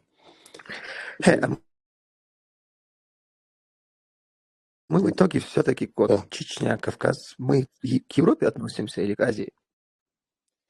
А тут разногласия, тут эту границу расчертили несколько раз, и дальше никак не сойдутся они. Но вот большинство склоняется к тому, что вот по Кавказскому хребту, и тогда мы Европа, если по Кавказскому хребту. А если по другой какой-то границе, с которой одни из европейцев не согласны, то тогда мы Азия, и тогда высочайшей горой Европы становится уже не Эльбрус, не Казбек, а Монблан. Как Ой, сказал Шейла, Дудаев, самая большая мечеть в Европе была. Шахам садится офига. Не, ну давайте тогда будем в Европе, потому что если мы будем в Европе, получается, у нас будет самая большая гора в Европе. Так что я хочу все-таки, чтобы мы этот вариант да, как принимали и настаивали на нем. я просто Ну, не в знаю, последнее время как большинство отнесутся жителей люди. Европа с этим согласны. Не, если Азия, Европа, смотря направление какое, северное или какое направление, хажа моду, если чуть-чуть, оно севернее, так оно получается, более к Европе целились. Ну, ограничить однозначно ясах. Хотя его баз, большинство, и понемножку, это раз уж большинство, то остальное меньшинство тоже понемножку придет к этому большинству. Вот на юге тоже они более или менее определили эту границу между Европой и Азией. На севере она более или менее определена по Уральскому хребту. Там, кажется, разногласий нету. А вот в южной части немножко они там туда-сюда бросают эту границу. Ну, тоже почти определились, скажем так, по Кавказскому хребту. Вот, по северному, да, если смотреть по северному, ну, мы считаемся, наше расположение по северному Хашча, так мы больше к Европе относимся. Короче, А как если сказал с Уральского Дудаев, хребта, или если с Уральского хребта линию начертить вниз, куда попадем? Четко, прямо, на юг. Ну, там опускаются они в Каспийское море, и там кто-то это Каспийское море делит, кто-то по... Короче, там я точно не знаю. Я просто знаю, что в этих двух разных версиях, в одной версии Монблан становится высочайшей горой в Европе. Раньше он и был, ну, как бы по границам, которые были раньше, они его считали высочайшей горой. И до сих пор, если вы пойдете на Монблан, там вы найдете там всякие эти открытки, где до сих пор там жители эти, которые рядом живут, Монбланом, они до сих пор уверены, что это высочайшая эта гора в Европе. Но если Израиль А по факту, выступает на если сейчас Евровидении, почти предположим. Но это уже есть еще политическая Европа. Есть географическая Европа, есть политическая Европа. Тут уже политическая Европа, она Да, кстати, Асланбек, да, правильно. более активно двигается туда-сюда. И страны, которые географически считаются европейскими, политически не считаются. Короче, я третий раз попытаюсь процитировать Дудаева или Гамсахурди, не помню, кто это сказал. Но то, что Кавказ — это и не Европа, и не Азия, это просто Кавказ. Точно. Это нечто Распорка. иное. Как? Распорка бывает, вот этот заклад бывает, делает между одежду, когда сшивает. Да, и в то же время то, что уже известно, это то, что европейская цивилизация в плане генома, да, как бы взяла свое начало с Кавказа. То есть это речь идет о очень глубокой древности, как бы миграция людей А именно с Кавказа. на Кавказ пришли с Шама, а с Шаму пришли с Африки, если так копать. да там Ну, 35 да. теорий, сейчас всех их... Подожди, не в тему. Просто вот эти же Telegram, что-то конец свободного интернета, и бог статься уведомления, что ты еще никакую говоришь. Да, это Дуров просто рекламу делает, чтобы себе А в чем привлечь реклама? внимание. Туров, короче, сделал публикацию у себя на канале, и всем пользователям, походу, телеги теперь это уведомления Если его приходят, на когда него они нажать, снимают. на пост перекидывать, Да, теперь понял. я. Ага. да. Грамотный ход. Sabe, tu памяти остаться. Дуров Выйти, нас автор. уведомляет, что мы должны выйти на резистанс. Мама, Ну что? скайповский шорты, что даже есть? Вот это, как это на французском? Резистанс, как это было? Типа, противостояние. Resistance. Вот. На французском еще как-то это звучит. На баррикады. На французском контра. Да, кстати, еще у них есть это слово. Резистанс, у них будет звучать резистанс. Сопротивление, резистанс по-французски. Вот, резистанс. Еще там песня у них была, помните? Резистанс. Француз, det ena koden med aktionsverksamhet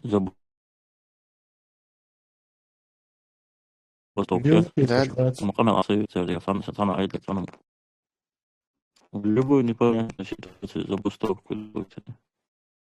В любой непонятной ситуации сжигайте машину, говорят французы.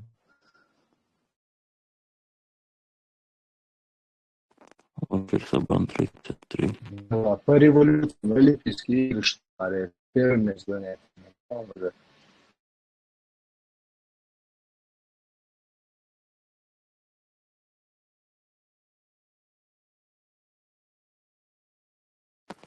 Protams, var nākamreiz bas ličku jādoš saukļu. Tālāk čert полноценный jāst Болталns un līdzelīna. Сахабан līdzies Болталн. Все говядина свойз. Он просто не знает, что у меня в боте творится. Я просто уже игнорирую. По 500 раз, короче, одно это уже проговаривать неинтересно. وقصوا حمل قشيك ده صحا إفيرش proefschets. Nou, kan ik doen. Het is toch zo'n buitentoon, kutja. És hoe proef je hoe deelt je? Ну, это сейчас сигарка, он даст, ну, и, короче, это, видимо, это сейчас самая актуальная тема. Нам сейчас надо вот этот вопрос решить.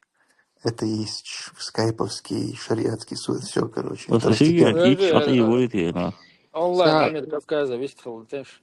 Just вариант Google шариатор он не было. понизите вариант. Snus Tiwala, on est Швейцария, а то смотрю, Snus Tiwala.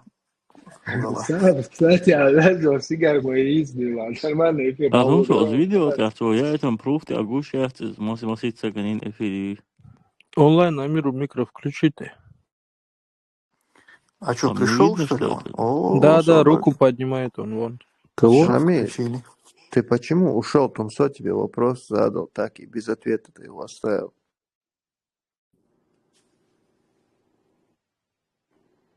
Он сказал, что 5 минут мало. Шамиль, мунки уголи. Шамиль, я тебя вызываю, где ты?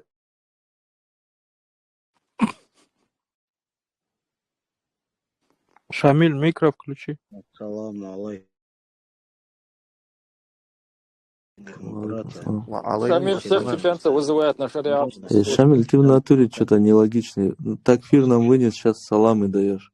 Послушай сюда, он такфир не выносил.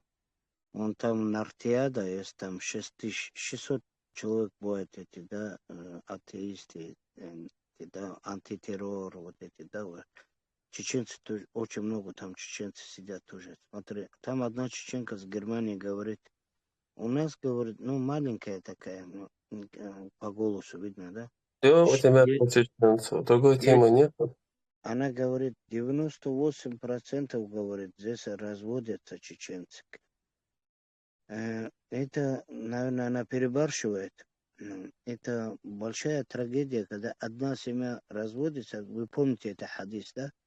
Иблис отправляет на задание этих, один говорит, я 2 государства стравил. Один говорит, я, говорит, там 2 города стравил. А один говорит, я, говорит, много чего не смог сделать, только одну семью, говорит, развел. Вот если бы вовремя ночью джамаат, когда я звал султана Муцольгова и других на маслаат в середину, чтобы моей трагедии, потому что из-за старого у меня скандал получился. Можно было бы и семью сохранить, и много чего делать. Поэтому нам нужен джамаат, серьезный джамаат. Хватит это андугнадзе со мной. Ты тоже, Тумсо, нормально заработал, бабки есть, дотацию, донацию тоже. Останови, да? Выйди на работу, блин. Поворот. Возьми мотыгу, кувалду в руки возьми. Хватит эти хвостики делать. На тебя это Хавасов там уже прикалываются, кадыровцы. Говорят, вы, говорят, атеистами там стали, говорят, закаевцы. Это позор нам. Понимаешь? Шамиль, а как мне выйти с мотыгой на работу? Ты же говорил, что мусульманин должен быть или в окопе, Вот будешь окопе. или в розыске, или в тюрьме. Я в тюрьме я быть не хочу, в окопе я быть тоже не хочу, я в розыске, понимаешь? А в розыске, когда человек, он не может с мотыгой работать. Ладно, это озер у тебя есть. Если Все, озер, дай да. мне. Теперь смотри, эта тема закрыта. За это извиняюсь. Я забыл, что у тебя реально... Ты достал, короче, этих кадыровцев тоже.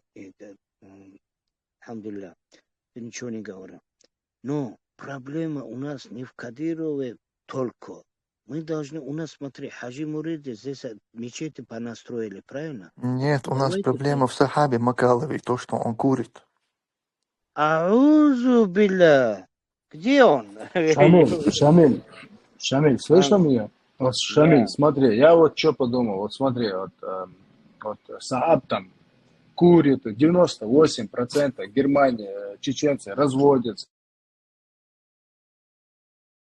Один в хвостике ходит, там, заработал, знаешь. Я, короче, нет, я про Сахаба говорю. Вот, он от нервов курит, наверное, из-за этого. Смотри, да, вот он курит, вот один хвостик там, другой заработал, 98% чеченцев разводятся. Я, короче, вот знаешь, вот это все мне надоело. Я вот от всего этого как бы устал. Я решил, в общем, уехать в Кабул. Ты как мое решение? Ты считаешь это правильным или как? А ты по-харматовски, походу. Кабул. Смотри, хорошо. Не, стоп. Не надо меня Да, ты прав. Или определять здесь надо в бороться, какую-либо или здесь касту, надо я бороться. Подожди. харматовский или... Как это Не-не-не. ты решил? Не, подожди, Окей. как ты... Не-не, Как ты... я Я тебе ошибся. вопрос задал, вот, скажи, что ты Ошибся. ошибся. Не надо Тот, меня... кто... Не, ошибся. Тот, кто здесь не борется за наши шариатские, наши законные права, Женевской хартии, которые нам обещали, да? Хурриятуль адьян, хурриятуль та'бир, свобода слова, свобода исповеданий. Им надо как минимум уходить. Вообще всем надо уходить, вообще-то, да? 96% говорят, здесь мы муртаднемся, здесь такая печальная тенденция. Муртаднемся, да? Смотри сюда. Иначе у вас будет, как у меня. Дети муртаднутся, буддистами станут и так далее, и так далее.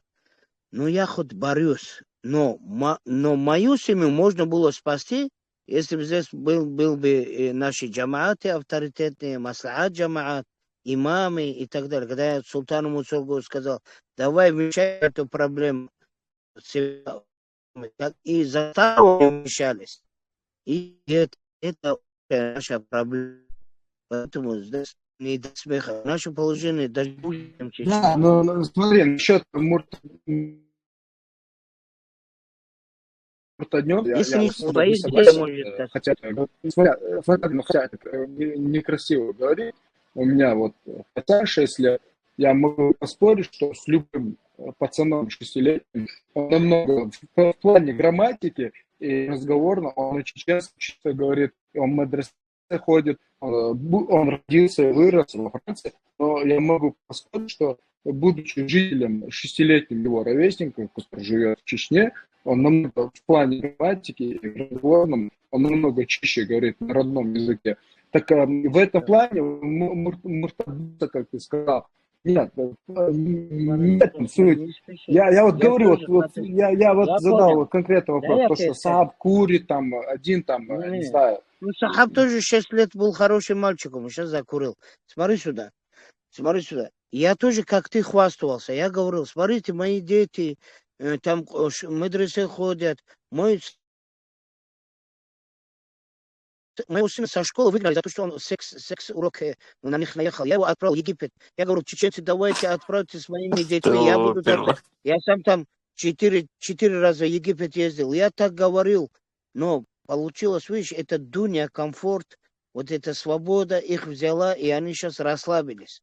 Понимаешь? Никто не Да, но я не в общем плане говорю, то, что проживаю в Европе. Я вот по отношению вот к определенным, вот знаешь, я как бы разочаровался в них, я вот решил как бы взять, ну, собрать семью и уехать просто, вот как ты согласен с моим решением? Да, в Кабул просто. Я решил, я просто разочаровался в них. То есть я тут один стараюсь, соблюдаю все каноны, а тут кто-то там сигарету курит. Нет, к хиджре тоже готовиться надо. Когда сподвижники ехали, они вместе подготовили. В Кабуле, я думаю, без подготовки тоже чеченцев, дагестанцев там тоже примут, и как в Стамбуле, то остальное. Надо посоветовать для этого, и Аллах Та'ала в Коране говорит, создавайте шуру, 42 сура, 38-39. Для этого я наконец-то счастлив, что сегодня мне Тумсо микрофон дал. И дальше я надеюсь, почаще будем вот так же общаться.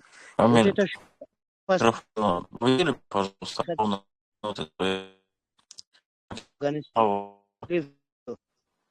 Два вопроса. Там я говорю,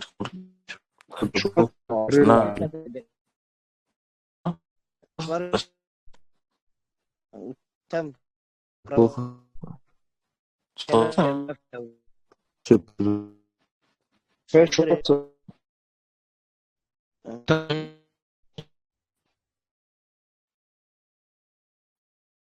Смотри.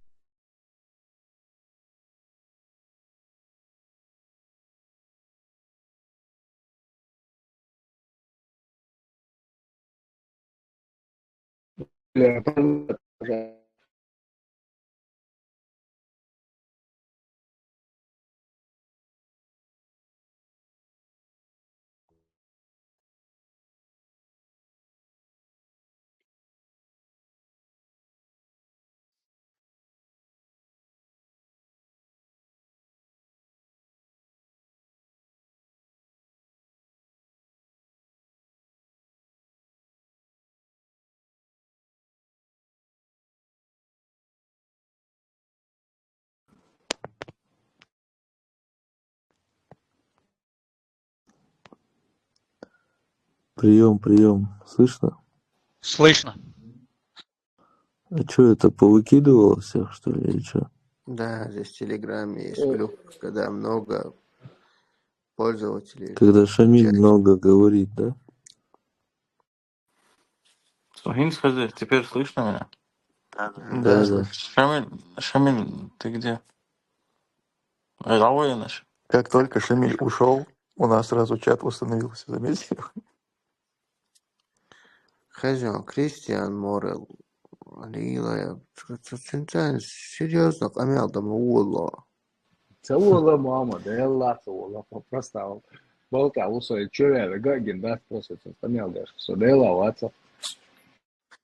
Я Я, просто может быть, я не представил, догоняю, у тебя такой-то высокий троллинг, но со стороны это реально бывает, это какие-то серьезные темы с ним Тун шоля поднимаешь. схаттар да олдерса sen kokon halg. Ze achsha haldag dooshen kon efirtje en schijna. Почему эрве хыркин бьёхом штиц воруёч. Стоп, Шамиль вернулся. Шамиль, Вот, ты Шамиль. слышишь меня? Я короче, вызываю тебя. Ассаламу алейкум. короче, Да, Братья, Шамиль, родненькая, не дай мне, забывайте салам сейчас Шамиль, я бросать. ты починю слышишь? Я свой тебя интернет. вызываю. Смотри, у короче, я меня просто... представил, как мы в Икарусе хиджру делаем, короче, с Шамилем в жаркую афганскую погоду, подъезжаем к Кабулу, и там все уже, короче, от Шамиля устали и просто прыгают из автобуса. Я здесь в Антверпене, Бачабазе. Шамиль, можно я тебе вопрос задам? У меня связь плохая. Сааб, Дай я подожди, он быстро еще не закончу. ответил на мой вопрос. Как ты можешь вопрос задать, Свободен, если он еще Хазян, не Шишин, ответил? реально диспут яхал уже с интернет, ой. Подожди, Тумсо, братишка, кто здесь? Братишка то. Или братуха, ну, так сказать. Свободен, да я удошел лицо Цусаги весть. Просто я... Шамиль, слышишь меня? Да, Ты же сказал, что если человека вызываешь на шариатский суд, и он не приходит, он не мусульманин, правильно? 24 сура, 47 аят. Не, просто, да, нет, скажи и все. Да.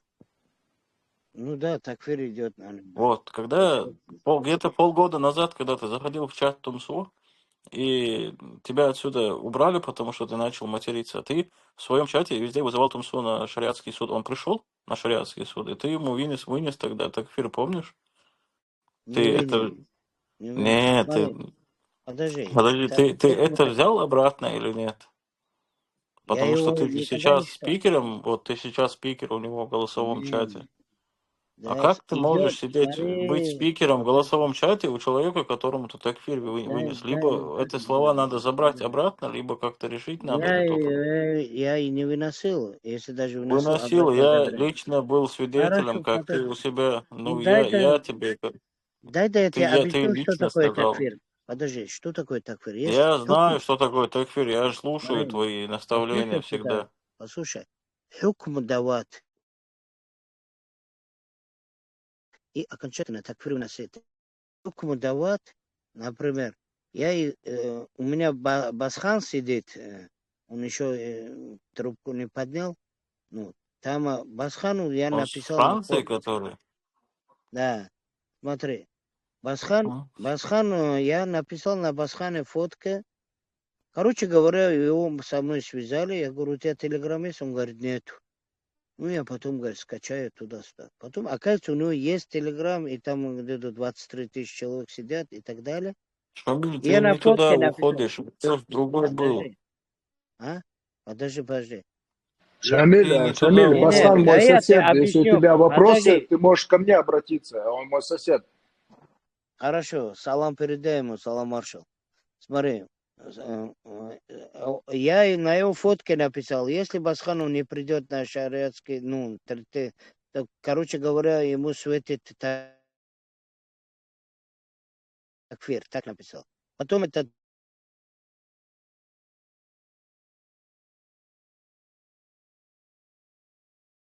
его сын на связь вышел, где что-то выкинул. Говорит, ты что моему отцу такфир вынес? Я говорю, слушай, я такфир не вынес. Я говорю, там угроза есть туда-сюда. Это как урок для всех, кто не приходит на шариатский суд. Потом он мне говорит, что ты пиздишь? Я говорю, аузубилля, смотри на камеру, на мою бороду, смотри, я говорю. Ты же имам, сын имама, так же нельзя разговаривать. Я не как ты там в онлайне, я там на улице, я мачо, короче. Ладно, молодежь такая, 20 чем-то лет. Но, смотри, я когда исламскую партию открывать объявлял, мне все такфиристы, один из там Абу Дуджана, уроки, серьезные уроки у него, мне такфир вынес, он быстро такфир вынес. Шамиль, извини, что прерываю. Смотри, я я из говорю, Басхановского муфтията, ты можешь мне это в голосовом виде просто прислать, я ему могу это прислать. А вот по сути, то, что тебе вот Макалов задал вопрос, ты можешь по сути просто ответить? Он уже социологически цепочек, да, я уже своими уже примерами ответил. Такфир личностный я никому не выношу. Это дело кадия. Но хукму, мушрика, хукму такой, да, оно на него падает. Это Ну, я понял, но ты не считаешь важным перед Томсо за эти слова извиниться, что ты говорил потом у себя в эфире? Если ты сейчас здесь выступаешь как спикер, что я говорил? но я не хочу тебя цитировать. Если это цитировать, мне придется слишком много мата говорить здесь. Да не было там серьезно ничего. Озру, дай, Ладно. Шамиль, дай Томсо По-любому, Озру. по-любому, извините, я не святой, и никто здесь не святой. Я приношу знаете, извинения, братские извинения. Вопрос. Теперь самое интересное. Во-первых, Шамиль и такфир. И теперь самое интересное. Все, что я говорил сейчас, это я все выдумал. Я не слышал, чтобы ты что-то говорил, что-то делал. Шамиль, ты, мне кажется, даже не помнишь, что кому говорил и что делал. Не, у меня конфликт был в том, Вообще, от что... всего, я думаю, что задаться. Сайгар дует, просто Не врите, мишленька, я хейлуш. Нельзя же даже в шутку врать. Да, тут по сути на Басхановский муфтият пришло. Я как представитель Басхановского муфтията, я тебе говорю, по сути, если какие-то претензии, можешь мне в Дайте, голосовом пожалуйста, виде слово прислать. вставить. Не, хорошо, Басхану передай, что с их региона Локи с утра до вечера грязные слова на Аллаха и его посланника говорит. Он, оказывается, по-моему, он бывший такфирист, потому что он все мои разборки с такфиристами Все, тоже знает. окей, Шамиль, подождите, более важный вопрос тут на бот мне прислали. Говорят, у тебя спросить, как у знающего. Снюс, говорят, это харам, макрух или мубах? Снилс? Снулс? Это насрай, да? ИНН, брат, ИНН. Снюс есть, снюс, который под губу кладут, такой табак специальный. Нос. Сам ты знаешь, любая вещь, которая вредит для здоровья, это макрух, как минимум, и, можно сказать, харам. А она вредит? Снюс вредит здоровью? Зубам и деснам точно и желудку вредит. Скорее всего, вредит. Скорее всего, или во-первых, как минимум в этом уподоблении фасика. Ни один ученый, никто этим снилсом не пользовался. Это уже харам. Почему? Если ученые чем-то не пользовались, это становится харамом? Кто уподобился какому-либо народу, тот из них. Если ты будешь каким-то гейской прической ходить, то тебя внешне будут причислять геям. А как эта прическа выглядит? Ну, подождите, прически не уходим, подождите. Просто снюс не является какой-то особенностью конкретного народа. Ну, это качество, которое пользуются фасики всякие, да? Почему? Например, трубки курят, там кальяны ходят.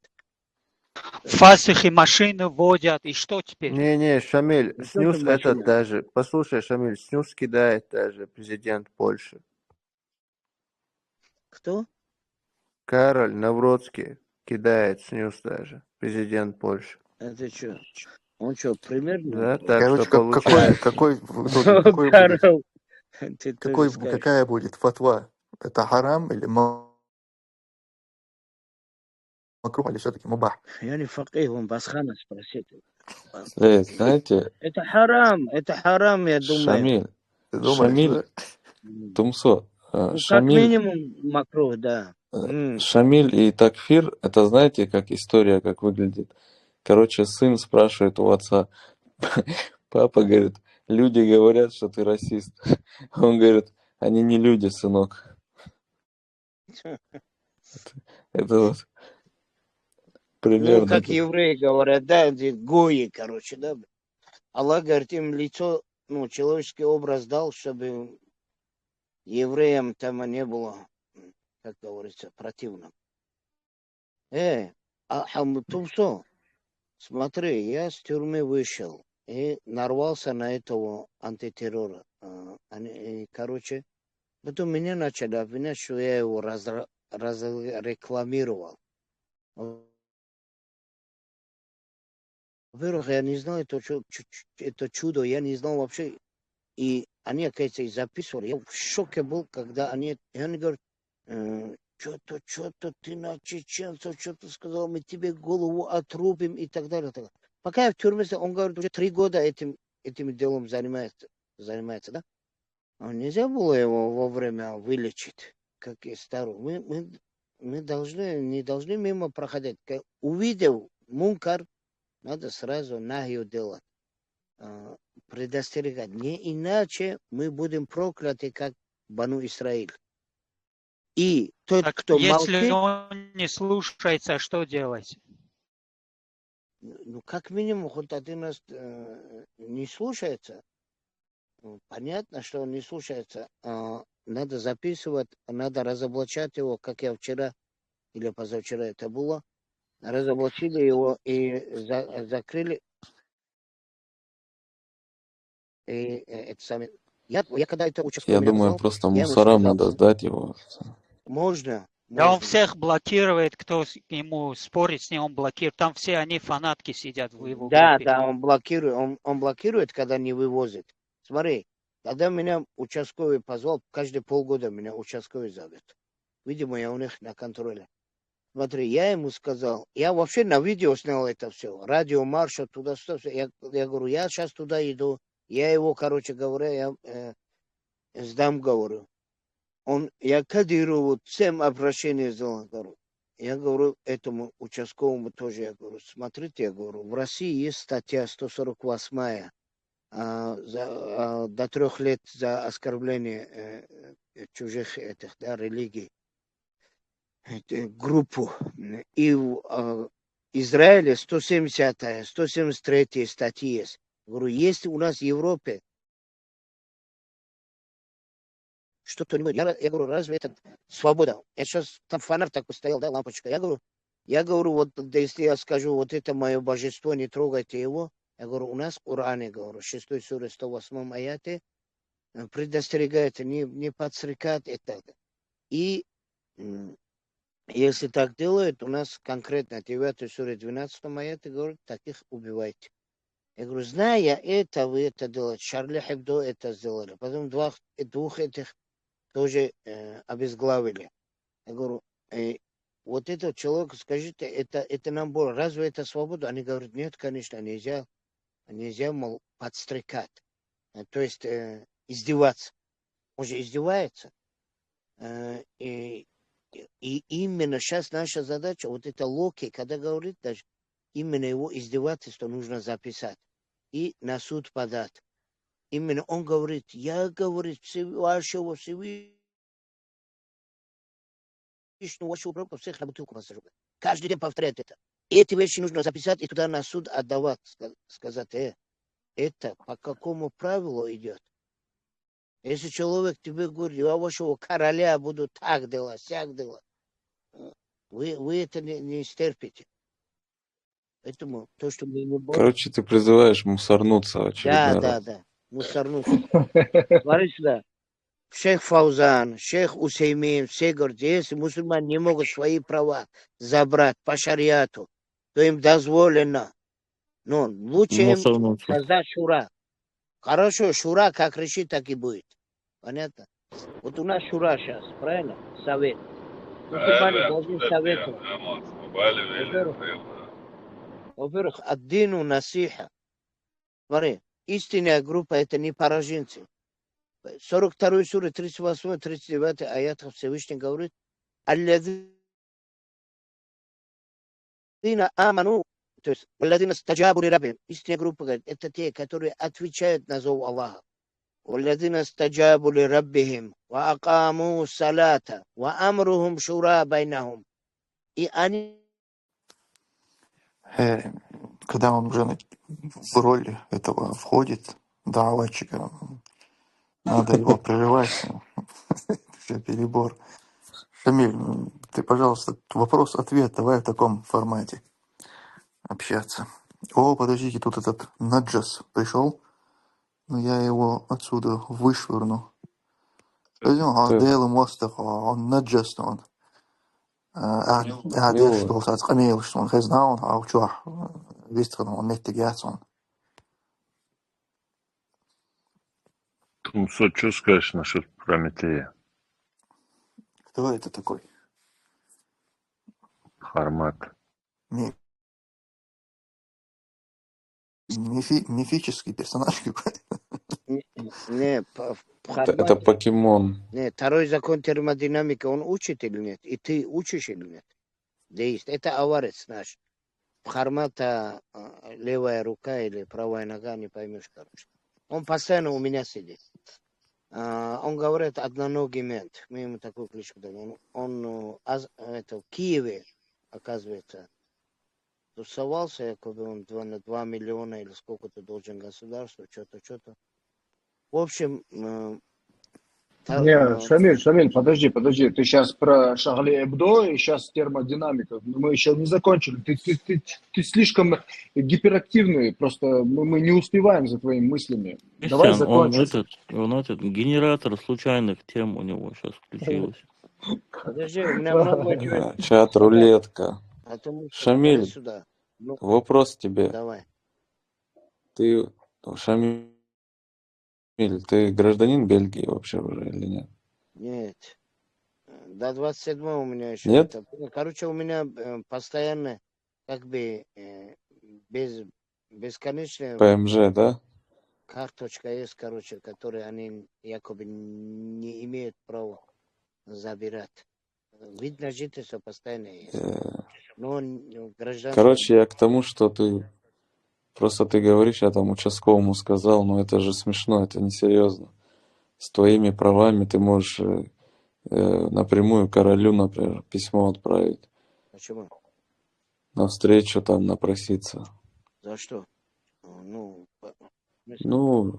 Чтобы права верующих, там, чтобы защитили, закон приняли. Эту тему я подумаю, и участковому сказал, и ролик сделал. Министр юстиции Бельгии Пол фан Тигелт говорил прямо в политическом передаче.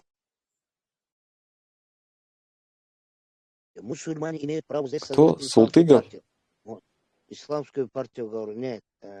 Пол Тигелт, такой министр юстиции. Он раньше был директор ОКАДа. ОКАД, Organ for Control and Dreiging and Analysis von Dreiging. Организация по контролю опасности. Смотри, у них, тихо, Ландри, подожди, Тумсо, ты историю Швеции, наверное, не знаешь, так как я про Бельгию.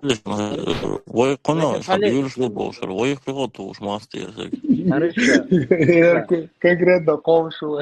Тихо, в Бельгии 650 человек ходят экстремистов. Из них 600 мусульман, 50 это фламс белах. Кстати... Шамиль, нам эта статистика вообще не интересна. Как не интересно? Чеченцы ни за что сидят там на Думай это. Сейчас тоже, Нет, сегодня тоже нам одну интересно, чуть-чуть. ты на территории... Нет, ты говоришь на фламандском или на французском языке? Вот что нам интересно. Так, его На опять фламандском он его говорит. надо немножко это самое прервать. У него просто очень очень издалека он все Он не объясняет. туда его заносит. Чего гиперактивный вы, да? А представьте себе, если бы каждые 5 минут Тунсу его не выключал,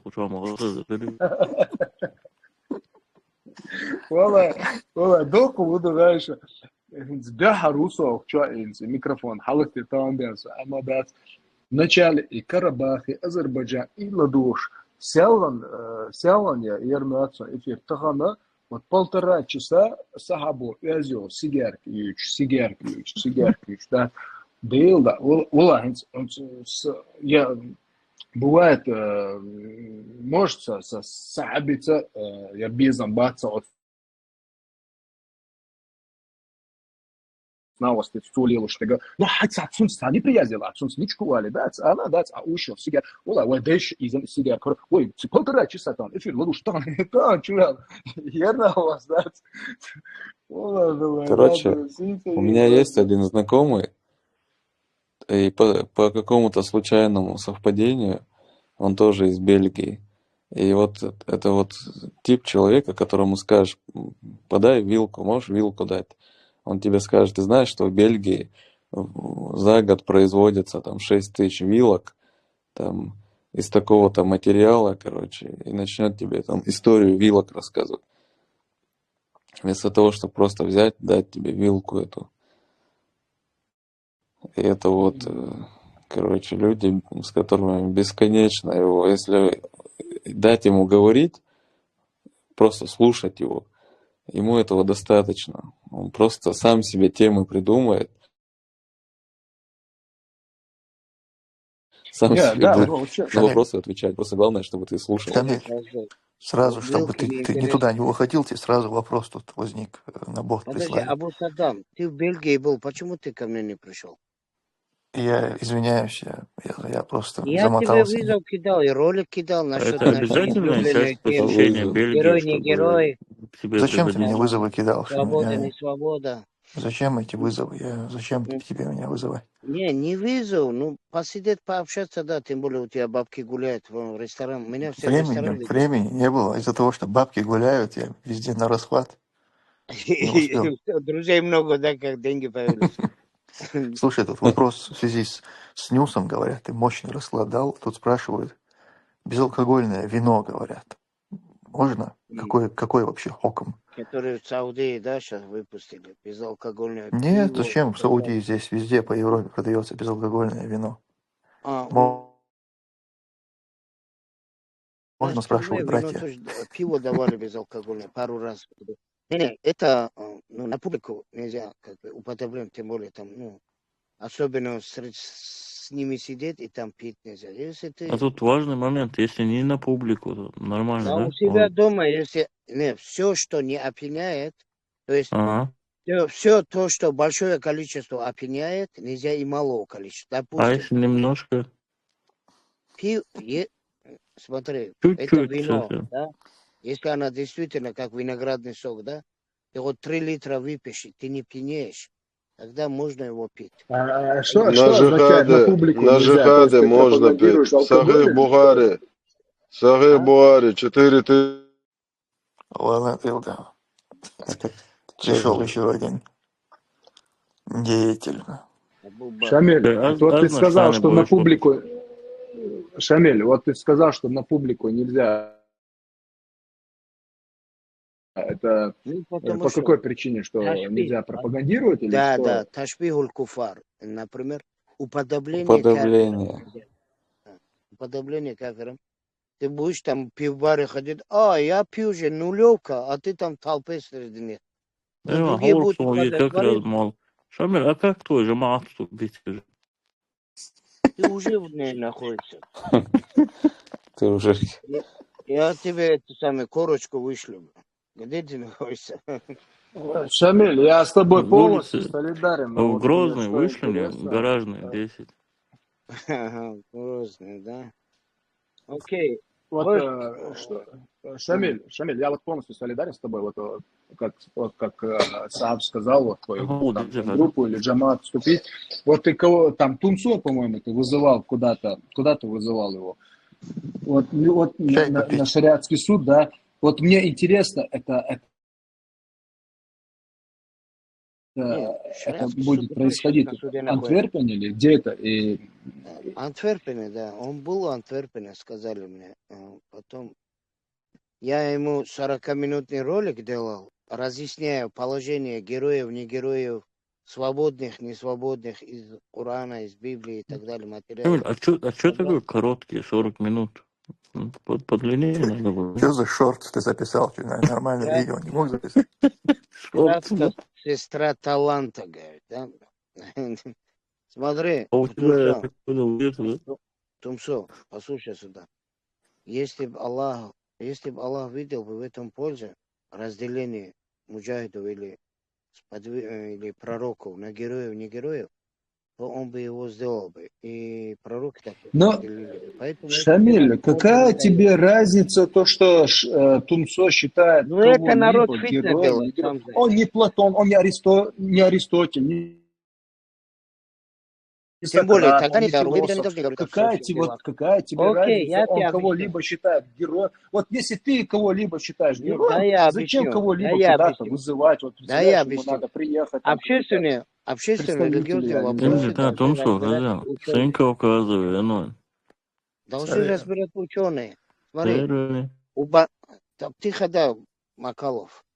У пророка, алейхиссалату Простите, вассалам, صعب сказал, смотри, حبيبي هرداوي Сахих Бухари, حوختيشي смотри, Сахих Вау, Бухари хадис есть, давай. что у Бану Исраиля политикой занимались пророки. Понимаешь? Значит, и он сказал, мои умы это подобие пророку Бану Исраиля. Поэтому Тумсо не ученый и не на связи с учеными, как я понимаю. Шамиль, а почему ты... Почему ты, Шамиль, делаешь вывод, что я не ученый? Как ты решил это? Я ученый? Ты сам говорил, что ты не исламский ученый. Хорошо, тогда ля иляха илlallah. Шамиль, хадис. Мама цела, Шамиль, а почему ты Шамуил написал? А куда я шел? Макалов, ложь. объясни мне, что означает Я лексическое тебе, клянусь, значение ничего Аллах. не смогу объяснить. Я не Аллах. настолько Ты Аллаху эрудированный. поклоняешься. Шамиль, Скажи, сейчас что означает Макалов Аллах. под снюсом, так что он не в состоянии. Давай иногда будем уроки учить тавхид здесь. Не постоянно. توصى خلدات شمل دعوة سن كوكادا يستخلتا موصل خزيو Шамиль, у тебя макам есть? Чуть-чуть есть, да. Основе могу учить. Смотри, что такое Аллах? Что означает Аллах? Не, Шамиль, я же тебе сказал, как только ты надеваешь на себя эту рясу даватчика, мы тебя сразу вырубаем. Ты, походу, не понимаешь, что тебя здесь не воспринимают как даватчика. موصل خزيو قزا ويا موصل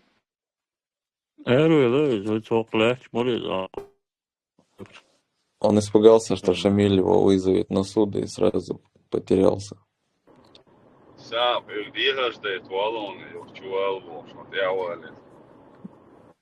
Тут мне пишут, заблокировать. для прикола можно было бы и тебе призвать голосовать за грозные сети, как НИСО это сделали. А в чем в этом прикол, если призвать? То есть я не понял этого прикола. Ну, они сказали, потом объяснят.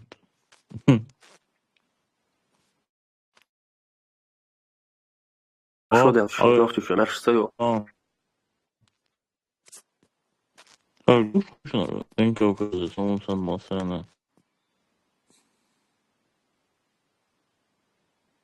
موصل زيني ويا خزيو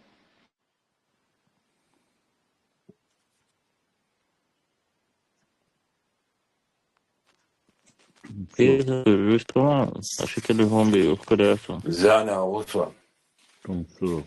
Ну, хутор. Erman Savıl. Sada gono. Mokçi Kolan Payde Boş Bolcan. Sonra da Ksavu. Вообще Польша, цан Ироша, да голос. Польша Süt Dukka Main Minuti. Вообще. Все, оставил входу. Подсказки. Гданьский, цани Боба Шоркош, да кто? Данский Ялдита Гойвой Болбиш. Непосредственно, хрвицами, постоянно, хрвишь, да кто? Sultan var Süt Furşöld. Atak Kemil var diye. Christian, fuck you. Мелхил Хервукса. Кстати, ладно, это табличка, обстреливающая, если что, то солдатство, так? Это вот авчанட்டு было, это переименовать еще, Ертех. Душово чарова, дия. Он жахал хелер, ну, чавор, бархай. Бех мобил, но кажется, сыг خازنيخ سنة قل ديالك أل أربع أوهر أكشر تحسو ألق سو دين دول هم تحسو يقصول تحشو يعويح كان تح أمال ده هم دات سو دينك ديش بيخ مبيل هو قصقي كوشاق أمال سدويت وي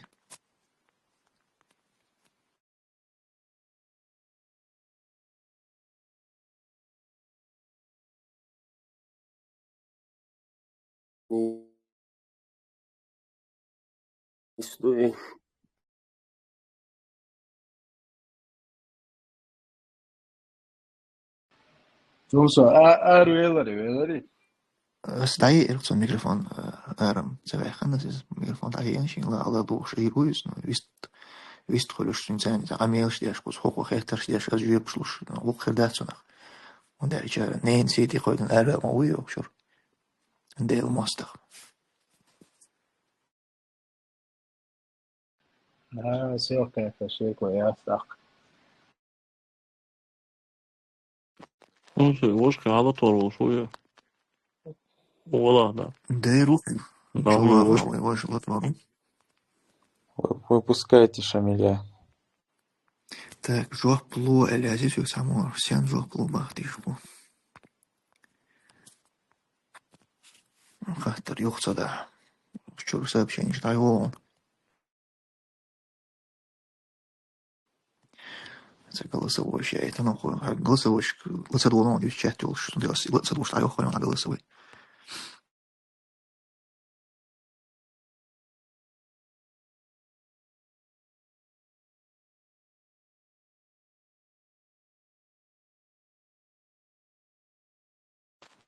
Был бы Кристиан, узнал, что это реальность, помился друг друга, то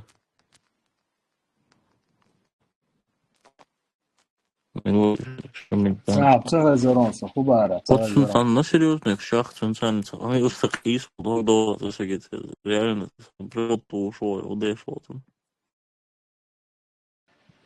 Я вообще Телеграм что первый раз, ну, а сладу YouTube что, да, скажешь, что первый раз усо, будет проход пошел. Серьезно, когда мы было, серьезно, ладно.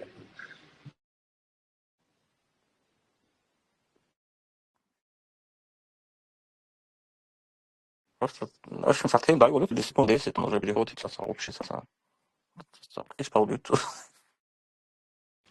Заметьте, не, а любой вопрос, по существу, сам соответственно, да, общее дело, Мне кажется, они эту способность взаимодействовать у этого Милорец. Тимур Дугазаев, если вы видели телефонный разговор Тумсо и Дугазаева, он за все это время этого видео он умудряется не ответить ни на один вопрос. Он, клянусь, ни на один вопрос он не отвечает. Тумсо ему задает вопрос, и он носит. Такие вот вопросы, жопцы,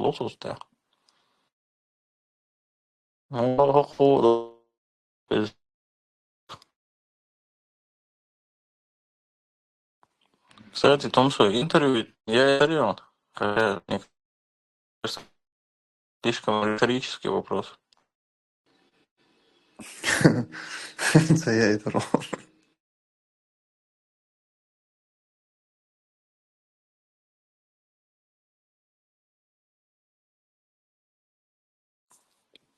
on sohta صور видео دكتور وصل ليه وصل реально عشان интерес просто عشان режим долго долго за сколько году вышел сам вопрос ответил ни один вопрос не отвечает это надо уметь Не, отцу, да что, камела, серьезно воспринимать вечно.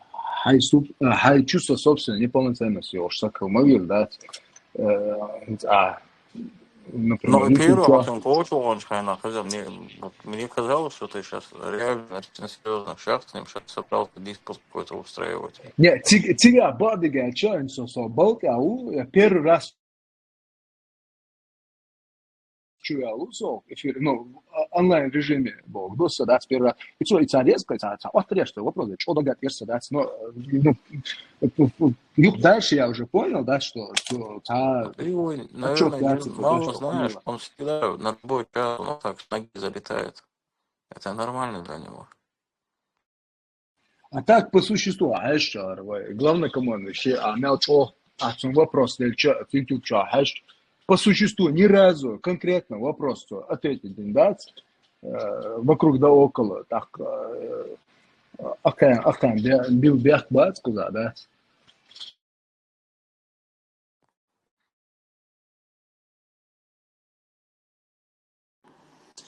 Так, жоп лу эльчу, нюхата да это наш снюс харем яц элэр ахбат ан голосовой чат чо. Мечат это ин эл дер айз. Сэл лауни харем яц. Аскматало с что жоптун. Он говорит, что я где-то голосом сказал, что снюс это типа не харам, но там не так было. Я говорил, что снюс это вообще как бы вещь, которая вообще является ли она харамом, то есть нет такого, я не видел какого-то изучения этой темы и вынесенной фетвы о том, что это харам. Вообще, если серьезно разбирать эту тему, то в усуль фикх, в основах как бы, фикха, все вещи, явления в этой жизни, в этом мире делятся на 5 категорий. Это то, что обязательно, то, что желательно, то, что просто дозволено, мубах, то, что нежелательно, и то, что запретно. Вот в эти 5 категорий входит все в этом мире, все, что мы видим, делаем, можем поесть, попить, сказать, совершить и так далее. И по умолчанию вещь является мубахом, то есть дозволенной она является по умолчанию. Чтобы из этого состояния дозволенности перейти в состояние желательности или обязательности, или же нежелательности, или же запретности, нужен какой-то довод. То есть нет такого, что вещь своей, как бы у нее основа это, например, обязательность, а чтобы сделать из нее просто, чтобы она стала дозволенной, что на это нужен довод. Нет такого. По умолчанию любая вещь, она дозволена. Телефон – это мубах. Чтобы его запретить, нужен довод. Чтобы, наоборот, сказать, что он желательный, нужен довод. Рис, он мубах. Чтобы его запретить, нужен довод. Чтобы его сделать желательным, нужен довод. То есть вот так все вещи в этой жизни. И к этому свинья, относится например, в основе харам. Что? Изначально. Что не понял? Свинья. Нет. Потому что на нее есть довод, что она харам. То есть основа в том, что все вещи, вообще все является как бы мубахом. И из этого мубаха эту вещь делает запретным или нежелательным, или дозволенным, или желательным. И это делает какой-то довод, какой-то текст. Как, например, на ту же свинину есть довод, то есть прямой запрет есть в Коране. И если бы не этот запрет, она была бы мубах. То есть к чему мы это говорим? Что если на что-то нет текста, нету запрещающего или обязывающего, или делающего это желательным какого-то текста, если нет, его нельзя перевести из этой категории мубах, его никуда двинуть нельзя. То есть для того, чтобы оттуда куда-то, в какую-то сторону двинуть, нужен текст. А чтобы вещь была в мубахе, Для этого никакого довода не нужно. Просто она, вот Аллах создал ее, эта вещь по своему по умолчанию становится мубах, и только какой-то довод делает ее запретной или нежелательной там, и так далее. И это относится ко всему, к алкоголю, к сигарету, табаку, к наркотикам, ко всему в этом мире вот это правило. То есть наркотики запретными становятся, из мубаха переходят в харам, потому что на это есть довод. Алкоголь становится харам, потому что на это есть довод. Есть прямой текст в Коране. Какие-то вещи, такие как свинина, алкоголь там, или риба, они прямым текстом являются харамом. То есть прямо в Коране есть прямой текст запрещающий. Какие-то вещи, как сигарета, например, как курение, становятся харамом не по прямому тексту, но потому что есть текст о запретности причинения вреда своему здоровью, а соответственно, если ты курение как бы доказано врачами, медициной, что это наносит прямой урон твоему здоровью, это бьет по твоим легким в первую очередь, а также влияет на многие другие функции твоего организма. Поэтому она становится харамом, либо по другому мнению там, других ученых, что она макрух, то есть нежелательно, потому что она вредна для здоровья. А вред для здоровья наносить запретно. То есть вот эта цепочка выстраивается, когда нет прямого текста. Поэтому в вопросах со снюсом именно то же самое. То есть я не могу сказать, что это харам. По своей основе эта вещь для меня мубах, она находится в дозволенности, пока не будет довода на то, что это либо харам, либо это макрух, нежелательно. Чтобы это стало запретным или же нежелательным, прямого текста, естественно, нет на это. Нужен Учебный вот такой, анализ, хотя бы такая если цепочка вредно нужна, что это, здоровью. допустим, вредит здоровью. Да, допустим, если это вред приносит здоровью, то это будет как минимум нежелательно, как максимум это будет запретно. Но вот даже этого как Но бы оно приносит же вред. нет, там как бы нету там какого-то вреда, как Как сигареты, нету? допустим. Ну нет, потому что никакой там Ну, вред. там же Ну, никотин вредит здоровью. не обязательно, чтобы Медицина именно как молчит. сигареты. Да, нет авторитета, Там как бы нет. есть вред желудку. Бергман, если чисто тебе на слово поверить, то можно запретить как бы все что угодно, но нет Нет, ты можешь исследования, почитать, например. которое бы доказало, что это наносит существенный вред здоровью. Вот в чем дело. То есть ты там можешь какую-то косвенную, что там из 100, кто употребляет, там у 2% что-то там с десной случилось, но это как так настолько незначительная вещь, что это вообще как бы во внимание А лучше не брать. несовершеннолетние могут его купить? Смотри, Тумсо, Нет, я по-моему, сейчас не могут. чат GPT спросил. Смотри, он говорит, я спрашиваю, есть ли исследования о вреде снюса? Да, есть множество исследований, которые рассматривают возможный вред от снюса шведской формы бездымного табачного продукта. Да, есть исследования, то есть есть какие-то Ты мнения читал? отдельных каких-то людей или там исследователей, которые это говорят. Но есть исследования других, которые опровергают. То есть это как вот в вопросах с таким лечением какого-то, допустим, какой-то болезни, когда нет согласия между ними. То есть мы не можем сказать, что медицина в целом конкретно исследовала и согласилась с тем, что это как вот с курением, допустим, такой-то вред наносит. Ну смотри, насчет Онлайн-номер исследований, да? включите микрофон, пожалуйста. Тут Тоже говорится, пару что слов он хочет выяснено. сказать. Есть Онлайн-номер. данные, что Еще раз, Бергман. есть данные, что исследование снюсом, есть данные, что исследование снюса может увеличить риск рака поджелудочной железы, вероятно, повышенный риск рака пищевода и желудка Это по не некоторым. доказано. То есть то, что ты сейчас читаешь, это Ты есть читал это там? мнение. Исследования Да, же есть. я знаю, что это. Но это не доказано. То есть, допустим, если ты в Швеции пойдешь в больницу и спросишь об этом, тебе скажут, есть такое мнение, но это не доказанный факт медицинский.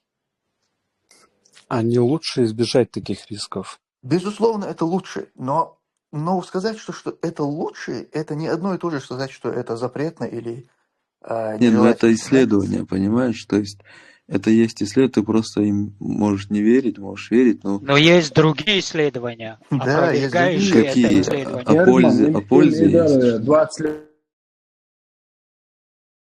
лет и на сварке, что ахилу мадаться. Тумсо асон. И вот обратной связи сообщение. Ну, хаза, колдат. А снюс дурманит сознание или нет?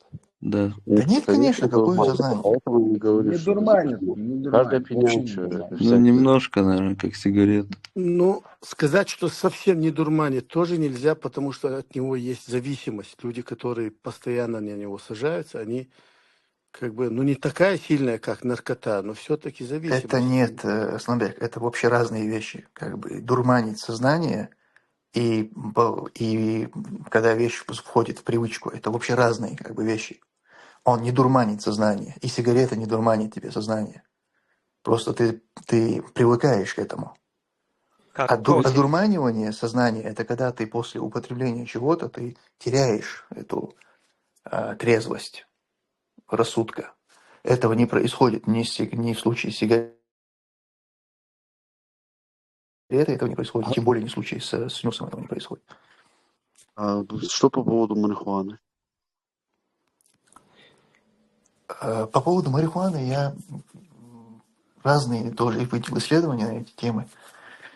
И, допустим, есть какая-то медицинская марихуана, которая используется в медицинских целях с каким-то там, какой-то наркотический, в общем, какой, я забыл, как это называется, вещь. Ее нет в ней, она отсутствует, то есть ее оттуда убрали.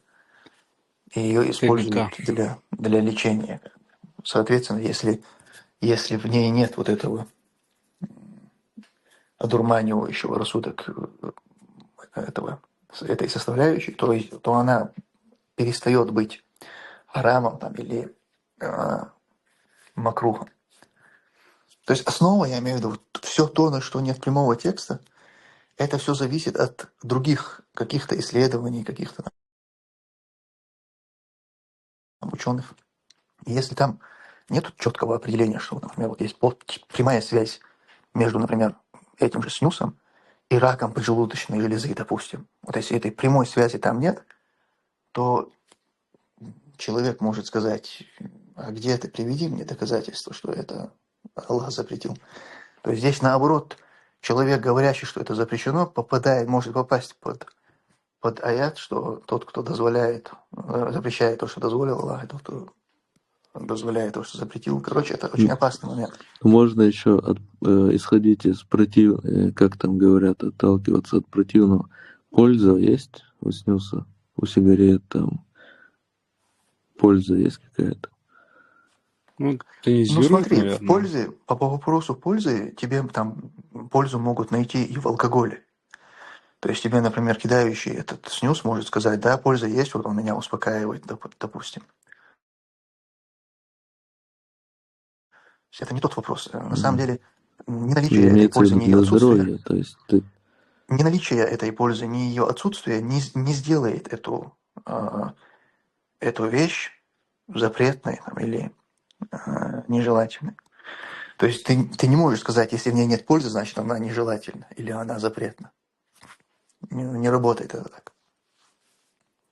Tamsa filosofat satyaştavan hayranlar mokşulan umumiyal yaşalan Да там как... filosofat madiyabo hayranın bu amokşul gamiyal yaşalan. Ой, с харом я смысла хамокшил галёхшил, он харом юдаешь. Но вопрос в том, хамокшил галёхшуйцу. И моды войдется. Аму у тебя откуда эти данные, цумокшил галёхка?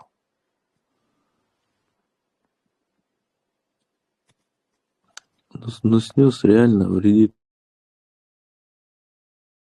Вот я много видел эффекты, короче. Что? А? Я говорю, видел результат: десна, зубы, потом зависимость и так далее. Нет, это смотри, если ты говоришь о зависимости, то это привычка. Это дело привычки, и это нельзя назвать вредом для здоровья. То есть если ты привык к чему-то, что не вредит твоему здоровью, то в этом как бы нет проблем. Если ты говоришь, что там ты видел что-то с деснами, ну, я не верю тебе, потому что я живу в Швеции, где от мала до велика все на этом снюсе. Ага. И в Швеции шведская нация одна из самых лидирующих по здоровью зубов в этом мире. В лидерах находится Швеция. Угу. Я Поэтому тоже, это... я там видел как раз. Что? Я там как раз и видел результаты снюса. И Нет, у всех, посмотри наверное, статистику. одинаковые. Одна из лучших стран по состоянию зубов у граждан. Это Да, Швеция. это Если понятно, бы, я не про это говорю. если бы это влияло, допустим, на здоровье зубов, то они должны были бы быть в лидерах по самым плохим зубам. Потому что здесь реально все на этом снюсе сидят. Ну все, Бергман, смотри, вот снюс, он вообще, ну, по сути, он сейчас недавно вышел, вот сейчас, если возьмем на свой юбкой, да, вот на свой опцию, нету, я по себе знаю, что я больше 20 лет употребляю. И не издать сунцу, я десны, шина, цаума, цадином, да, издать. А вот в плане того, что разум одурманит, никогда такого не было. Это просто такая привязанность, да, наверное, к табаку, да. Даже бывает такое, знаешь, вот у тебя она закончилась, у тебя вот есть такое желание, вот там не знаю, PlayStation погонять, но вот именно вот закинуться снюсом, да, вот именно. Но вот ты поехал, ты купил, она у тебя в кармане, ты не употребил, но ты знаешь, что она у тебя в кармане, вот ты просто уже спокоен, да. Может такая привязанность к суммам, да, ну, что там рак десен, там что там зубы отпадают. У меня с нет. деньгами такой момент, когда котлета в кармане лежит как-то спокойно. Да, вот снюс, вот он буквально, вот, наверное, можно даже сказать, после пандемии он вышел, да, вот конкретно. Просто вот смотри, мне интересно, вот ты как пользователь, вот ты закидываешь его, что это ты просто чувствуешь? привязанность, Какой как смысл? к табачным изделиям, просто привязанность. Я вот говорю тебе, Бергман, вот бывает такое, что вот в течение дня ты не принимал, но ты поехал, купил, ты все равно это не понимаешь, ты это, в кармане, ты знаешь, вот, знаешь, Не, это понятно, это понятно. Я поэтому пошутил насчет денег, там, туда-сюда.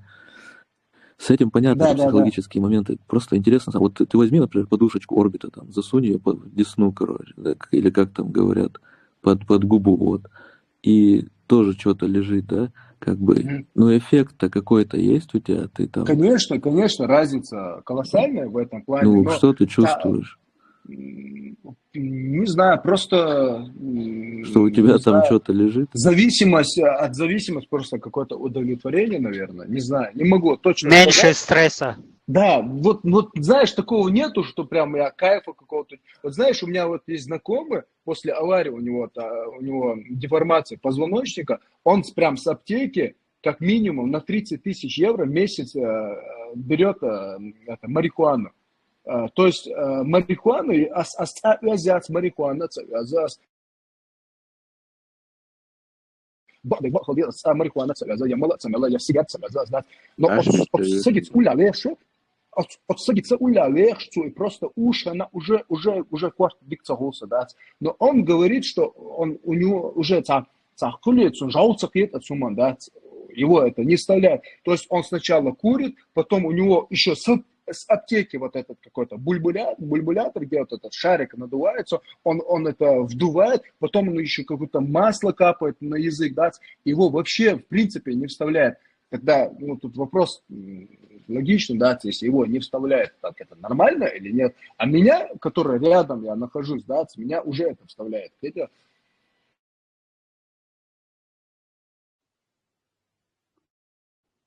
И часто ты рядом с ним находишься. Нет, к счастью, я... 3 раза в неделю. Я первый раз, отец Мацвеллер, он перед бинтами стоит, курит, а у него, то есть, у него своя справка, то есть, что он с аптеки взял, это медицинский ютубер, как бы, да, и вообще, как бы, из-за боли, он вообще жал уже, цакетер, да, دق وزريز صوت شارك وزر صوت دياتش язык дяч молор дать это Подожди, нормально было. соображай, что мы от серьезной темы мы сейчас ушли на обсуждение каких-то частных случаев. Это на самом деле вопрос был серьезный, я серьезно на него давал ответ. И я хочу еще раз как бы зафиксировать, что с точки зрения ислама вопросы харама, халяла, макруха или желательности – это вопросы, которые нуждаются в шариатском доводе. И никто не может ни запретить, ни сделать нежелательным, ни в чем чем-то обязать, ни сделать это желательным без какого-либо довода. Поэтому лучше всего воздержаться, сказать я вопрос, например, легко же люди говорят харам, что это харам. Ну а когда ты начинаешь их копать, у них нет на это довода. Получается, а вдруг это тогда не харам, а вдруг это то, что мубах, и вы сделали это харамом. Просто потому, что вот вы в какой-то культуре выросли, и там это в целом такие вещи не приветствуются, и вы такие просто это не дозволили. И вы тогда попадаете под аят, где это на уровень ширка выводится. То есть дозволить то, что запретил Аллах, и запретить то, что дозволил Аллах, это на уровне ширка очень великие как бы грехи. Поэтому лучше не трогать то, на что не высказались ученые, то, на что нет конкретных ветв. Лучше эти вопросы как бы не от себя по ним не экспериментировать. Ты не ошибешься, если ты скажешь, я, допустим, не знаю, у меня нет данных, что кто-то это запретил или дозволил и так далее. Поэтому я возвращаюсь к основе. В своей основе это для меня мубах. Вот если я получу конкретный довод убедительный, что это харам или это макрух, или наоборот это фард или сунна, то я как бы изменю свое мнение. Но пока я буду на вот такой вот, на этой основе. Это самое безопасное, что может человек сделать. И как мне брат один здесь напомнил, здесь еще важно сказать, что вот это правило, что в своей основе, то есть мы сейчас разобрали вот эту суть усуль фикха, основы фикха, также в этом же есть, в основах фикха есть такое правило, что все, что относится к бытовой жизни, в своей основе дозволено, пока на это не придет довод о запретности. И все, что в ибаде, в поклонении, все запретно, пока не придет довод на то, что это дозволено. То есть здесь эти два момента разные. То есть в жизни, в любой телефон, чай, то, что ты пьешь, куда ты ходишь, не знаю, шторы, свет, лампы, холодильник. Это все в своей основе дозволено. Чтобы это запретить, нужен текст. А ибада, она в своей основе вся запрещена. Любая ибада запрещена, кроме той, на которую есть конкретный текст. Ты не можешь, допустим, взять и совершить утренний намаз в 3 раката. Почему ты не можешь? Потому что нет у тебя на это. У тебя есть только вот 2 раката, утренний намаз обязательный, и ты не можешь к нему ничего прибавить от себя, потому что в своей основе это запрещено. Любая ибада запрещена. Где-то что-то сделать, сказать, решить, что это Аллах будет доволен этим, ты не можешь, пока у тебя нет на это довода. И в этих в этих вопросах как бы это две противоположности. В быту дозволено все, кроме запретного, и здесь есть два исключения. Это мясо и женщины. В этих двух вопросах наоборот правило работает. Мясо в своей основе все запрещено, кроме дозволенного, кроме халяльного. И женщины все запрещены, кроме тех, которые дозволены. А в ибаде наоборот. Все запрещено, кроме того, что дозволено. А что насчет курения, сигареты? Курением, видишь, поэтому же есть разногласия. Есть те, кто это запретили, категорично сказали, что это харам, потому что это вредит здоровью. И есть те, кто сказали, это макро, это нежелательно, потому что да, в этом есть вред для здоровья, но этот вред как бы не на таком уровне, чтобы это запретить. Потому что вред для здоровья – это очень такой слабый, скользкий момент. Да, скользкий и слабый аргумент, так как есть сахар, который дозволен, но при этом весь мир, вся медицина единогласна, единодушна в том, что это вредит здоровью. Но при этом сахар не запрещен. То есть по Так этому же насчет доводу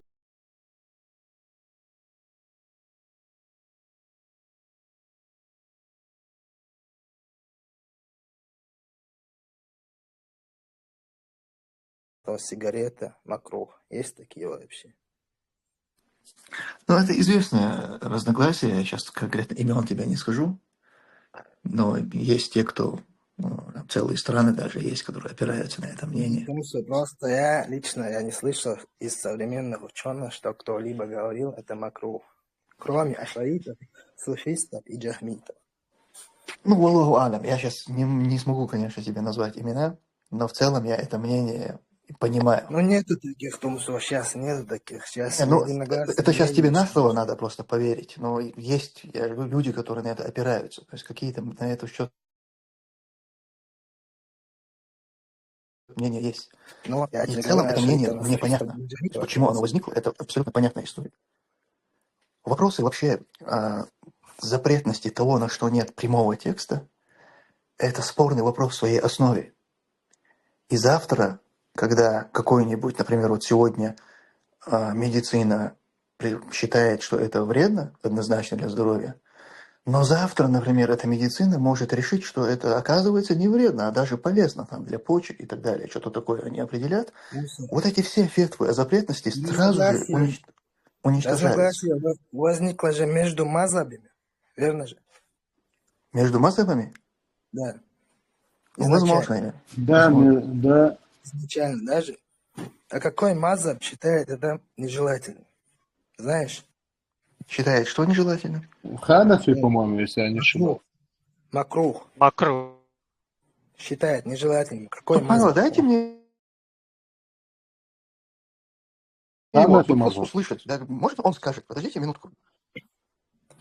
Я говорю, а какой мазаб считает это нежелательным? Ты имеешь в виду курение? Да. Нет, Тема я же же сказал, это не мазаба вопрос. Это вопрос отдельных ученых, которые кто-то сказал, что это нежелательно. Табак же и тогда существовал. Изначально вопрос возник разногласием между мазабами. Может быть. Я не знаю, между кем он изначально возникал. Не может, так и есть, Тумсо. Ну, Тунсо, ученый шбахцу, хайн мазаби, бубохцу, да, ханафи будешь в основном. Да. Только ханафитский мазаб считает это макрухом. Остальные три мазаба считают это харамом. И получается... А кто считает ваджибом? Ваджибом? Подожди. Что за вопрос? Ты же только что говорил, что никто не считает это макрухом. Получается, целый мазаб считает это макрухом. Нет, ты меня неправильно понял. Я из современных ученых говорил тебе. Да, до 20 века это же было. Подожди минуту. Да. А почему мы должны опираться именно на современных? Ну, что я хочу сказать, Тумсо. Сейчас современные ученые объясняют это тем, что Ханафи тоже посчитал это макрухом тогда в силу отсутствия знаний об этом, что медицина сегодня установила же, что это харам, да? Сейчас все это знают, что это Медицина вредно. не установила, что харам. Медицина установила, что это вредит. Ну да, но это что вредно, и это хотел я сказать. Сейчас установилось, что это вредит, и сейчас единогласное мнение сложилось среди ученых Ахлю Сунна. Ты мне покажи хоть одного который сейчас считает это макрух. Ты найдешь, что сейчас среди современных это иджма. Смотри, то есть единогласно. я сам не считаю, что это макрух. То есть ты должен понимать, что когда я тебе говорю о этом разногласии, я сам не стою на этом мнении, не защищаю его.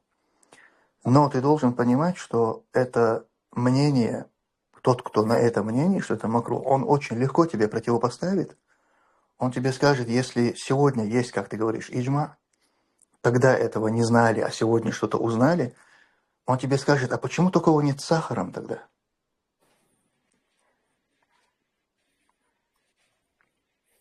Я не знаю, сейчас как тебе нет. Как тебе жизнь? С сахаром я бы мог сказать, почему нет. О, Сахар ученые все-таки это вещь, ответили на вопрос. которая, Почему сахар если в малых дозволен, дозах, а она сигарета не полезная. дозволена? А Сигарета табак, тоже. Сигарета тоже. То же самое и ну, сигарета. Если в малых дозах, в ней тоже есть польза. ну, это Вино, еле какая-то, может, кто-то притянул. А сахар, если вообще человек будет сахар не есть, это будет намного вреднее, чем его Нет, есть сахар много. можно Если очень человек много вообще не чем станет заменить. сахаром. То есть в этом вообще с этим проблем нет. Что Не, ну сахар, заменить это все равно значит что... сахар есть. Это значит, ты ешь сахар. То есть ты его ешь, ты ешь виноград, ты сахар ешь что-нибудь сладкое, ты яблоко. Если вообще глюкозу вот убрать из пищи, то человеку резко станет намного хуже, чем он будет. То есть это очень полезная для мозга вещь. Ну, мы же, когда говорим про сахар, его вред, мы же не говорим о том, что и так содержится. Это ни один врач тебе не говорит, что это вредно. Вредно – это то, что готовится на основе сахара.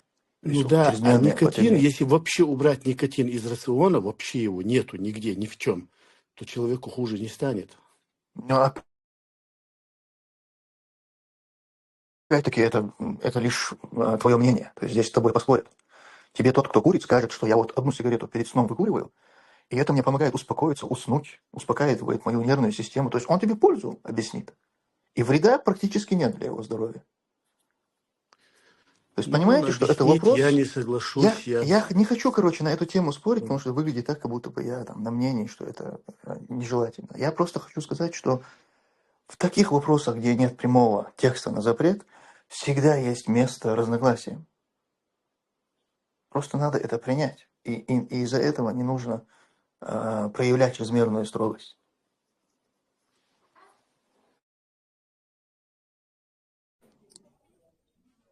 Абу, ты уверен, что есть иджма 3 мазабов, что курение харам? Прям не макрух, а харам. Не,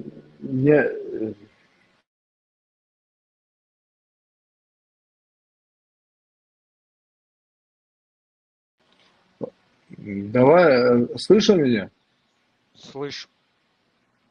Давайте, сейчас я не считаю, что это та самая площадка, где мы можем это обсуждать, вот, который спросил вот последний раз вот Умсу из современных, не знаю, но в 20 веке, вот из вот, как я и сказал, из Ханафи, Мазаба, там несколько ученых, я не знаю, их 4 или 5, один из них шейх Аль-Альбани,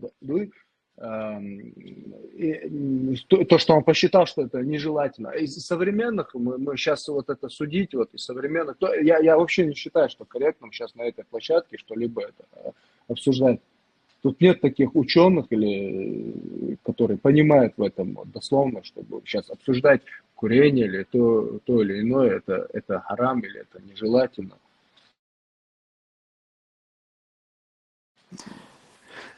Вообще, в тех вопросах, где нет прямого текста о запретности или дозволенности, то есть все то, что запрещается или запрещается в основном, все то, что запрещается на основе каких-то других исследований и заключений, информации, которую принесли там, и так далее, к сожалению, это очень часто оказывается неверным. Первая реакция ученых оказывается неверной, и таких примеров немало. Поэтому это всегда вызывает настороженность. И не надо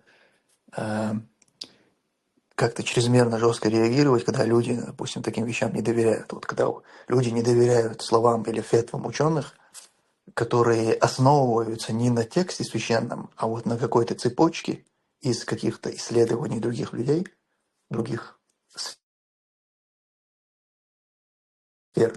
То есть если люди этому не доверяют, у них есть, к сожалению, на это основание, потому что немало было фетв про запретность радио, например, про запретность факсов, про запретность кофе.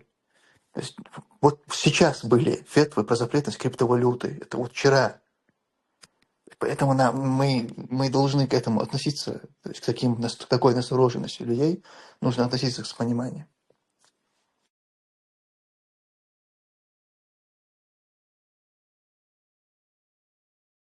Вообще есть 5 столбов ислама, 6 принципов имана. Вот в этом рамке, если держаться, то остальное уже как бы... Тумсо, этот конкурс, он когда заканчивается по поводу Грозный Сити, Эльбруса? Кажется, завтра он в обед, по-моему, если я не ошибаюсь.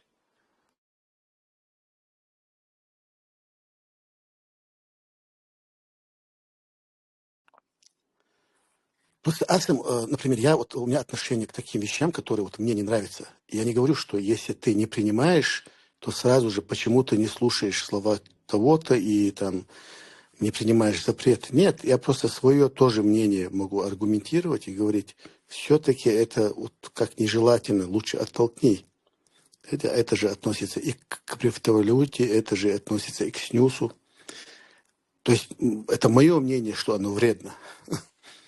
А так говорить человеку, нет, это тебе запрещено, нет. Ну, сказать, что, скорее всего, это нежелательно, я так думаю, можно все-таки. Нет, нельзя на самом деле. Потому что вещь даже нежелательная, чтобы ее сделать, нужен довод. Просто наитие, это ты максимум для себя можешь что-то, допустим, сказать, что это у тебя есть сомнения в этом вопросе, и для себя ты можешь ограничить конкретно себя. Но ты Но не я же можешь кого-то привожу другого. доводы, свои аргументы. Но нет, это не доводы. То есть это твои рассуждения, они не являются как бы доводами в шариатском смысле.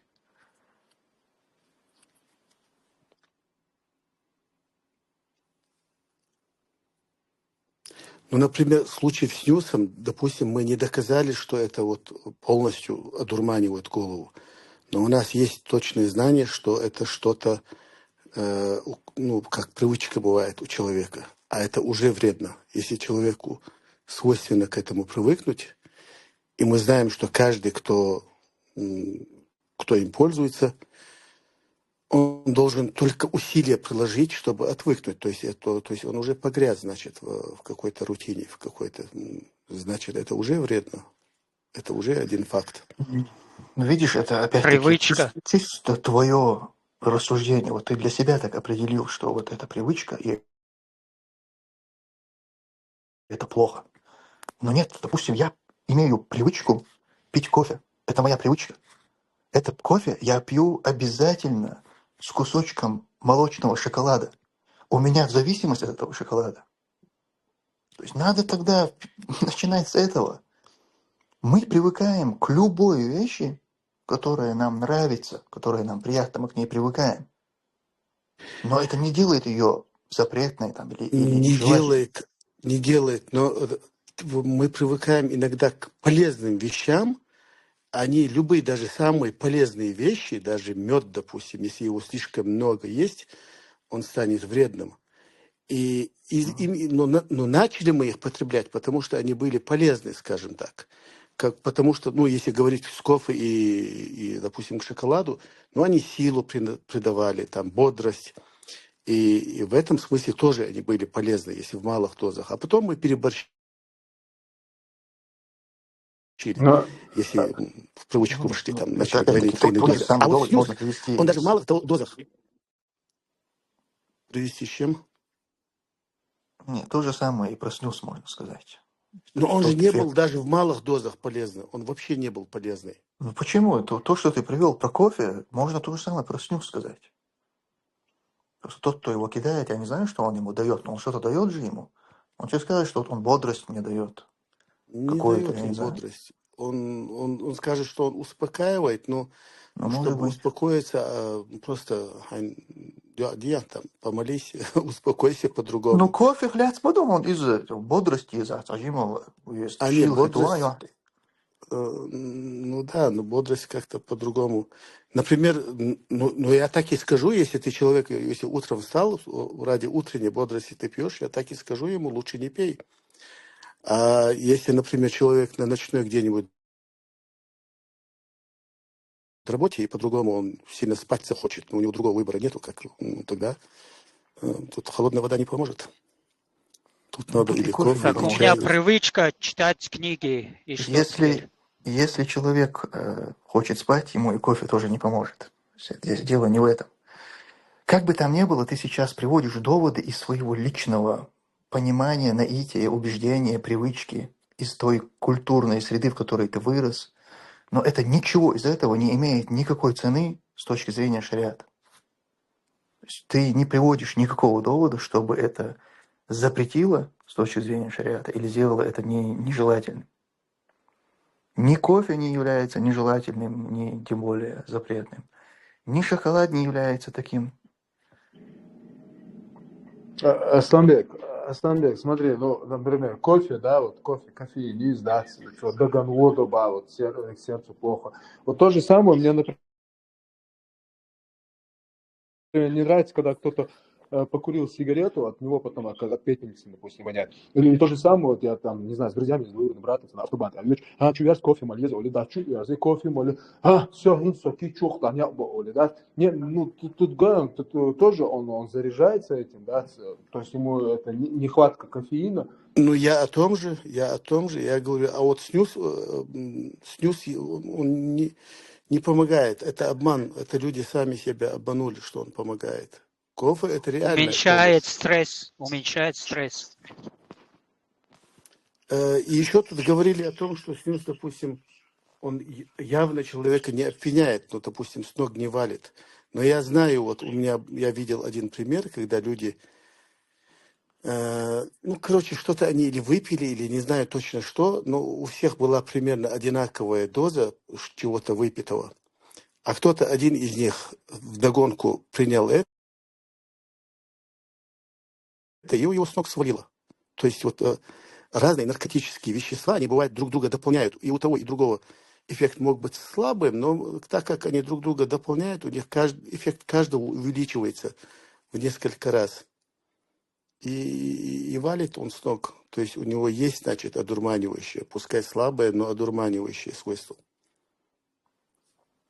У кого я не услышал? У снюса? У снюса, да, у снюса. Вот именно снюс человека свалил с ног после того, как несколько человек, или они что-то выпили, или курили, я не знаю, что-то. Но они все делали что-то в одинаковых дозах. И все были на ногах. А один из них догнался с снюсом и свалило его, растошнило. Ну, его, наверное, просто ему стало плохо. Исключение из правил. У людей разная как бы возможность. То есть организмы разные. И кто-то может выдержать, допустим, 2 бутылки там, водки, а кто-то от половины бутылки уже вырубится. То есть это... Ну, ты же сам понимаешь, что это вообще приводимый тобой довод, это даже не довод. Я здесь, в Швеции, от мала до велика все на этом снюсе сидят. Школьники, старики, судьи, прокуроры. Прямо во время судебного заседания судьи закидывают снюс. И вот так все на этом живут. Это вообще, если бы в этом было какое-то одурманивание или какая-то, я не знаю, проблема со здоровьем, здесь все должны были быть коллегами. Честно говоря, если бы хоть какая там была бы польза, хотя бы самая незначительная, я бы не спорил. Например, у меня недавно был спор, я когда-то один раз в своей жизни, я был в Ахметовском районе, и там выпил мне поставили мачер. И на мой взгляд, там вообще ничего, может, у них есть более сильный еще мачер, но то, что мне поставили, я выпил, это был такой мачер, который, на мой взгляд, это очень полезная и вкусная вещь была. Понимаешь, там ничего наркотического, может, там было что-нибудь 0,5 градусов. А мне вот пытались убедить, что нет, это харам. На мой взгляд, нет. Вот, потому что я в этом видел, то есть очень вкусный напиток, в нем я даже вижу пользу, там витамины. А что это такое мачер? Мачер – это вот в Ахметовском районе, там и женщины, и дети, все его пьют, они не считают его харам, но сейчас некоторые объявили его харам, потому что там где-то 0,5 градусов алкогольно. Но там больше, на мой вкус, там больше не алкоголя, а вот этого, уксуса. То есть это виноградный сок, который слегка забродил, но забродил не в сторону алкоголя, а в сторону как-то немножко там стал кисловатый. Ну, это все, что касается алкоголя, это уже как бы другая тема. Там действует правило, если Ну, дело какая-то в том, что это... жидкость или еда. То есть это совершенно другое. Это вообще не относится к снюсу, курению. Если здесь рассматривается курение, например, запрещается из-за того, что оно вредит здоровью, то с алкоголем там неважно, даже если это тебе не вредит, а это только полезно для твоего здоровья, у тебя улучшается зрение, слух, и в целом все, весь твой организм начинает лучше действовать, все равно алкоголь запрещен. И там действует правило такое, если при употреблении большого количества этой жидкости или этой какой-то субстанции, короче, если ты опьянеешь, то есть если ты много этого выпьешь или съешь, ты опьянеешь, тогда тебе и малое количество этого нельзя. Но если ты, например, много этого выпьешь и не опьянеешь, тогда тебе можно это употреблять. По этой причине кефир, например, можно. То есть кефир можно. Почему? Потому что Вот. кефир, сколько бы много ты не выпил, ты не опьянеешь. Вот я говорю, То есть тот все матчер, зависит от который там этой пьют и женщины, и процентовки в дети, этом. тот матчер, который там пьют и женщины, и дети, там алкоголя меньше, чем в кефире. Но Там это я как бы не могу здесь ничего сказать, я не знаю вообще, что это. Я в целом говорю, правило такое.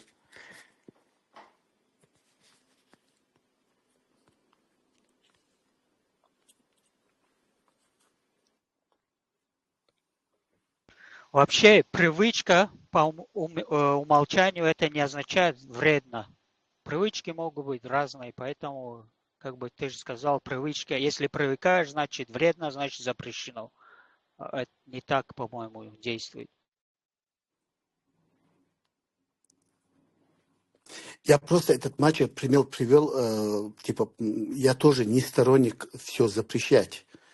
Но если я в чем-то вообще никакой пользы не вижу, а вред, он пускай он такой не огромный, но все-таки он очевиден, даже в малых дозах, то, наверное, хотя бы нежелательно. Надо к нему относиться. Асланбек, Хажла, смотри, я когда, снюс первый раз попробовал, то есть он мне вообще никакого либо эффекта не дал. И вот коллеги, которые со мной работают, когда я им предлагаю снюс, вот только вот он вступил к работе, я ему, вот, новичок, да, вот я ему вот показываю, вот снюс, давай попробуй. Он сразу вот идет, вот сразу буквально через пару минут он идет, вот сразу рыгает, да, вот. И через неделю все, он уже со стажем уже, получается, он уже покупает этот снюс, он употребляет, для него это нормально. Но первый раз, когда он употребляет, он начинает рыгать. Вот у меня, например, привычка, я люблю, например, стейк средней прожарки. Если я в течение дня его не кушаю, стейк, вот не употребляю стейк, вот не прожарю, да, вот, не попробую, у меня вот депрессия, у меня вот Я начинается... только вот, не понял, ты этим выводом, негодование такое. это значит, что это вредно? Нет, это привычка, это такая же привычка. И тут, если вот кто-то там сказал насчет кефира, да, ну это если так радикально, это слишком, ну, по мне так это слишком сложно, слишком сложно вот это, слишком радикально вот так думать, вот кефир там, это, то, все, это привязанность, это привычка, вот это все, но это слишком сложно. Не, насчет кефира никто не думает, я кефир просто поставил пример, чтобы сказать, чтобы в матчере, в том, которым его пьют, там алкоголь хоть и есть, но меньше, чем в кефире. В кефире же тоже есть алкоголь, там 0,5%. Примерно так же и в матчере.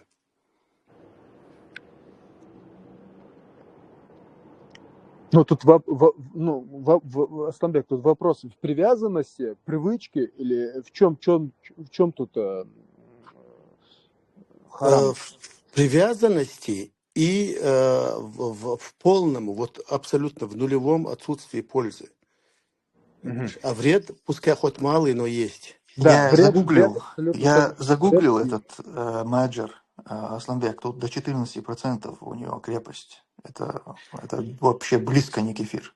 А нет, я же оговорился, в том матчере, который пьют, я же сказал, и женщины, и дети у них есть матчер, который вот все пьют. А есть некоторые из него делают, и также называют его потом матчер, его доводят реально до алкоголя, и тем самым его тоже матчер называют, чтобы себе уже алкоголь выпить. Вот эти, наверное, до 14 градусов и доводят. И из-за любителей вот его доводить до 14 градусов, там вот сейчас всем как бы запретили. Ну, некоторые запрещают его. Но в Ахметовском районе, насколько я всего лишь один раз я там был, и мне всего лишь один раз я там выпил его, по отношению к ним, местного населения, там очень свободно к нему относились. И это, для них это был виноградный сок с привкусом, можно сказать, кваса. Причем очень вкусный, намного вкуснее, чем квас. Тут мне пишут, ты так сильно защищаешь, говорит, снюс, вопрос напрашивается, ты закидываешь снюс. Нет, у меня, хвала Аллаху, нет вообще никаких вредных привычек. Ни снюс, ни сигареты и так далее.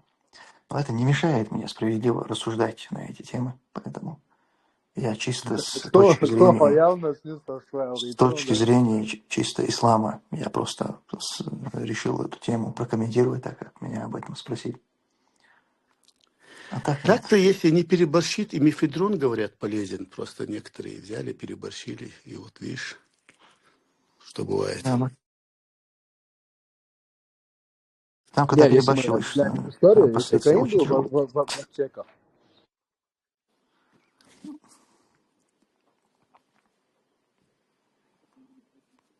Так-то помимо, если есть вот этот вопрос чисто исламский, который мы разобрали, но также есть и вопрос традиционный, как бы культурный.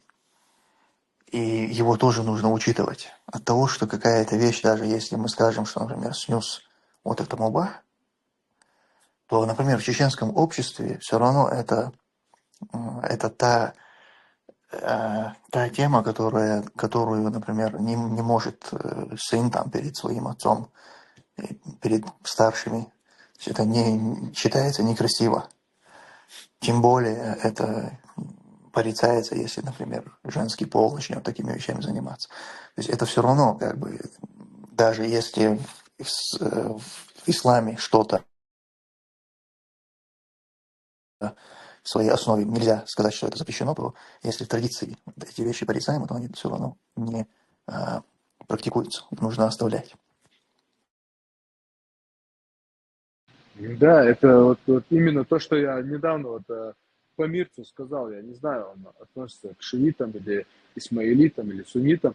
Исмаилиты, но, короче, не буду вдаваться в детали. Нет, это полное твое право. Вот то, что я его недавно и сказал, вот с точки зрения морали, да, вот перед отцом, перед родителями, это уже ненормально, то, что принимать снюс или там курить сигарету, это уже как бы нелогично.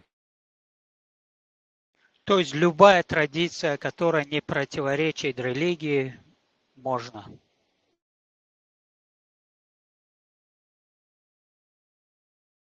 Вот, допустим, кровная месть, по-моему, есть в исламе или нет, вот я точно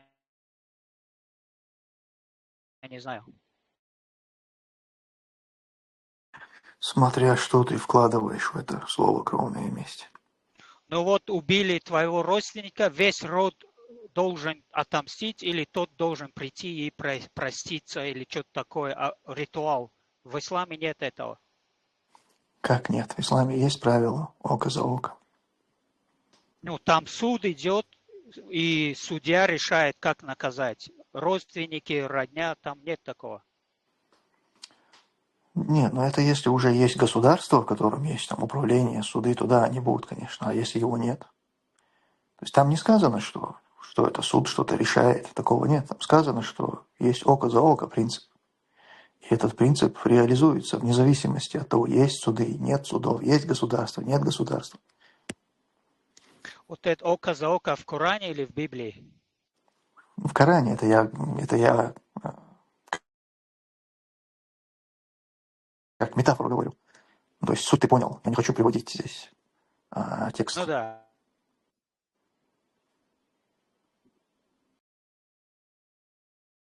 Давайте на этом его будем завершать.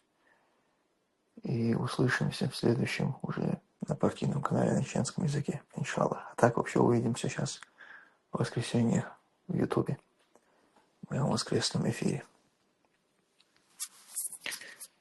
Все, давайте. Всех хвала принадлежит Аллаху, Господу миров. Вассаламу алейкум ва рахматуллахи ва баракатуху.